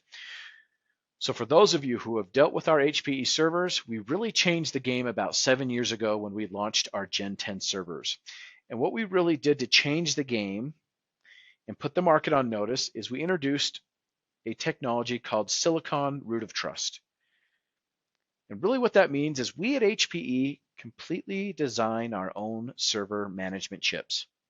That's super important because the first place your server goes when you press the power button is to that server management chip. The fact that we completely design our own chips and embed our very own firmware code within those chips makes it a very secure experience. And I'm proud to say at HPE, we are absolutely committed to research and development still. We are an R&D company at heart. That's how we started, and that's who we are. So that was a big game changer 7 years ago. And now we are currently at our Gen 11 servers. And this slide is meant to let you know we are doubling down generation after generation on our server security capabilities. Because like I said with that cyber attack story, we don't ever want our hardware to be part of the challenge or the issue of a cyber attack, okay? So just like I mentioned, this slide demonstrates we have you covered from the supply chain all the way up into the platform and applications. So with that, we need you to start making that transformation. We need to go from the past to the present. The past was a very centralized architecture. We have a data center, we protect it. Well, guess what? That's not the world we live in today. In the past, we dealt with countless complex tools, a disparate security approach, just trying to do the best we can with firewalls and network security. We need to go to the present now where we know how to handle distributed environments. We live in a world where servers live at the edge, at remote sites, in the data center, all over the place. We need to adopt the cloud and have an integrated security solution. hint, hint, which HPE offers, and also give you the option to consume this as a service. SaaS applications are key, and we can get you there. So if you haven't taken the opportunity to look at maybe your archaic environment, let's do that and look at being modern with how we have our security approach. So what we're doing to help you is we're giving you an approach built around 3 key areas at HPE. We want to give you an absolute fundamental experience that's uncompromising. We refuse to compromise when it comes to server security and securing your data, and we want to give you a truly protected experience. So let's walk through each one of those real quick. What are we doing on the fundamental side? Well, I talked about at Gen 10 with that Silicon root of trust. That's at the heart of everything that we do. But with our new Gen 11 servers, we've introduced some new capabilities by default. 2 of those, IDEV-ID and platform certificates. IDEV-ID really just stands for device identification. Much like you going through the airport. Before they let you into the airport, you go through security, you pull out your ID and you say, hey, I am who I say I am, and they introduce you into the airport. Same idea here. We now have the ability to, when you introduce servers into environments, it can validate that server is exactly who it says it is, that it has not been compromised. That's IDEV-ID. Second, platform certificates. Did you know that we can issue a certificate at the time you build your servers? Then when you receive those servers and turn them on, you can validate that that server has not been compromised. We're talking supply chain security here, folks. So we are absolutely fundamental in our approach to the moment we build those servers to the moment that you turn them on. Second, uncompromising. This is probably the most exciting enhancement for me personally with our latest generation of servers.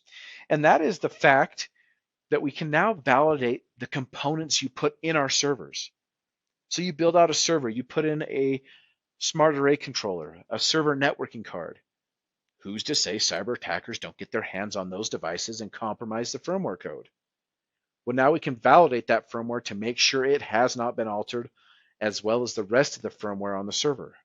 And that's called SPDM. Don't expect you to remember that, but that's it in basic terms. That gives us an uncompromising approach to hardware level security. And the biggest one, which I really love, especially within the United States, is our commitment to the supply chain. If you didn't know, HPE has a trusted supply chain offering. We have a facility in Chippewa Falls, Wisconsin, where we can assemble and build our servers with background checked, polygraph checked US citizen employees of HPE. So now you know you can align to those presidential orders of we need products assembled in the USA. We've got you covered with that. And not only do we just assemble them in Chippewa Falls, Wisconsin, we're actually going to turn on and install certain server security capabilities, which I'm going to talk about in just a second. So definitely giving you a protected experience that's focused on the supply chain. So this leads me to my final thoughts before I wrap up and ask for questions here. A lot of times people say, Alan, what are your favorite HPE server security highlights? Well, these are just 6 of the many that I love, but I'm going to walk through these real quick. On the right-hand side, we have the Silicon root of trust. Remember, that's the fact that we at HPE completely design our own server management chip. That makes it extremely difficult for cyber attackers to get their hands on and to change anything. Super cool, right? And we're very proud of our R&D department. The bottom right-hand side, a customer favorite. Have you ever dealt with trying to securely dispose of a server, making sure all that sensitive data has been erased or wiped? Well, we make it easy for you with one button secure erase. What that does is you click a virtual button into our user interface and it will securely wipe all data and settings on that server to factory settings. So much so that it will spit out a report and say this server has been securely wiped to NIST standards, which are industry standards on securely getting rid of data. Bottom left-hand corner, just talked about it, our trusted supply chain offering. That's our assembled in the USA offering in our Chippewa Falls, Wisconsin facility. And one thing I didn't highlight is you can even opt to get a dedicated truck and a dedicated driver in the 48 continental United States. So if you want to keep eyes on that server From the moment it leaves our warehouse to when you receive it, we've got you covered. The left-hand side, server configuration lock, another customer favorite. When your servers are built, you can go in and you can turn on this server configuration lock. This tracks any changes to the server. So let's say you ship the server from one location to the next, and someone gets their hands on it. They pull out a hard drive. They change the firmware settings. The next time you go to turn it on, it's going to stop and say, wait a minute, I've detected the configuration has changed. I'm not going to boot the server until you enter your password.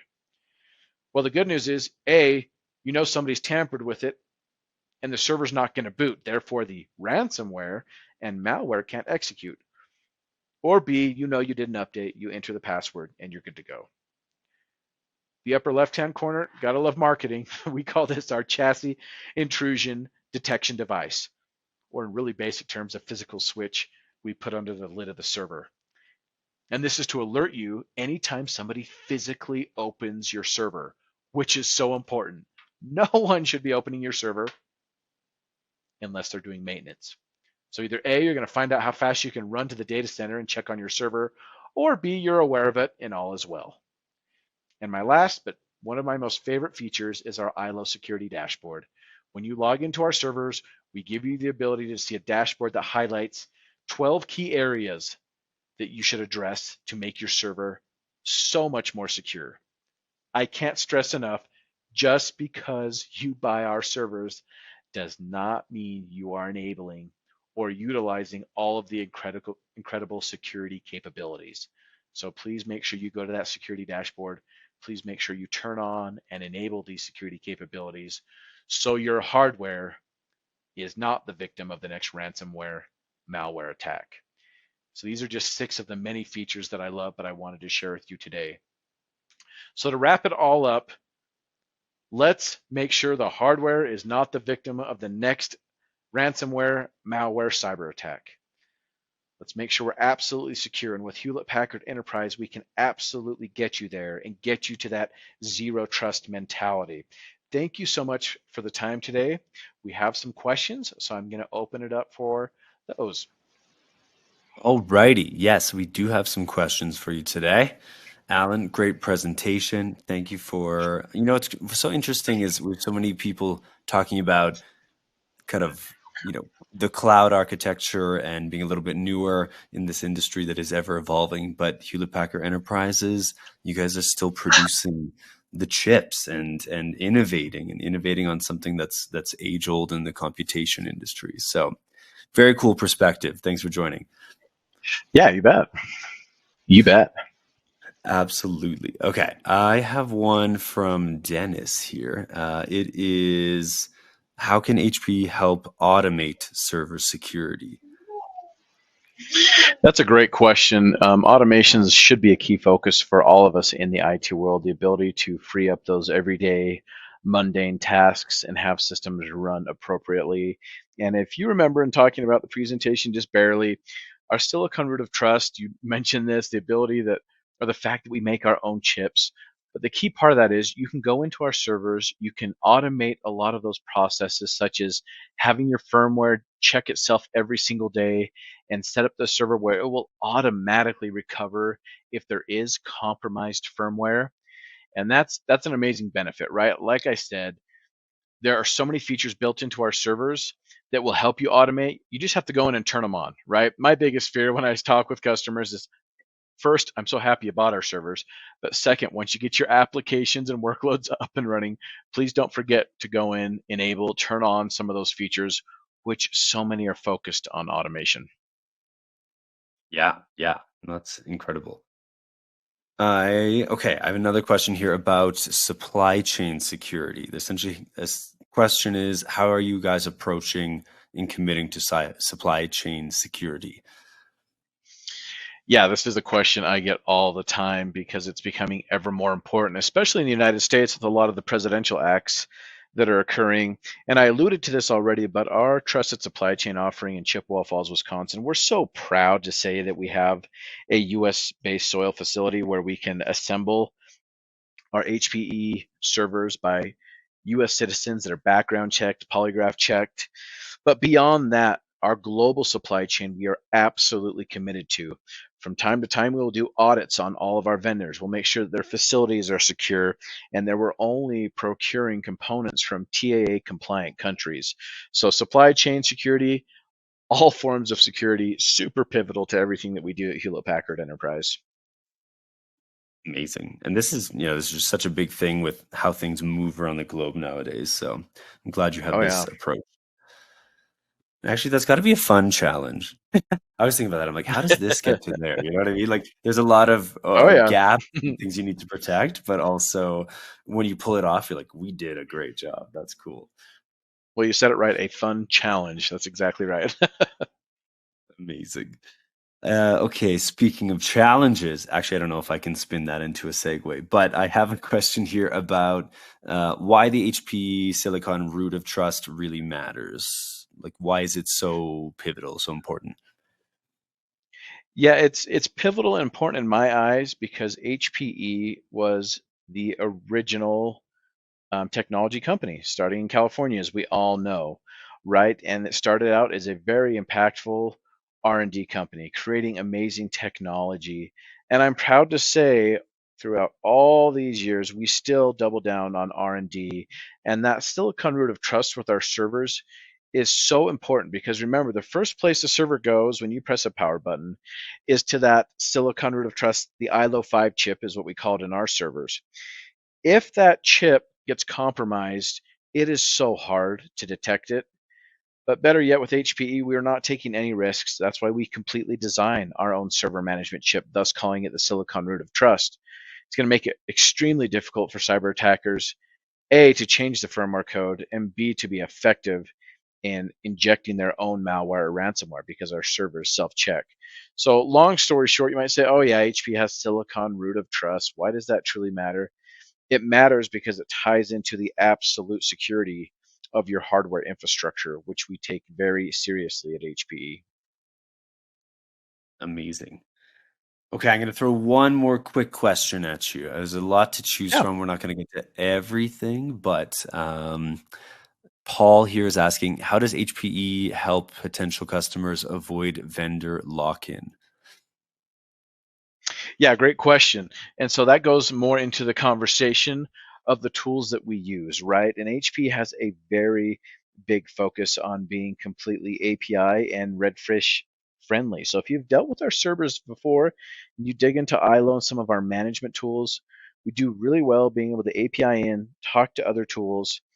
But HPE, if I'm being honest, obviously I work for HP and have for 16 years, they have the complete IT stack. So if it even was vendor lock-in, we've got you covered from the servers and storage and networking and our whole GreenLake set of cloud offerings as well. But if not, we've got the management tools that allow you to work with other tools out there, especially and specifically through Redfish APIs. Awesome. Thank you. That is all the time we have for today, but thank you for being here live and making this happen. Much appreciated. And with that, I'm going to let you go. Thank you, Alan. Alrighty. Take care. See you around next time. Everyone there in the audience, we have an infographic about the HPE GreenLake. This is the trusted security by design. So I'd say go check that out there. Again, if you did ask a question for Alan and we didn't get to it, we will definitely have somebody reaching out after the fact from HPE. And thank you for answering the poll there about what information you would like about the Hewlett Packard Enterprises solution. I have a gift card to give away to Adrian Wong from California. That's right, Adrian Wong.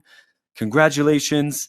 And we're going to move on to our 10th and final presenter. I feel like 10 is a lucky number, and I'm very excited to introduce from Menlo Security. We have Nico Papez.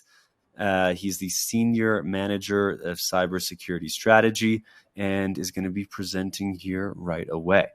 A huge welcome, and it is the last presentation of today. So let's muster our energy, get a bunch of good questions in here, and lend our ears and eyes on this final presentation. And with that, Nico, take it away. Awesome. Thanks so much, man. I hope you guys can hang in there for a little bit. I've got some good stuff to go over. Just talk to you a little bit about kind of the recap of what you've heard from earlier, but kind of tell you about from our approach a little bit of a kind of a unique approach we take in terms of dealing with kind of the ever evolving threat landscape of ransomware and zero-hour phishing that we see today. But like he just introduced, my name is Nico. I'm one of the senior managers of cybersecurity strategy for Menlo Security. So definitely appreciate you sticking through the day and giving me a few minutes of your time here as we kind of wrap up the day. What I'll be touching on is I wanted to pull it back just a little bit broader than just ransomware itself. We see ransomware, weekly throughout the news, a new industry, a new company being targeted. And a large part of that is intertwined and connected with, this evolving threat landscape of evasive malware and zero-hour phishing. So I kind of want to broaden the scope a little bit and kind of talk about, a couple different angles from what we're seeing out there today. And let me see if it's working. There we go. Going through the presentation, you're going to see this QR code. If I don't get to some of the questions, or if you guys would like maybe to dive deeper into some of the use cases or the topics that I'm covering, or if you guys just want to get a little bit more information about the product, you can definitely scan this, get in contact with myself or someone from our team, and we can follow back up with you. You'll see that QR code if you want to scan it with your phone throughout the presentation. But to give you guys a quick introduction, for those of you who aren't familiar with Menlo Security, we have always really tried to focus on delivering this really a kind of a true browser security approach to the end user. Really ever since the inception of our company, roughly, near just a little bit more than 10 years ago, we've really expanded beyond some of our core capabilities, which first started around RBI. We continue to bring out things like Cloud Swig some years ago, and continuing forward momentum, to augment, with SSE capabilities, focusing on other plays and the whole SASE architecture. But, with all these ongoing efforts and initiatives to broadening our portfolio, we've always kind of viewed ourselves as that true browser security player. And it's never been a more important time for us than it is now, with the emergence of everything going on today with the rise of enterprise browsers. And quite frankly, we like to call ourselves kind of like the best kept secret in the industry.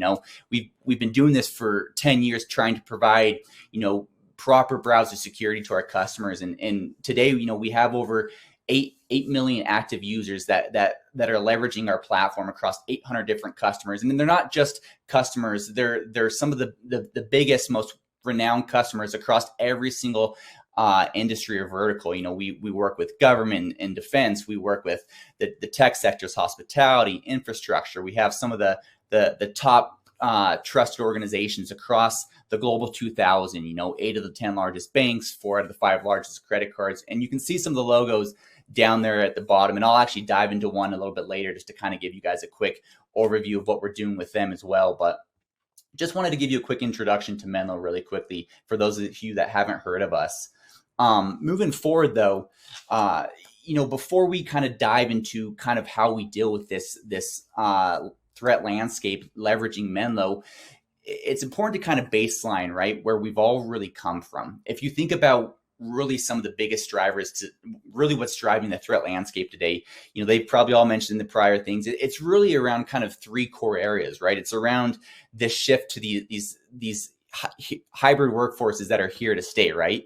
We're seeing more and more of our applications and all of our enterprise data that's actually moving to the cloud if it hasn't already. And kind of at the center of all this is the browsers that are that pivotal component, right? The browsers that have become really our single most critical enterprise application that we're using on a daily basis, right? The browser, has really evolved from this simple application that we once used to surf the web. And over time, it's grown with increasing capabilities, especially, as we started to see, with the emergence of, most enterprises adopting, either Chrome from Google or with the introduction of Edge from Microsoft, all those additional enhancements and capabilities have really made the browser kind of that dominant player within both the consumer as well as the enterprise environment. And so, like I said, there's no doubt that the browser is really that most valuable enterprise application. But at the same time, it's also our most vulnerable area for attack. The browser has really allowed us over these last several years and decade to be faster, to be more dynamic, and improve our user productivity and output. But it comes with a lot of challenges, and quite frankly, security really hasn't been able to keep pace. You hear about it every year.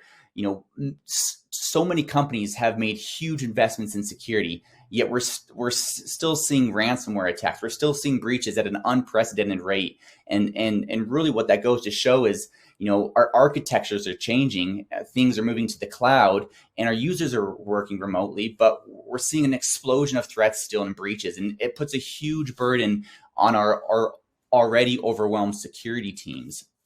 And so, one of the key things to that specifically is, like we were talking about here today, is ransomware. I mean, you guys have all seen similar slides to this, kind of the simple anatomy of a ransomware attack, right? It's always around that initial malware incursion piece that gains access, and then we spread laterally throughout the organization to really try and maximize that initial compromise, and then that data extortion element, right? But the biggest difference today, what we're seeing is attackers know this is the structure. And so what we're seeing is attackers are leveraging, they're innovating faster than our EDR and our network tools and our detection-based capabilities. So they're leveraging things like fileless-based attacks, things like obfuscated content, or new techniques like HTML smuggling, to bypass or evade those commonly deployed security tools we have in place.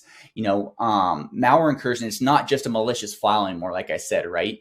And these commonly deployed security tools that we're all familiar with and we're all using really aren't capable of detecting against these types of ransomware attacks. And really the only way to truly stop these threats is to prevent that initial malware incursion altogether before it happens.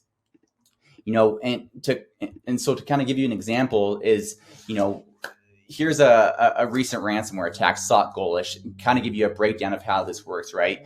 Ransomware, if you kind of study the anatomy of a ransomware attack, it's really evolved from these single ransom demands to really more of these double extortion tactics where, the sensitive victim's information is first stolen and then it's encrypted. So giving cyber criminals, really the option of demanding multiple ransom payments. SOC Golish specifically is a form of a drive-by malware, right? So it sits on these infected websites or these compromised trusted websites. It tricks victims into downloading things like fake browser update alerts, right? But once that unsuspected victim is actually downloading these files and opens a zip that allegedly has this update, it's going to actually execute this malicious JavaScript code and bypassing our detection capabilities completely. And so if we look at how security is deployed today, it's really imperative that we have the right level of visibility into what's going on. Otherwise, we're going to leave our organization vulnerable and exposed to these types of evasive threats that we're seeing from attacks like SOC Golish.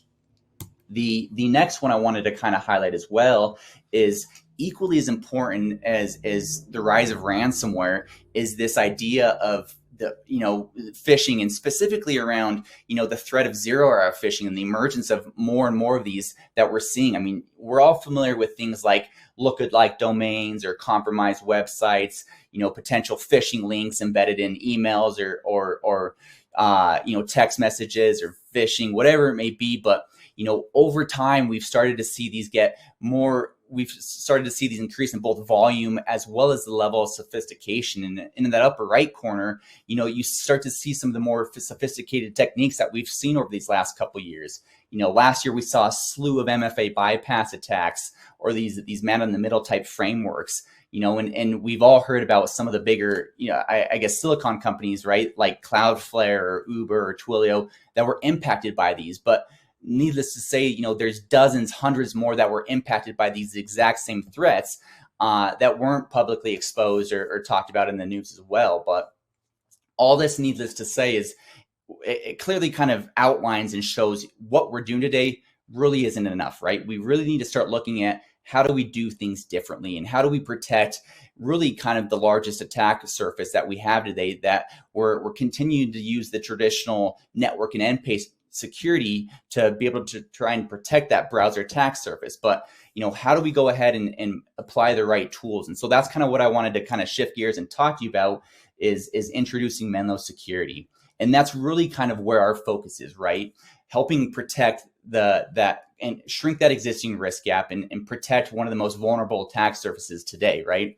And so, Menlo's delivered this industry first cloud delivered secure enterprise browser.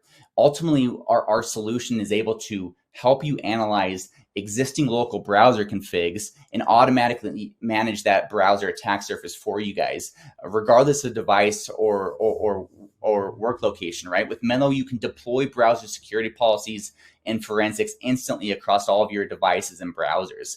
And it allows you to really shrink that existing risk gap that we're talking about by executing all this content away from the actual endpoint, keeping those threats off the actual endpoint and preventing things like evasive ransomware, zero-hour phishing, or web exploits for that matter. Here we go. So kind of give you a quick little overview of kind of our architecture. Really, we kind of look at it as security by design. I know you hear that phrase a lot, but really, when we look at the customers that we work with, their primary focus is securing the user, securing the data. And with Menlo, we were really able to transform every existing browser for these enterprises really into a secure enterprise browser, regardless of device and for any browser. And some of the biggest things to take away from this is using this approach, we're able to configure security for any type of managed or unmanaged endpoint. And really all the functionality that we deliver for these customers is delivered through that secure cloud browser, which really does, I guess, two critical things. It provides security enforcement off the endpoint. So that's, any type of active content, data security, any type of phishing, all that's taken care of and handled off the endpoint inside of our secure cloud browser. And it also allows for application security by preventing local browsers from directly interacting with that app. And that really gives us the ability to deliver these access controls and data security for all the different SaaS applications we use today, all the different private applications, email security, and even the broader web access there as well. Let me go to the next slide. Excuse me. And so with that being said, if you think about kind of the way organizations are set up today, right? Each individual organization is running a multitude of different browsers with quite frankly, probably most of the enterprises that we all are working at have some mix of, large mix of Chrome and Edge browsers, right? However, with these organizations, organizations have hundreds of different browser policy options that can really be hard to deploy without the right tools. And really, any type of change is going to honestly disrupt the end user experience. And so, one of the core functionalities or products within the Secure Enterprise Browser solution is our Browser Posture Manager, which helps deliver forensic visibility into the browser and helps correctly deploy the browser security policy automatically. And this integrated management console really gives customers the ability to manage those local browsers. So users can seamlessly continue to do what they're doing with their existing tools that they're familiar with, without the need for any type of additional software or frankly, browsers that need to be installed. And it gives the ability to ultimately reduce that attack surface area for those browsers while benefiting from all the different benefits of the secure cloud browser, which helps prevent those types of evasive threats that we were talking about, coming from ransomware or phishing or any really type of web exploit there. And one of those key highlights that we like to call out is really protection around zero-hour phishing. Menlo's one of the vendors that are uniquely positioned to defend against these zero-hour phishing attacks, right? With our so-called protection buffer, really trying to focus on the phishing attacks and mitigate this risk of zero-hour phishing. We're able to do that by detecting these attacks well before a majority of the other security vendors out there and some of the biggest threat intel feeds out there in some cases up to 6 days, even using some of the AI powered technology that we leverage for real-time dynamic policy controls that we put on the browsers here. Secondly, last year, I think I mentioned this earlier, with Google and with Google and Microsoft and us leveraging the browsers, last year alone, Google had, I think it was over 180 different high severity vulnerabilities. And with that, patching and updates require IT to touch every endpoint where software is installed. And this often, risks both the productivity as well as the security side. And so, with Menlo, we're able to allow admins to compare, policies to industry benchmarks. We provide, clear explanations around those and allow for easily, allow admins to easily accept or reject options for each one of these. And then additionally, our cloud browser is updated automatically in the cloud as these new versions become available, and helps enforce policies through the cloud browser to ensure that, policies like this can't be circumvented. In addition to that, our secure cloud browser, because we execute all these web sessions away from the endpoint, we can protect all the content with things like last mile data protection, ensuring things like sensitive corporate data, user credentials, and other site content is really out of reach from attack there. And to kind of show you some of the functionality behind what's actually going on, one of the products that's within our secure enterprise browser solution is Heat Shield. This is a product that uses AI-powered technology, including things like computer vision, dynamic risk scoring, and really individual analysis of the web page elements to analyze browser sessions and dynamic web content. And this, coupled with things like the secure cloud browser, is really capable of delivering this level of inline protection against these types of evasive threats that would otherwise evade commonly deployed security tools, and really identify the misuse of untrusted logos or brands there that we see. Secondly is really defending against ransomware and malicious files. With Menlo, we're able to open and view any document safely in our secure document and archive viewer, really without the need to download files directly to the endpoint. And that includes, nested and password protected archive files. By doing that, we're able to remove any type of malicious dynamic content or payloads that we see, things like JavaScripts or smuggled code, from executing locally on the endpoint. And really integrating our browser forensics tool also allows us to provide high fidelity browser session recording to really get that complete picture, that visual timeline of what users are doing, how they're interacting with those browser sessions, and including screenshots, user inputs, and even page resources there. And then lastly is around 0-day protection. One of the key capabilities of our secure cloud browser, because we're executing that content away from the endpoints, we're able to create this sense of a patch buffer for existing browsers, and really shrink that window of exposure from these 0-day browser exploits that we see each year. And that provides an additional level of protection for all of our browsers and endpoints prior to patch release and deployment. And all this wouldn't be possible really without the ability to provide that level of visibility inside of the browser. One thing we do differently is, because we sit in line, going everything through our secure cloud browser, we're able to get end-to-end visibility and deliver really evasive threat intelligence and alerts to our SOC teams. And this provides them with real-time visibility and really overall improved incident response, because the detailed threat intelligence that we're giving them, along with these browser forensics, can be integrated into things like existing log aggregation tools or security orchestration tools to optimize their performance level for them.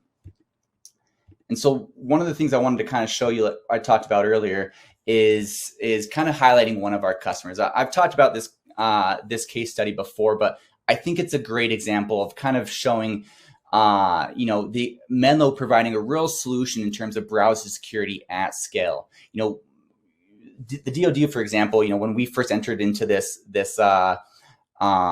request for proposal, we were coming up against, roughly 30 or 40 different competitors, and Menlo won because we really provided a fundamentally superior security architecture that allowed the DoD to be able to scale to the size they needed and still provide that seamless browsing experience, as well as the user adoption model that they were looking for, right? I mean, at the end of the day, you guys all know a solution's not really a solution if you can't get all your users to adopt and to abide by that, right?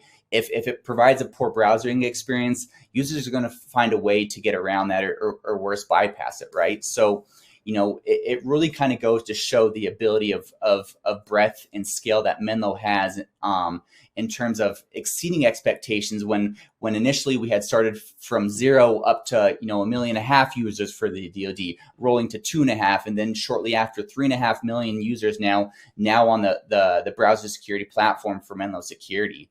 I think one cool thing specifically for the DoD was the U.S. Air Force Division. We were able to onboard and roll out browser security for nearly 600,000 users in less than 3 weeks. So I think that really goes to be able to show that the scalability and flexibility really of the Menlo Security Cloud for those users, so they could be able to protect against things like ransomware and phishing. We are able to help reduce their security incident analysis, and we are also able to help them really eliminate redundant layers of security that weren't necessarily needed anymore with Menlo's cloud browser security solutions. So just a really cool study here that we can, of course, like I said, tell you more about if you guys are interested and kind of dive into that particular use case. But as we kind of come to a close with my talking here, I'll stop here in a second. But in terms of next steps, we've got a couple different things that you guys could engage us with or take a test drive for yourself. Try.menlo.security is a fantastic kind of a free self-service type demo that, if you want to explore a little bit more about kind of what I was talking with the secure cloud browser, you can try it yourself. Heat Check is another fantastic tool that we provide.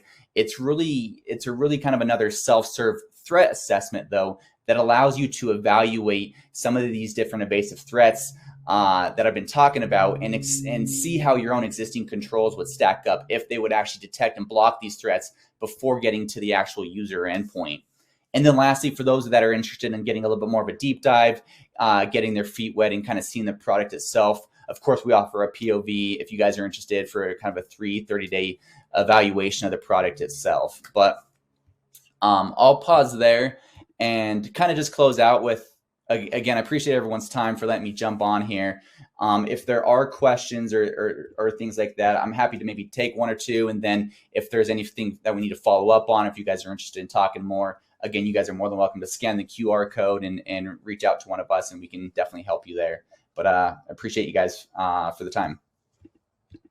Awesome. Thank you, Nico. That was awesome. And frankly, I think I've been taking my browser for granted. Like I use it all the time for everything. And I just think like, yeah, it's a browser. And then when you present it, it's like, but the browser does so much. So you've opened my mind. Thank you. Yeah, absolutely. Awesome. So I know we've got just a little bit of time. So I'm going to throw a couple seed questions. Dude, I just said that before and I can't figure out why my brain is going there. Oh yeah, no worries. Couple questions here. By the way, anyone who's in the audience now, we do have the $50 best question gift card from each session. So throw in a few more, even if we don't get to yours, Mendel is going to follow up with your questions. So what I've got is, with so many different browsers used today, how do you ensure enterprise browsers are updated to protect against the latest ransomware threats? Yeah. Really kind of just to quickly answer that, and maybe we can get to one more as well, is, the secure enterprise browser has multiple capabilities that not only help protect against these evasive threats, but also help manage the existing browsers. One capability in particular, our posture manager, like I had mentioned on one of the slides, I think if you guys remember, allows admins to quickly compare your guys' existing browser policy setup to some of these how it should compare to the benchmarks. And it allows you to also easily accept or reject the options to make sure you're in line kind of with best protections in place according to these benchmarks. We're able to do that because the secure cloud browser because it's kept away in the cloud, we're able to update this automatically as new versions become available, and we're able to make sure you're consistently comparing your policies and existing setup to these benchmarks.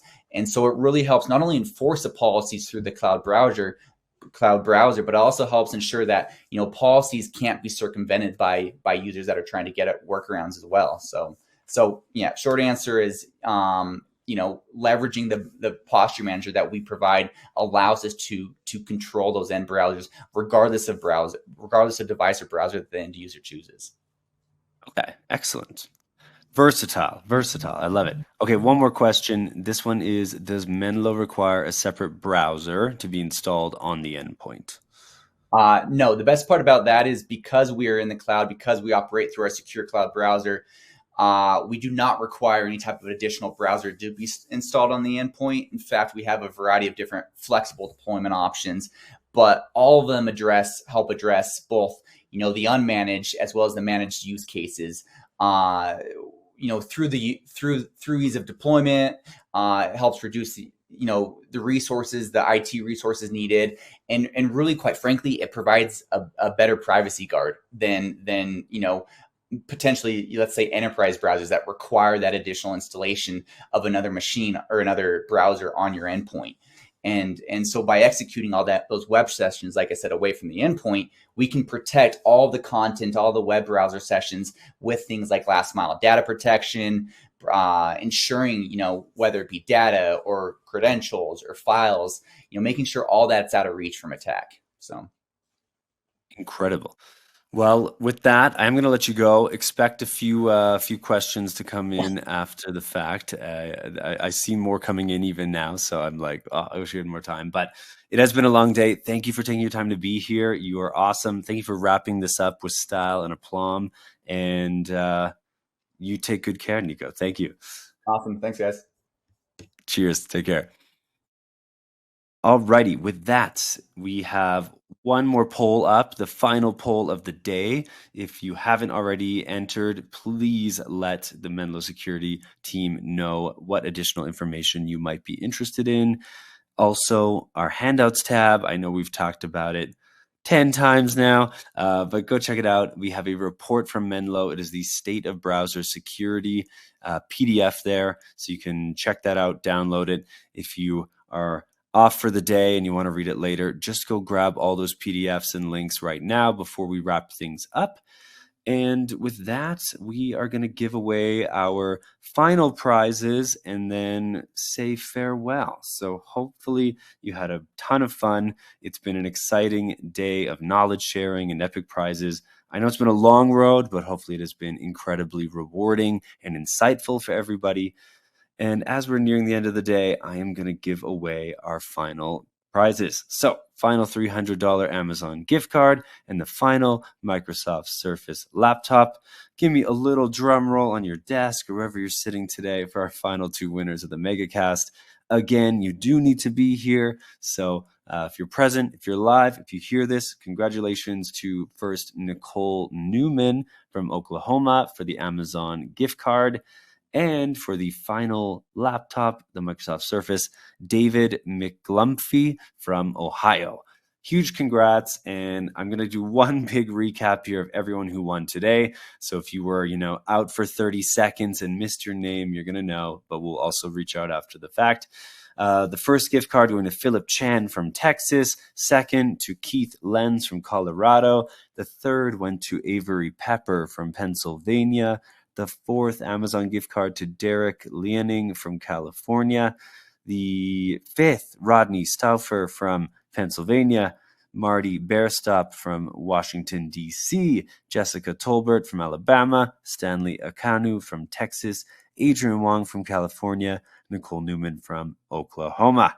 And the Surface laptops went out to Henry Avechuco, sorry about that, from Arizona. The second to James Marlowe from California. Gavin Edwards from Georgia getting the third. Jay Thomason from South Carolina getting the fourth. And the fifth and final to David McGlumphy from Ohio. As always, we will be in touch about claiming your prize after the webinar today. plus all of those best question gift cards. Thank you so much for being so involved and active today and making this MegaCast a huge success. If you are on the webinar today and you would like to chat about us presenting on a future summit, EcoCast, MegaCast, or another type of webinar, we would love to hear from you. Just reach out via email at connect@actualtechmedia.com. And with that, on behalf of the Actual Tech Media team, I want to thank all of our speakers, again, from HPE, Aruba Networking, Zscaler, KnowBe4, Keeper, Tanium, Lacework, Rubrik, SentinelOne, Hewlett Packard Enterprises, and wrapping things up today, Menlo Security. Thank you for making this MegaCast possible and for being with us here today. And again, a special, massive thank you to everyone here in the audience. I know it's a big day, and I hope that you've all got some interesting ideas and tips. Maybe you're leaving feeling all charged up. Maybe you have a little sigh of relief because you learned something cool or exciting, and maybe you found something fun and new that'll help protect or up-level your organization. However you feel, I hope it's a good feeling. And most of all, I hope you had fun with me today. So thanks again for participating. And before you do take off, be sure to mark on your calendars and come back and join us for our expert series on security firewalls, which will take place tomorrow. We're going to talk about why they matter. And here we go.